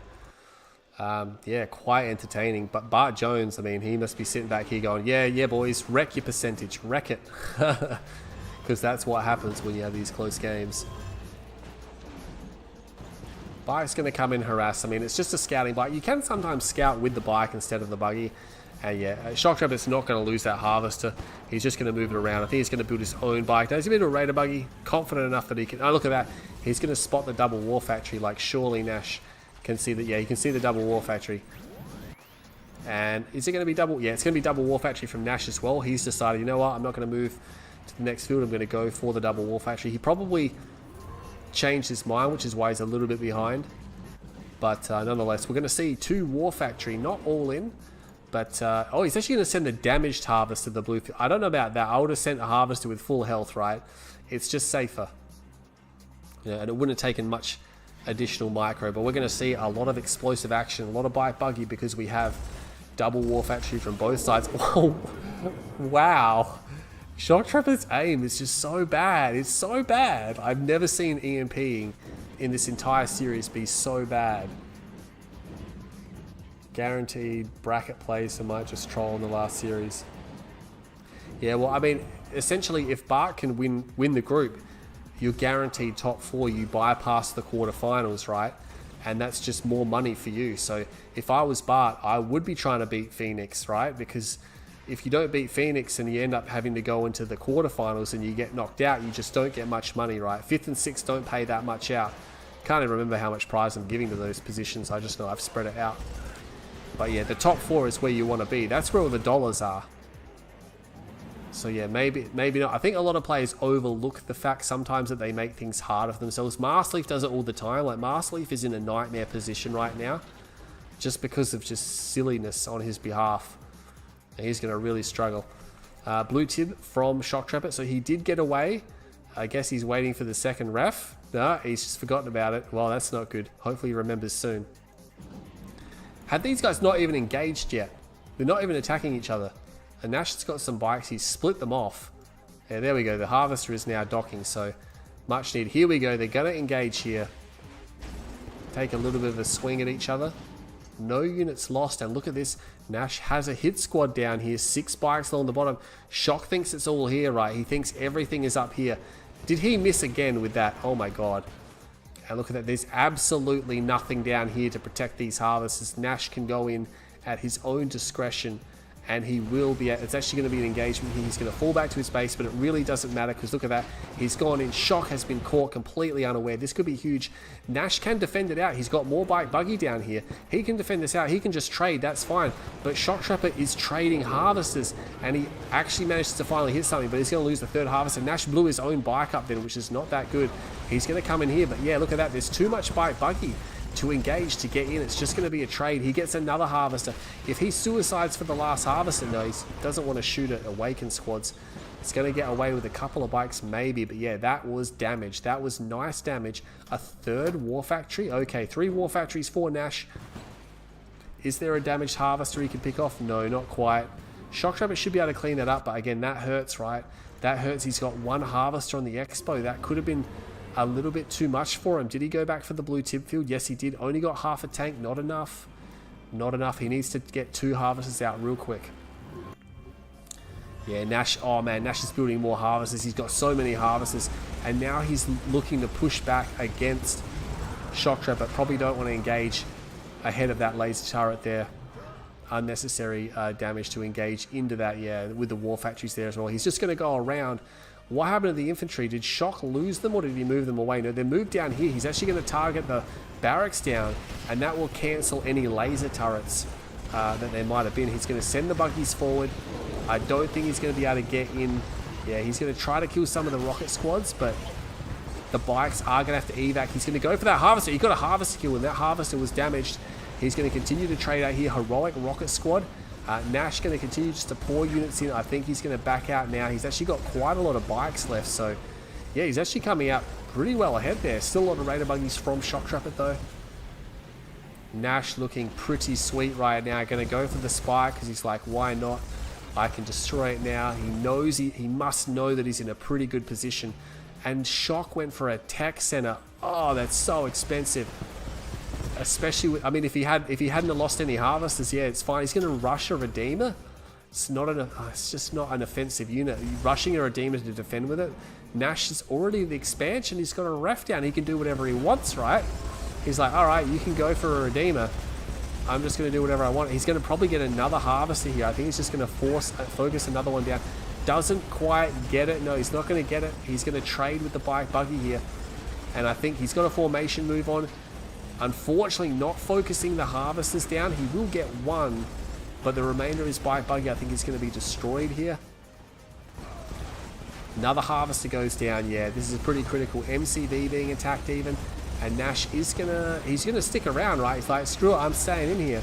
I'm staying in, I'm gonna do more damage. He's gonna focus another harvester down. It's mainly Raider Buggies, and that's gonna be the end of the game, yeah. Shoktrepet, again, bad choice to go tech, especially with the economic damage early on. He should have tried to recover from that, stay lower at his low tech for longer.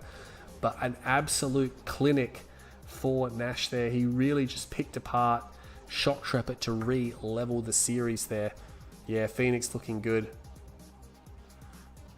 Yeah, that was, again, it was textbook from Nash, right? He did a really solid strat. He executed it very well. And Shock didn't respond that well. Like, yeah, trying to continue to push for his tech was like, don't keep doing that. Like, yeah, you need to get more units out. You need to get more eco out. Let's update the scoreboard.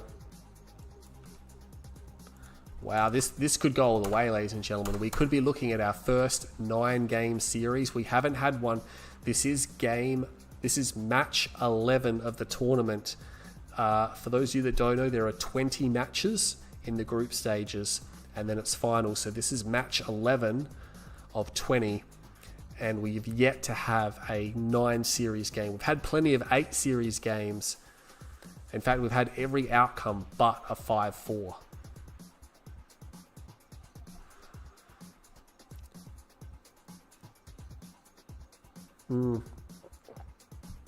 Right now, it's anyone's. I think Nash is actually consulting with Masterly because I know they're best mates and I know they train together. I think they're consulting, sort of spreading. Yeah, MCV just dancing. Yeah, again, that game there, Nash just played perfect. He did a fantastic job. Even mix of aggression and just splitting the bikes off, right? Just hitting in 2 spots. Like a simple thing like that just allowed him to get ahead. I mean, that alone didn't win the game, but again, Shock, again, going for tech when it's like you kind of should have built more harvesters and bike buggy and defended a bit longer. So that obviously helped Nash out a bit. And Nash was able to snipe down more harvesters as well. And they're going to stick with the mock nod combo. They like it. 3-3. What I can tell you though is that after this one, after this game, we will be on a match point, but who's going to be on the match point? They're both going to want to win it. We're on Hampstead Gardens, very popular in this tournament, very proud. Shoktrepet is on the north side, playing as Mark of Cain, and that means playing on the south side, it's Nashington Phoenix, playing as Vanilla Nod. Masterleaf rocks up in the chat. You say his name and he just appears. Speak of the devil. I think I've got guaranteed first in his group. I mean, if Nash loses, then Bart's chances of coming first in the group just explode, right? Because it means that everyone in the group would have lost a game except for Bart. And so Bart's last opponent is Drive. We know that Drive is not in that good a condition right now. Unless Drive trains up, Bart might just be able to beat him, you know. I mean, Bart's had a great weekend. He's had 2 matches and 2 victories. Shoktrepet, on the other hand, he has to win this game, right? I mean, if he doesn't win this game, technically he can still qualify as long as he wins his last game. And as long as results go in his favour. Oh my god, my throat. I've been talking way too much. GZ turn on webcam. Now, I decided not to do the webcam because in FPV, it makes sense, right? Because people want to see your reaction and how you play, but in a commentary, it just takes up screen real estate when you could just be watching the game. You know, maybe I'll turn it on for the finals. I don't know. It's a pretty shitty webcam, so it's better for FPV. Raider Scout coming out. Second ref comes down. Nothing fancy happening. No rushes on the board. Both sides sharing the garrisons. Looking pretty good. Just going to have a quick drink. Bart fancies his chances versus Futurama. Futurama is one of those other players who's looking pretty good. He is yet without a loss. He's 2 from 2. And his last opponents are Bike Rush and Tipsy. So Futurama are almost certainly going to be in the finals, but what position will depend on the outcome of those games. These guys just taking it easy. Nash going to be expanding. Shoktrepet a little bit... Oh, no, I guess they're about the same. Shoktrepet slightly ahead. When I say slightly ahead, I mean he's like 2 steps ahead. 2 little tiny little crawl ahead. It's weird how the not MCV has legs, right? And just crawls. It's just the crap they think up when they make these games.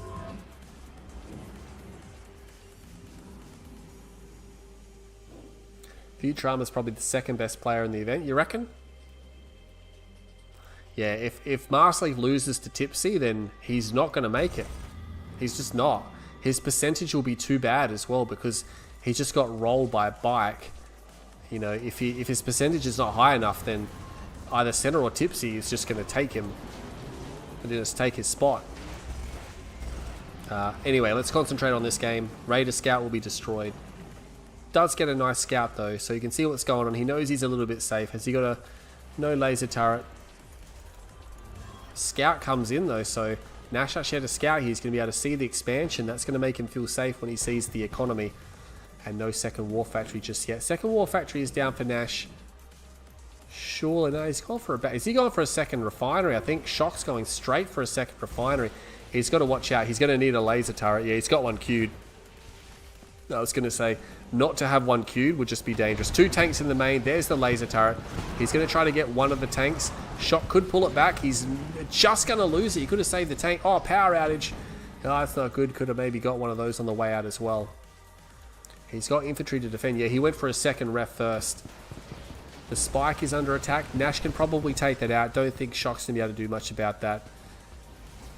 No, he's going to move these tanks down here. By the time they get here, it's going to be destroyed. Nash is going to leave. It's 5 tanks, 6 tanks coming as well, so I guess maybe doesn't want to know about that. Infantry just spreading out across the field. Tier 2 is down for Shock. Second ref is down. Is this going to be a tier 2? No, it's a power plant.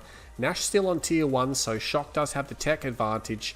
He's only on 1 war factory though, so he might be going for fast clicks. Maybe he's going for fast avatars. Maybe he fancies his chances with that. More harvesters coming out for Nash again. There is no blue Tiberium field. GZ, have you ever been abroad? I guess he means I've been overseas. I've been overseas. I've been to a couple of countries. I've been to Singapore. That was nice. The thing is that living in Australia, we have a really, really big country. And so that when I go on holidays, there's so much to see and do here that I tended to do a lot more Aussie holidays. It's easier as well. But yeah, I have been overseas, and I'm probably going overseas this year as well. But yeah, I haven't been to Europe or anything like that, so, or America. I don't really want to go to America. But anyway, let's concentrate on this game because Shoktrepet is going to push those forces back. He's going to move his tanks back, so things, yeah, he's going to go... Oh, look at this. We have flame tanks coming out. I don't think we've seen them at all in the, across the entire day. Even with the last series, flame tanks just were not coming out. Scorp v Scorp. Nash should have his dozers done momentarily, I believe. Are they done? No, not yet. They should be pretty close. Oh, he's got no power. That's unfortunate. He could have had that done by now. He's going to be attacking without it. What has Shock got, though? Because we know there's flame tanks coming. He does have quad... Oh, he's got 2 MCVs. He's got 2 MCVs. He's got quad turrets as well. That probably means, yeah, we're going to see... That's a really early drop on the obelisk. I think that's way too soon. I mean, at least when the... it's got avatars. This is what he's going to do. He's going to go for double MCV with avatar support. It's going to be the slow-moving powerhouse. He's going to go for the power plants because he can. Shoktrepet actually hits something. Battle marker over there. What was that? It's a Raider Scout. Battle marker over there. Oh, he's going to clean up the flame tanks. There are tanks over there to stop it. And Nash is being stopped in his tracks. This is not going to work. There's another obelisk there. He's going to run back into this obelisk as well. There are some tanks that get over here. They get the second flame tank. He's going to move in. I think maybe he's going to click these guys. Not 100% sure. That obelisk is behind the MCV. So here comes the clicks. He's probably going to get the chemical... No, I think he clicked Nash. Yeah, he clicked Nash. He clicked Nash. There's a scout in his main. Meanwhile, this attack continues on. I don't think Nash has clicks. There's not quite enough tanks here. He's going to have to drop another base defense. He could just drop 2 laser turrets. I don't think he needs to drop obelisks, really. This is not going to work. Nash is going to have to back off. So Nash has been repelled. He just didn't do enough damage with the attack. I don't think he got any harvesters. He just killed some power plants and couple of units. This MCV already moving. Nash is down a ref, but he did manage to replace it pretty quickly. I guess maybe he expected to get clicks, so maybe he had another one queued. It's going to move to his expansion. He does have lasers. Lasers is done, but will that be able to stand up against Obelisk and Avatar, a different kind of laser? He might want to be careful, Shock. Oh my god, if he takes hull damage, there you go. He does deploy. That would have been disastrous if he lost that, and there's the drop. Oh, he doesn't get a shot off. That's unfortunate. And the Redeemer Engineer Facility comes down. There's Avatars here. Avatars are here. He's going to start firing at these guys. But once the next round of Avatars come, that's going to be bad. He does have, yeah, Tib Troopers over there. There is some infantry here that can cut off any counter harass if they're in position for it. The Avatars, I don't think he needs to send all these Avatars back. Does get an EMP off. Misses that tank. Oh my god, so many EMP. Finally, some decent EMPs. Oh, that's better. That's a nice EMP. It's going to slow these guys down, and the Avatars are going to be here in time. And these tanks are just going to have to back out. They're probably going to get a crush on some of these units, but by the time they get through, it's just not going to be enough. Oh my god, he's actually sending Nash Crush to Harvester, and he's sending in to try to get the engineering facility, but Shock blocks it. He blocks it. Not sure what he's sold off there. Something. These Avatars, so lucky, these Avatars, to actually escape the Inferno there. Meanwhile, these tanks are moving through. If they can get the tech center, that'll be huge, but I don't think they're going to be able to get that. Yeah, there's no way Shock will let that get focused down. I don't think that's just going to happen. Nash is in trouble because he's out of Tiberium. Shock has double ref. He went double ref here. Avatars are just going to move forward. Yeah, he's not going to get the tech center. Redeemer is out for Shoktrepet. He's looking pretty good. Oh my god, the MCV is under attack. If Nash loses the MCV, that could be the beginning of the end. He has to sell it. He realized he can't save it. He's got an Avatar here, but it's out by himself. Fnatic Squad's come in, does quite a bit of damage. He's got another Fnatic Squad. Yeah, he's going to turn around. That's way too much hull damage. Vertigo Bomber's coming as well. That's just going to do a bit of damage to the Avatars. Gets one of them. He's trying to kill these Fnatic Squads one infantry unit at a time. Nothing garrisoned in the Redeemer. He needs to put garrisons in there, right? And he can actually see that Harvester. Re-stealths just in time. Oh my god. It's still not good for Nash, because Nash, what does he have left? I mean, he's got Vertigos. He has to bomb the Husk. Rage Gen, but there's just nothing here. I think Nash is running out of steam. He's got an army. He's got Vertigos. He can make a stand. Maybe Spectre Artillery. No, he's still going to keep going for these guys. He's losing Harvesters now. Here come the Vertigo Bombers. They're coming in. There's not much to stop them. They are going to start bombing the Avatars. They get another Avatar, and there is a big wall of Avatars. Nash making it happen. He's holding these guys off. I think Shock might need a stealth tower to assist. He needs a stealth tower so he can help capture back those husks, because I think Nash is going to destroy the husks. Vertigo Bomber comes in straight for the Avatars, and why wouldn't you? If you can kill the Avatars, if it's just the Redeemer, you can pretty much destroy everything that's here. If it's just the Redeemer, he can hold. But if there's too many Avatars and things like that, he's dropping the Obelisk. Does Nash have enough? There's two more Obelisks. I don't think it's going to matter. I don't think it's going to happen. What's happening back there? There's some Scorpion tanks by the looks of things must have snuck through. Venoms are here, gonna try to clean up. He does have lasers. Another Scorpion tank over there. The Redeemer has double repair pad. Oh man, I think Nash he just doesn't quite have enough. He's got 3 Vertigo Bombers. He's got these Venoms. He needs to stop Shock from getting too many Venoms out. Vertigos are coming back now. He's going to be able to bomb that Avatar. No, he's going to go straight for the air tower. Oh, he drops all 3 bombs. That was way too many. He didn't need 3 bombs to destroy that. He could have killed Harvesters. And oh my god, what a messy game. What a messy game. All the husks being cleaned up. There looks like there might be a husk or 2 back there. Just a single husk. All the Tiberium's just been getting destroyed. I think most of the Tiberium has just pretty much been destroyed. Patch the Spectre pre-deploy trick. Apparently there's a trick with the Spectres now. Marsleaf always puts something in there. He's like CGF. He puts undocumented changes in and then pretends like they don't exist. Nash has to hold back though. Now the thing is, there's a lot of Tiberium here, and right now Shock is long range mining it. He's going to move the MCV. If he secures it, he flat wins the game. Nash has some forces here. Now these Raider Buggies, no, they don't have stealth detection because he's not vanilla. Vertigo Bombers are here. They get another Avatar. Oh man, I tell you what was that? He actually dropped a pod on the ground? Okay. Did he upgrade that ability? Wow, he actually got research air pods. That's crazy. And it actually stealths the buildings. There you go. Oh, Shock is going to lose an MCV. Nash is not out of it. He's not out of it. He gets this MCV. He's very much alive, although this MCV's got a lot of health. He could just EMP it, really, as well. And he gets it. Shock's in trouble. Nash is going to go around. No one's got the EMP control center. These avatars are in good health. He's going to go around. He could just attack where the obelisks are not.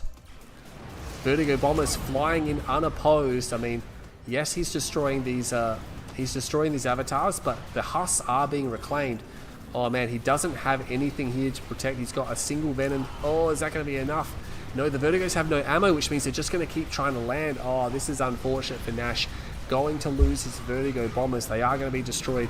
The laser venoms are no match for the particle venoms as well. That's just not going to happen. Meanwhile, he's trying to find an angle. He is getting these power plants. He needs to get them. Nash needs to use his mobility to his advantage right now. He needs to use his mobility to his advantage. Take out the power plants, knock out the power grid, then take out the tech center to stop the flow of obelisks.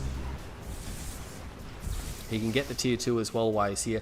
The venoms are here, but there's a few too many laser buggies. I think the laser buggies have enough to destroy the particle venoms.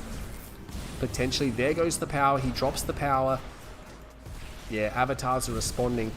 Has to sell the tier 2. So Nash has done some. He's done quite a bit of damage. He's even destroying some of the Vertigos. But how long can he hold on for? He does have his MCV here, so that is one thing. He is refining on his main field. That's another. Shock is refining over here, though. This is bad. He's still got enough tib just to power himself a little bit longer. That's all he needs, just to power himself a little bit longer. He's got 6 avatars and 4 venoms. Nash just doesn't have a standing force right now. He's got EMP buggies. If he gets off a big EMP, then yes, he can win. But right now, he can't bring down 6 avatars unless he can disable them. The Scorpion tanks just won't beat that many. Mind Drop comes in, slices him a little bit. Yeah, Venom's going to come in, they're going to clean that up, unfortunately. Bite comes in to scout the base. Could sell a ref off, doesn't need a second ref there. He's going to come in with an EMP. Is he going to get the EMP off? Big EMP. No, he doesn't get the EMP. He doesn't land the EMP. Nash still not landing the EMP. Oh my god, he's whiffed it. He has pulled him off way too late. It was way too late. There's only 1 tank left. Actually, there's a couple of avatars here.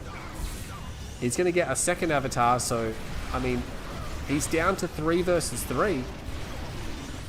There's still a Scorpion tank shooting him in the back as well, and the avatars over there are quite badly damaged.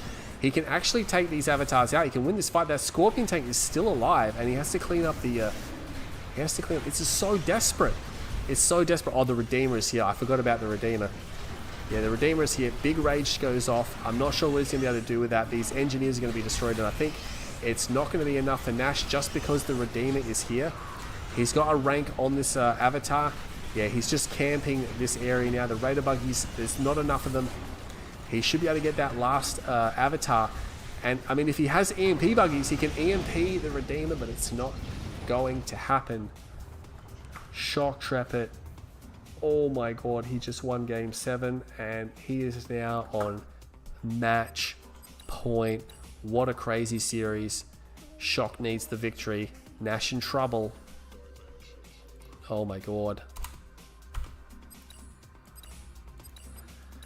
It just seems like when they go down to this really late game situation, it is just very tricky for Nash.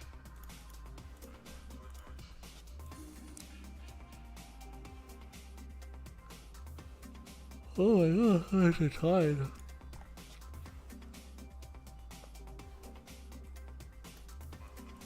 Let's see if they'll play this map.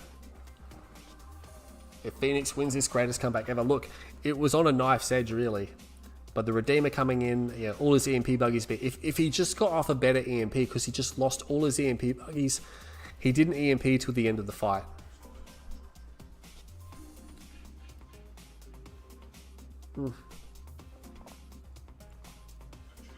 Yeah.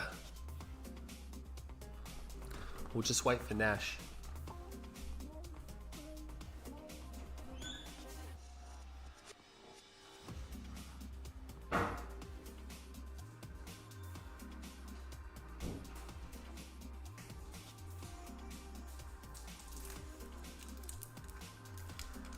Oh my god, it's been intense. Yeah, what a crazy game. Boy, have we seen some crazy games. That one on Toxic City was nuts. That fight at the end, like, what, it just went forever. What's my favourite Australian dish? I don't know.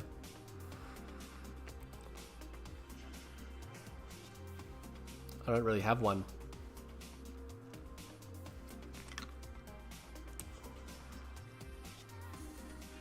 I guess Aussies love barbecue. Barbecue's always good, like, just in general. Barbecue, anything.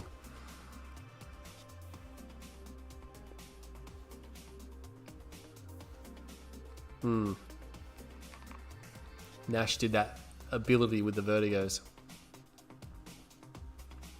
Ah, oh, here comes white trash, yeah. I mean, the thing is, some of these guys aren't as practiced as they should be, but still, this is how the tournament rolls. Everyone's on a level playing field.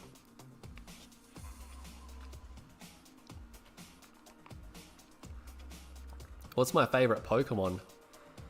You know, I was a kid during the first generation of Pokemon, and I didn't mind Scyther. I always thought Scyther was a really cool Pokemon.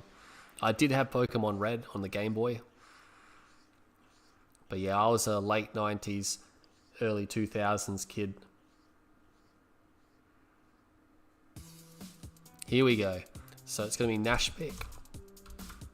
I like this song. It's a good song.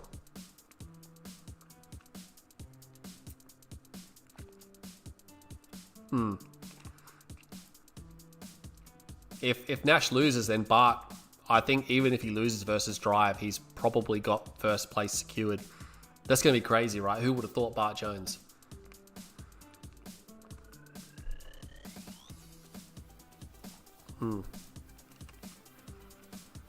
Maybe we're going to have a Bartjones bike grand final undergrounds. I had it on undergrounds. Where is it? There it is. Mock mirror?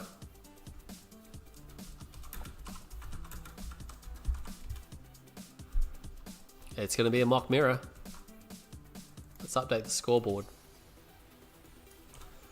I bet everyone's shocked right now, and especially Dune Tiger. I mean, Dune Tiger telling everyone how to play the game, couldn't even predict the outcome. What a peon.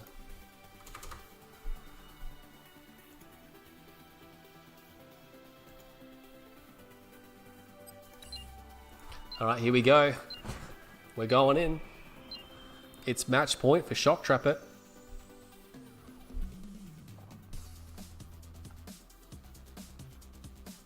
What's wrong with Scyther? Again, I don't know much beyond the first generation of Pokemon, if there was something about that, but it was just a pretty cool one. But yeah, on Undergrounds here, we have playing as the Mock. It's going to be Shoktrepet. He's on match point. Can he do it? He needs a victory. It'll be fantastic for him if he can win it. Meanwhile, Nashington's had his 100% win rate absolutely shattered in this series. He is down 3 games to 4, and it's a mock mirror. It is a mock mirror. Who's going to go shadow teams? It's insanely risky for anyone to go shadow teams, by the way, in a mock mirror on this map.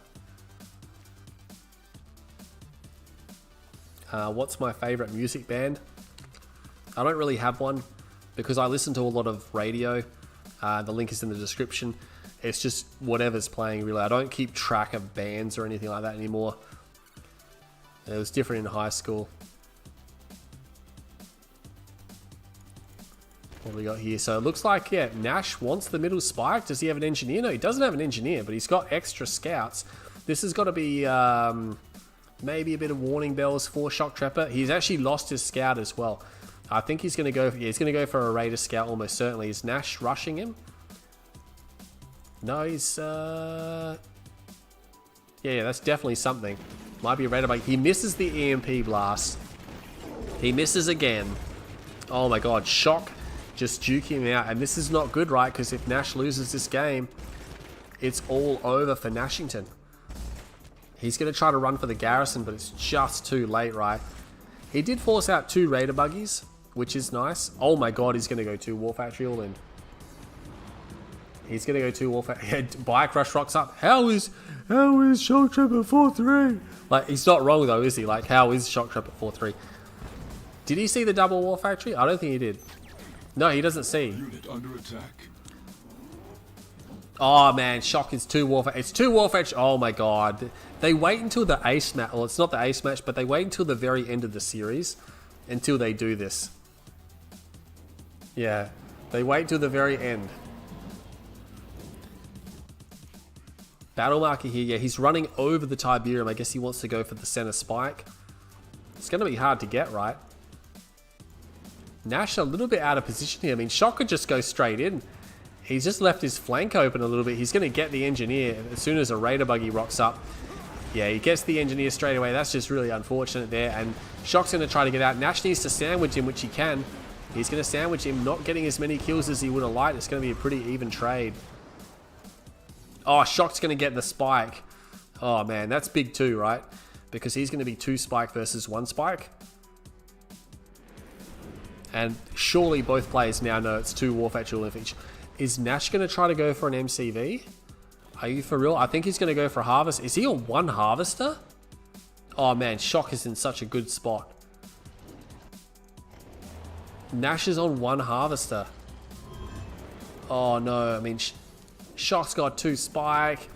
He's been on 2 harvester this whole time. Nash has been on 1. He needs a miracle engagement right now. Nash needs a miracle engagement.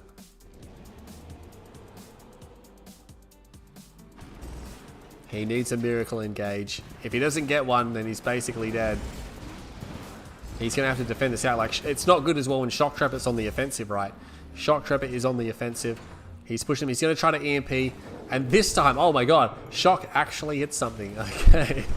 Right when it matters, he gets a hit. I mean, it's not going to matter. Those Raider buggies are going to get away, but he still managed to snipe down 1 buggy. Nash sold a war factory. Shoktrepet he retains 2 war factories. He's not selling. 3rd harvester comes out from Nash, so technically his economy is better. It's better to have a 3rd harvester than a spike, but the spike's going to push him on. Going for Scorp tanks now, which means... Oh, she's got 3 harvesters as well. I didn't even see that. I didn't even see that. Yeah, going for Scorps now because you've got to remember, you're so close to the enemy on this map that if you just rush your Scorps across and you can camp the enemy war factory, you can just win. Once you get the camp down and units are coming out and being destroyed as they come out, it's too late.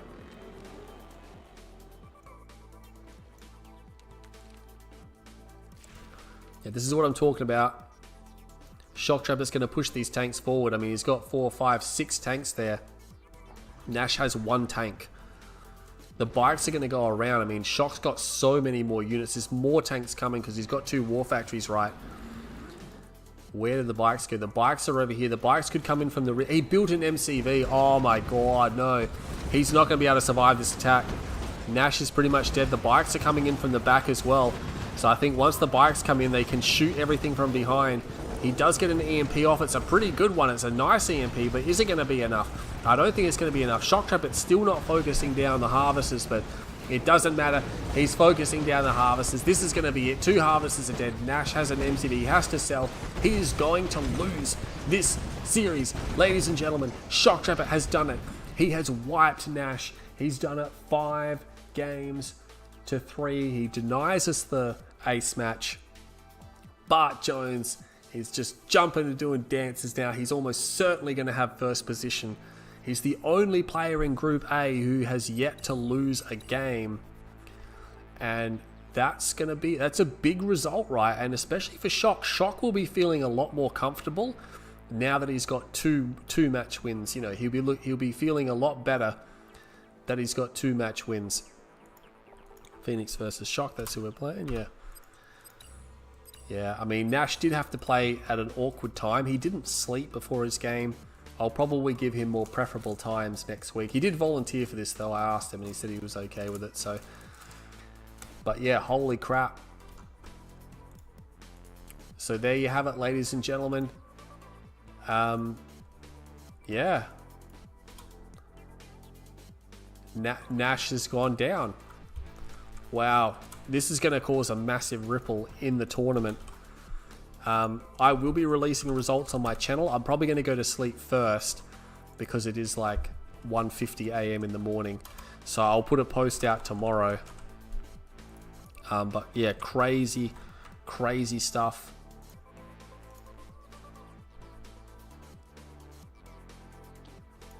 Let me just fix that.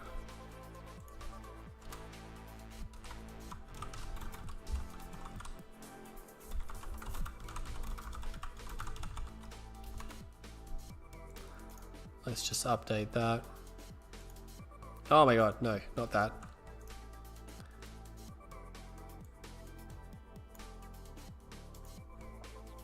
There we go.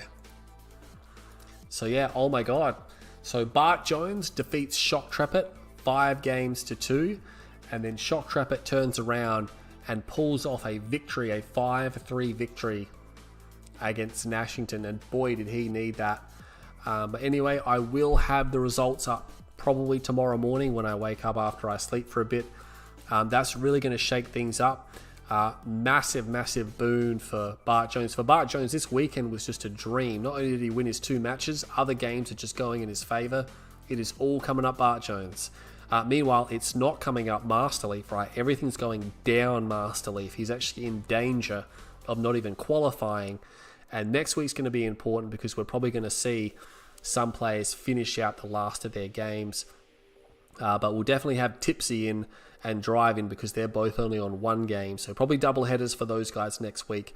But yeah, what can I say about that that series? I'm pretty sure these players are going to continue to practice as we get closer to finals. It's just going to be about trying to salvage finals right now to get there because there's a lot of money on the line. But yeah, what can I say about that, guys? I'm a little bit tired, so I'm not going to talk too much longer here. I'm probably going to leave it at that, but thanks for watching the extended series, and the tournament continues next weekend, so things are getting hectic, okay? Things are getting hectic. We'll have at least two more streams next weekend, and that'll be putting us very close to the end of the group stages. But yeah, I hate to leave you guys hanging. There's 100 people on the stream, but we completed our games and everything went really smoothly. Very happy with how the stream is running. Tournament's moving quite quickly, and yeah, props to the players as well. But thank you for watching the stream. Stay tuned to my channel. I have the results up as soon as possible. Check the link in the description for the brackets, and I'll see you all next week in the new streams. I'll advertise those as soon as I have them. No worries. You guys have a great night. Catch you later.